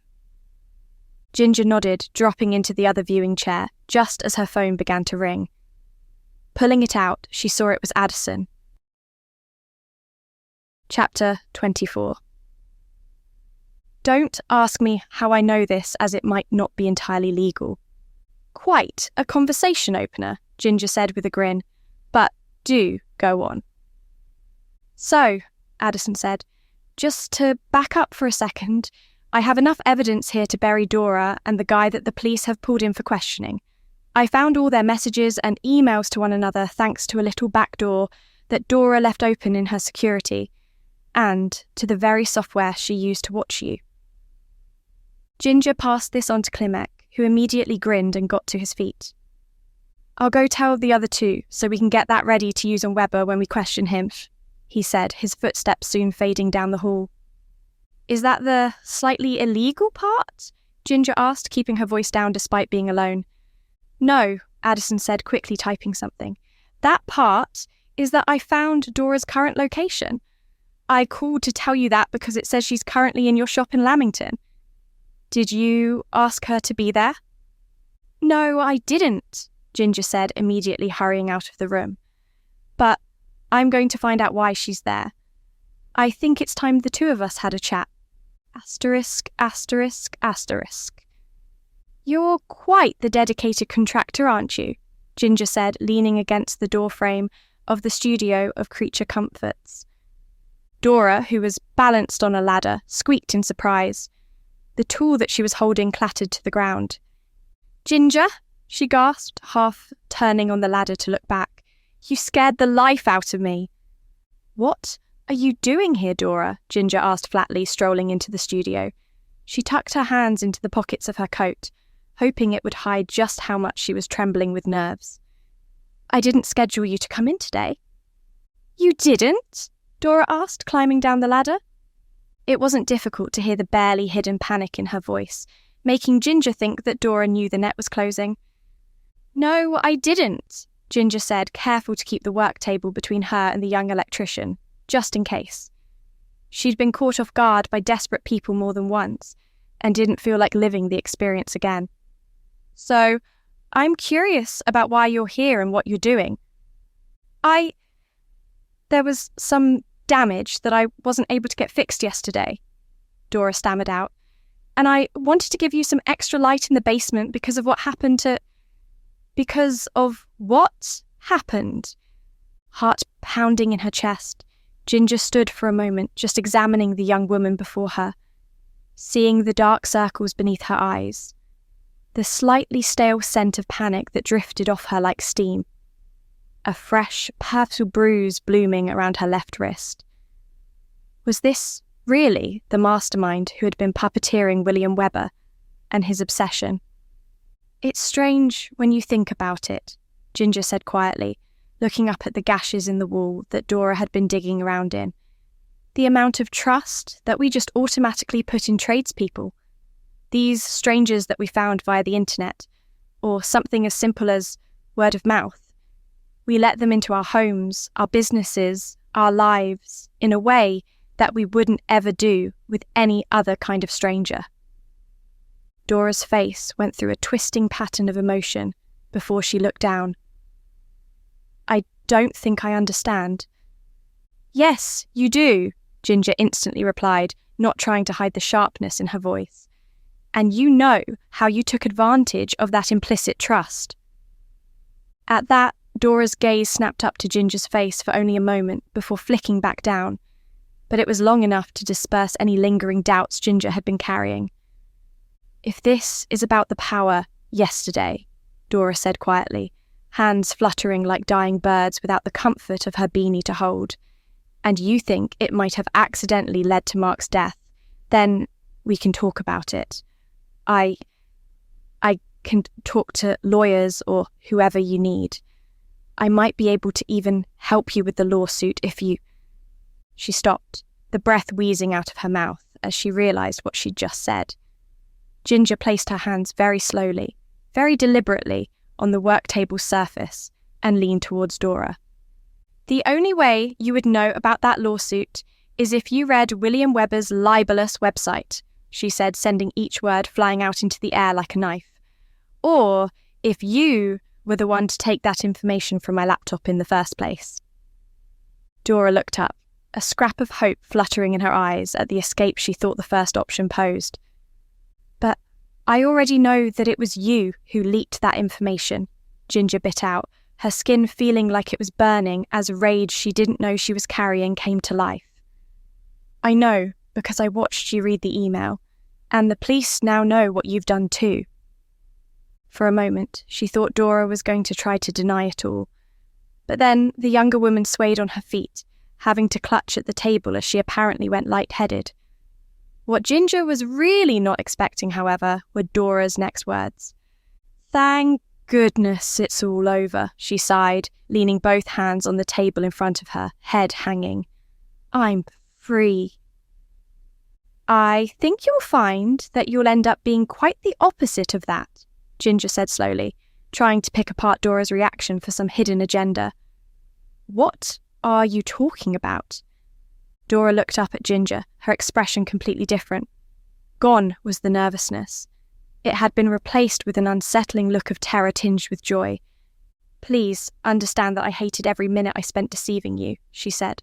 "I didn't want to do any of it. Not working with Webber, not the van, not hacking your computer.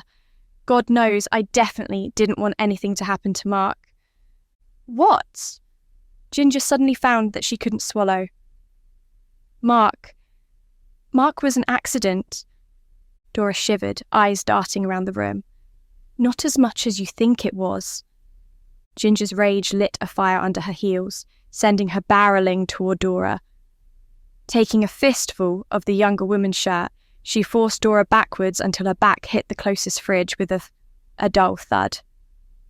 "Tell me what that means," Ginger growled. "I am sick to death of cryptic warnings and scraps of truth. Tell me everything right now." Tears welled up in Dora's eyes, making her already young face look even more childlike. "You have no idea how much you don't know yet," she whispered, blinking away the tears until they ran down her cheeks. "It's not me, or even that creep Webber, that you should be afraid of. I wish I could have protected you, but I couldn't even protect myself." "Protect yourself?" Ginger shook Dora slightly. "Who are you saying I should be afraid of?" "Why, she means me, of course, dear Ginger." Dora's eyes fell shut in defeat, and she went limp in Ginger's grasp. Turning at the sound of the voice, Ginger found herself looking across the room at the upright, smugly smiling figure of none other than Marion. Chapter 25. Lovely to see that you've got things set in motion already without me, Dora, Marion said, pulling on her black leather gloves. Although I don't know what all this talk of freedom is, this ends exactly how I say it does. Understand? Of course, Aunt Marion, Dora mumbled, hanging slack in Ginger's grasp. Aunt? I don't understand, Ginger said, her mind whirling. You're her aunt? But Dora got you the recipes you wanted. Why are you here? Marion raised a silvery eyebrow. There was something sharper about her that hadn't been there before. The soft, slightly doddering persona that Ginger had come to know was gone, replaced by this smiling, chillingly confident woman before her. Interesting that you already put that little detail together, she said, the heels of her boots clicking as she wandered around the edge of the table. I thought that fool, Webber, and then all this palaver with your young assistant would keep you suitably distracted. But I suppose I might have underestimated you slightly. You do, after all, have a pre-existing reputation for sleuthing. How do you know about Webber? Ginger asked, but the sinking in her stomach told her that she already knew. It was you who was in charge of all this, wasn't it? Not Dora. You.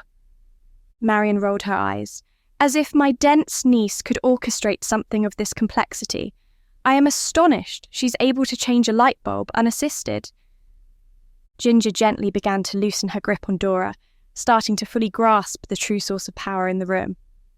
So, the cutesy little Grandma Baker was all an act for my benefit? I feel like I should be flattered. You really shouldn't, Marion said. It's been a role I've perfected over the years, ever since I opened the doors of my shop.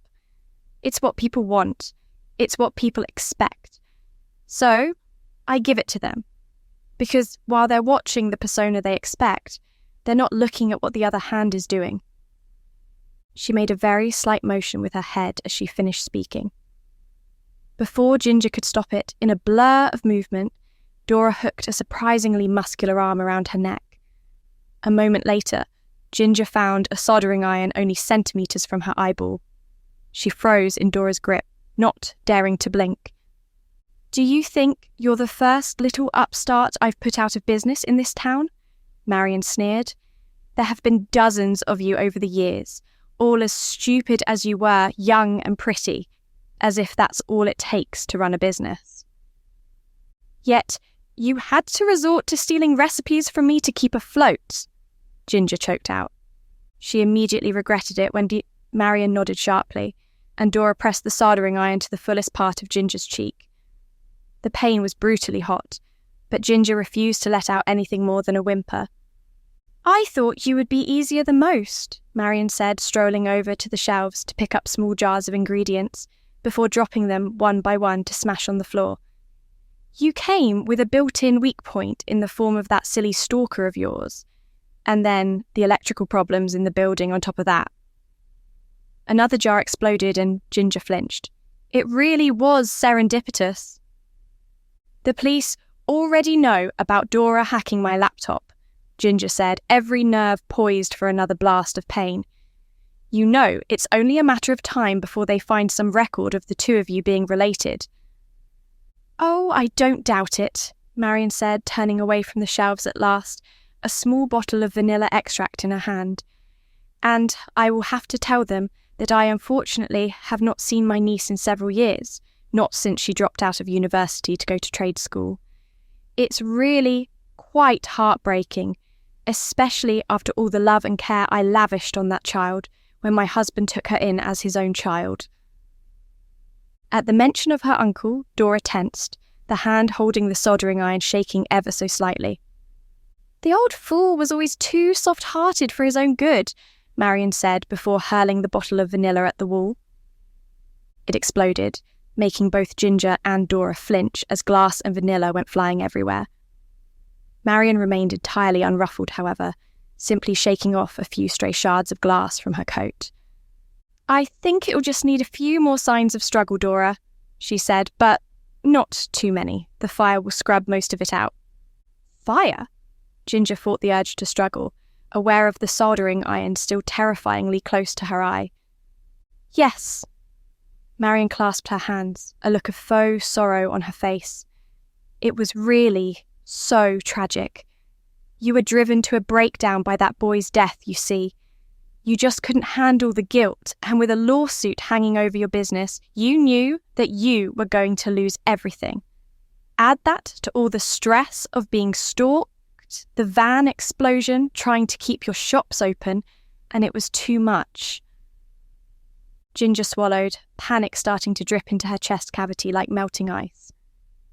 Only when you got here, you found Dora working on some dangerous wiring, Marion continued, pressing a hand to her mouth dramatically, knowing that she had hacked your laptop and helped that horrible stalker all for money. You flew into a rage and attacked her. Poor Dora had to fight you off, fearing for her life. That's when a tragic electrical fire started in the walls, and before anyone could do anything, the whole place was ablaze. Marion stalked closer, her eyes hard and flinty. But you, dear Ginger, were out of your mind with rage and grief. So you flung yourself into the basement, locking the door behind you even as the fire got closer, wanting to atone for the tragic death that you caused. You're completely unhinged, but you don't have it in you to kill me, Ginger whispered, her voice shaking. Stealing recipes and sabotaging businesses is one thing. Murder is quite another. I've been face to face with killers before, and you're not one. Sinuous as a snake, Marion sidled up even closer, until her nose was almost touching Ginger's. For all your bravado and tall tales of facing down killers, she hissed, you have wildly underestimated me. I didn't think twice about grabbing that boy's ankle to make him fall as he came down the stairs. Do you really think I'm going to spare you? You, some presumptuous, prideful little internet show pony who thinks you can outbake me. You think you'll be spared?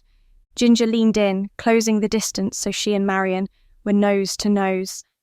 She could feel the tears starting to fill her eyes as she tried not to think about how pointless Mark's death had been. I don't think for a moment that you would spare me, she whispered, but you did just confess to murder, intention to murder, and a whole host of other fun things, while about 3 inches from a microphone that feeds straight back to the police. So, I think your plans might have a slight problem now. Marion's eyes went wide, and Ginger revelled in the panic that washed over the woman's face. The grip around her neck released as Dora stepped back from Ginger, a wild, keening laugh escaping her mouth as she pointed at her aunt.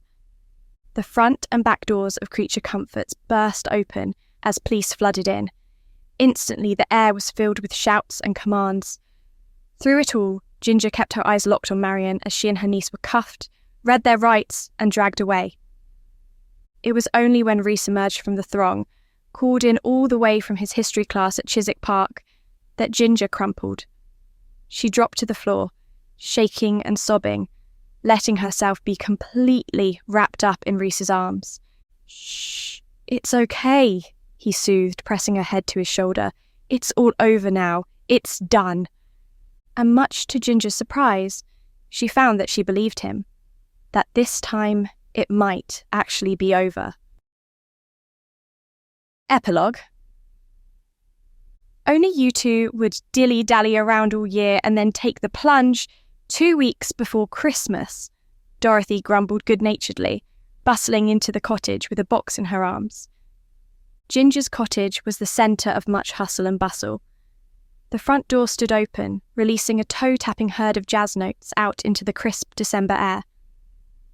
You were the one who encouraged this, Ginger pointed out to her mother, grinning as her boyfriend hurried forward to take the box.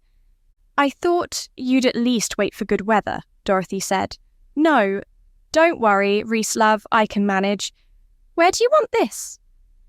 I can take it, really, Reese said, his wild curls held back from his face with one of Ginger's cat ear hairbands, much to everyone's amusement. Nonsense! Go help Colin with that desk of yours instead, Dorothy insisted. Ginny will open doors for me to take this upstairs. Fine, Reese grumbled, rolling his eyes fondly at Ginger as he dashed out the front door toward the van parked in the drive.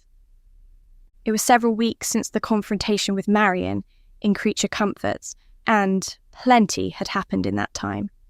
Marion, Weber, and Dora had been charged with a range of crimes and were in jail awaiting their trials. Things were looking up a little for Dora, however, as she had cut a deal in exchange for testifying against her aunt. Ginger had actually gone to visit her a few days earlier, taking her a large box of gingerbread cookies. The young woman had, surprisingly, looked happier than Ginger had ever seen her. "I've finally got a clear conscience and will be able to reveal the monster my aunt really is," she'd said, nibbling on a cookie in the visitor's room of the prison and giving an ironic grin. "I always felt so powerless growing up crushed under her heel. Now I get to break free. At least the time I'll spend in this prison will have an end in sight, you know?" Leading her mother upstairs to the guest room that was slowly filling with the miscellaneous boxes, Ginger couldn't help but sigh, looking out at the twinkling lights that adorned the window frame. "You all right, Ginny?"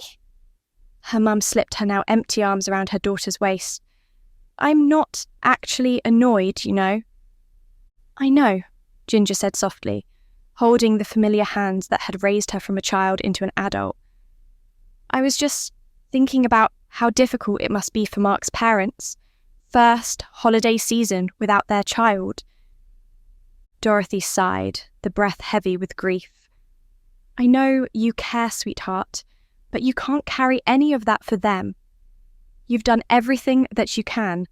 You got justice for their boy, and they dropped the lawsuit against you. It'll be a hard road, but they'll find their way. Making yourself sad thinking about it isn't going to make the journey any smoother." "I know," Ginger said, summoning a smile, and turning to fully embrace her mum. "I won't forget, but I won't lose myself in it, I promise." "I'm sure the hustle and bustle of getting Reese settled in here will help keep you distracted," Dorothy said. Both women flinched as there came a loud yell and a thump from downstairs. A moment later, Nina and Miles came shooting upstairs like a set of twin rockets, tails waving wildly. "I thought they were in the laundry room," Ginger said, shooing the two cats into the bathroom and closing the door. "What have the little menaces done now?" Hurrying downstairs, they found Maggie and Bonnie picking up a box of scattered books from off the living room floor. "You need to have a word with your children," Maggie said, blowing a strand of hair out of her eyes. Chaotic gremlins, the both of them. "Coming through," Reese called, backing through the door with one end of a heavy walnut wood desk. "Did I hear something about cats? Should I be afraid of stepping on anything fast-moving and furry?" "They're shut in the bathroom," Ginger said with a laugh, ignoring Nina's indignant yowls coming from upstairs. "Where did we say we were going to put this for now, Ginny?"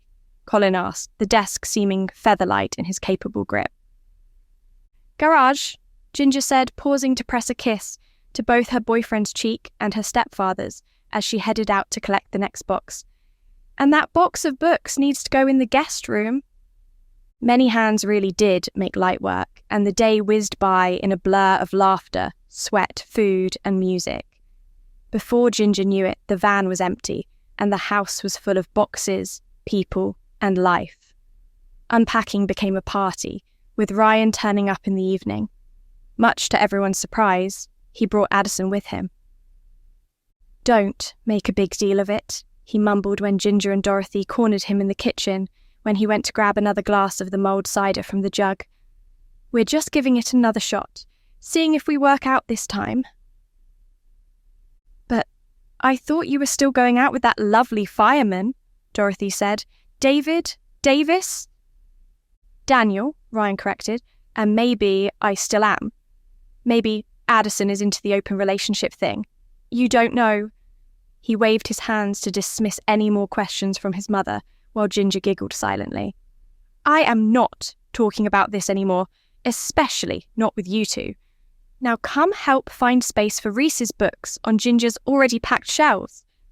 "Leave it, Mum," Ginger said, still laughing, as she guided a confused Dorothy back into the living room.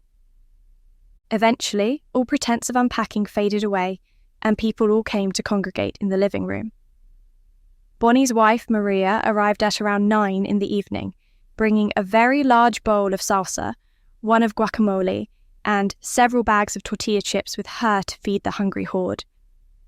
At one point, while Ginger was putting together a large plate of nachos, waiting for the cheese to melt under the grill, Addison wandered into the kitchen. "I'm glad I caught you alone," she said as she got herself a glass of water from the tap. "I didn't want to drag it all up in front of everyone, but I wanted to let you know that, as of this afternoon, the Burn It All Down website has been scrubbed from the internet. It's gone. Well, apart from the downloaded portions of it that will be used in William Webber's trial." A weight lifted off Ginger's shoulders that she hadn't realised had been there.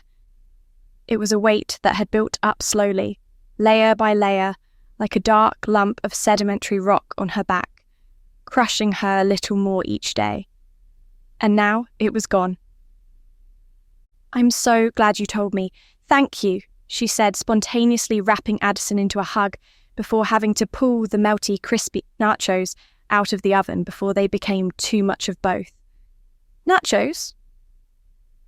As the night began to wind down, Ginger found herself leaning back to truly soak in the scene. There she was, curled up in her favourite armchair, the man she loved almost as much as her cat sat on the floor in front of her, his broad back pressed comfortingly against her legs. Her mother and dear Colin were dancing in the corner to the jazz still playing, while Bonnie was sprawled across her wife's lap while Mariah hand-fed her nachos. Maggie, a friend who had been forged in the fiercest of fires, was showing Ryan and Addison photos of the house that she was renovating. Her face was alive with excitement, and Ginger didn't miss the shy, affectionate glances that her brother and Addison shared in the moments they weren't talking to Maggie.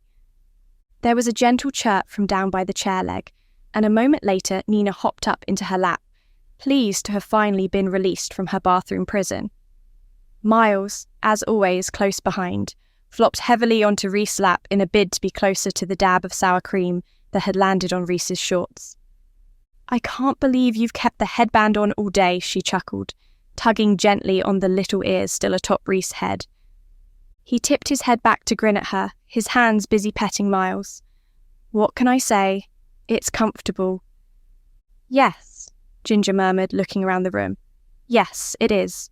Isn't it wonderful?" "Hey!" Reese's eyes were soft as he looked up at her. "I love you, and I'm so happy we've finally taken the leap." In answer, Ginger leaned down and kissed him slow and deep. They only broke apart when the whoops and cheers of their friends and family made them laugh too hard to continue.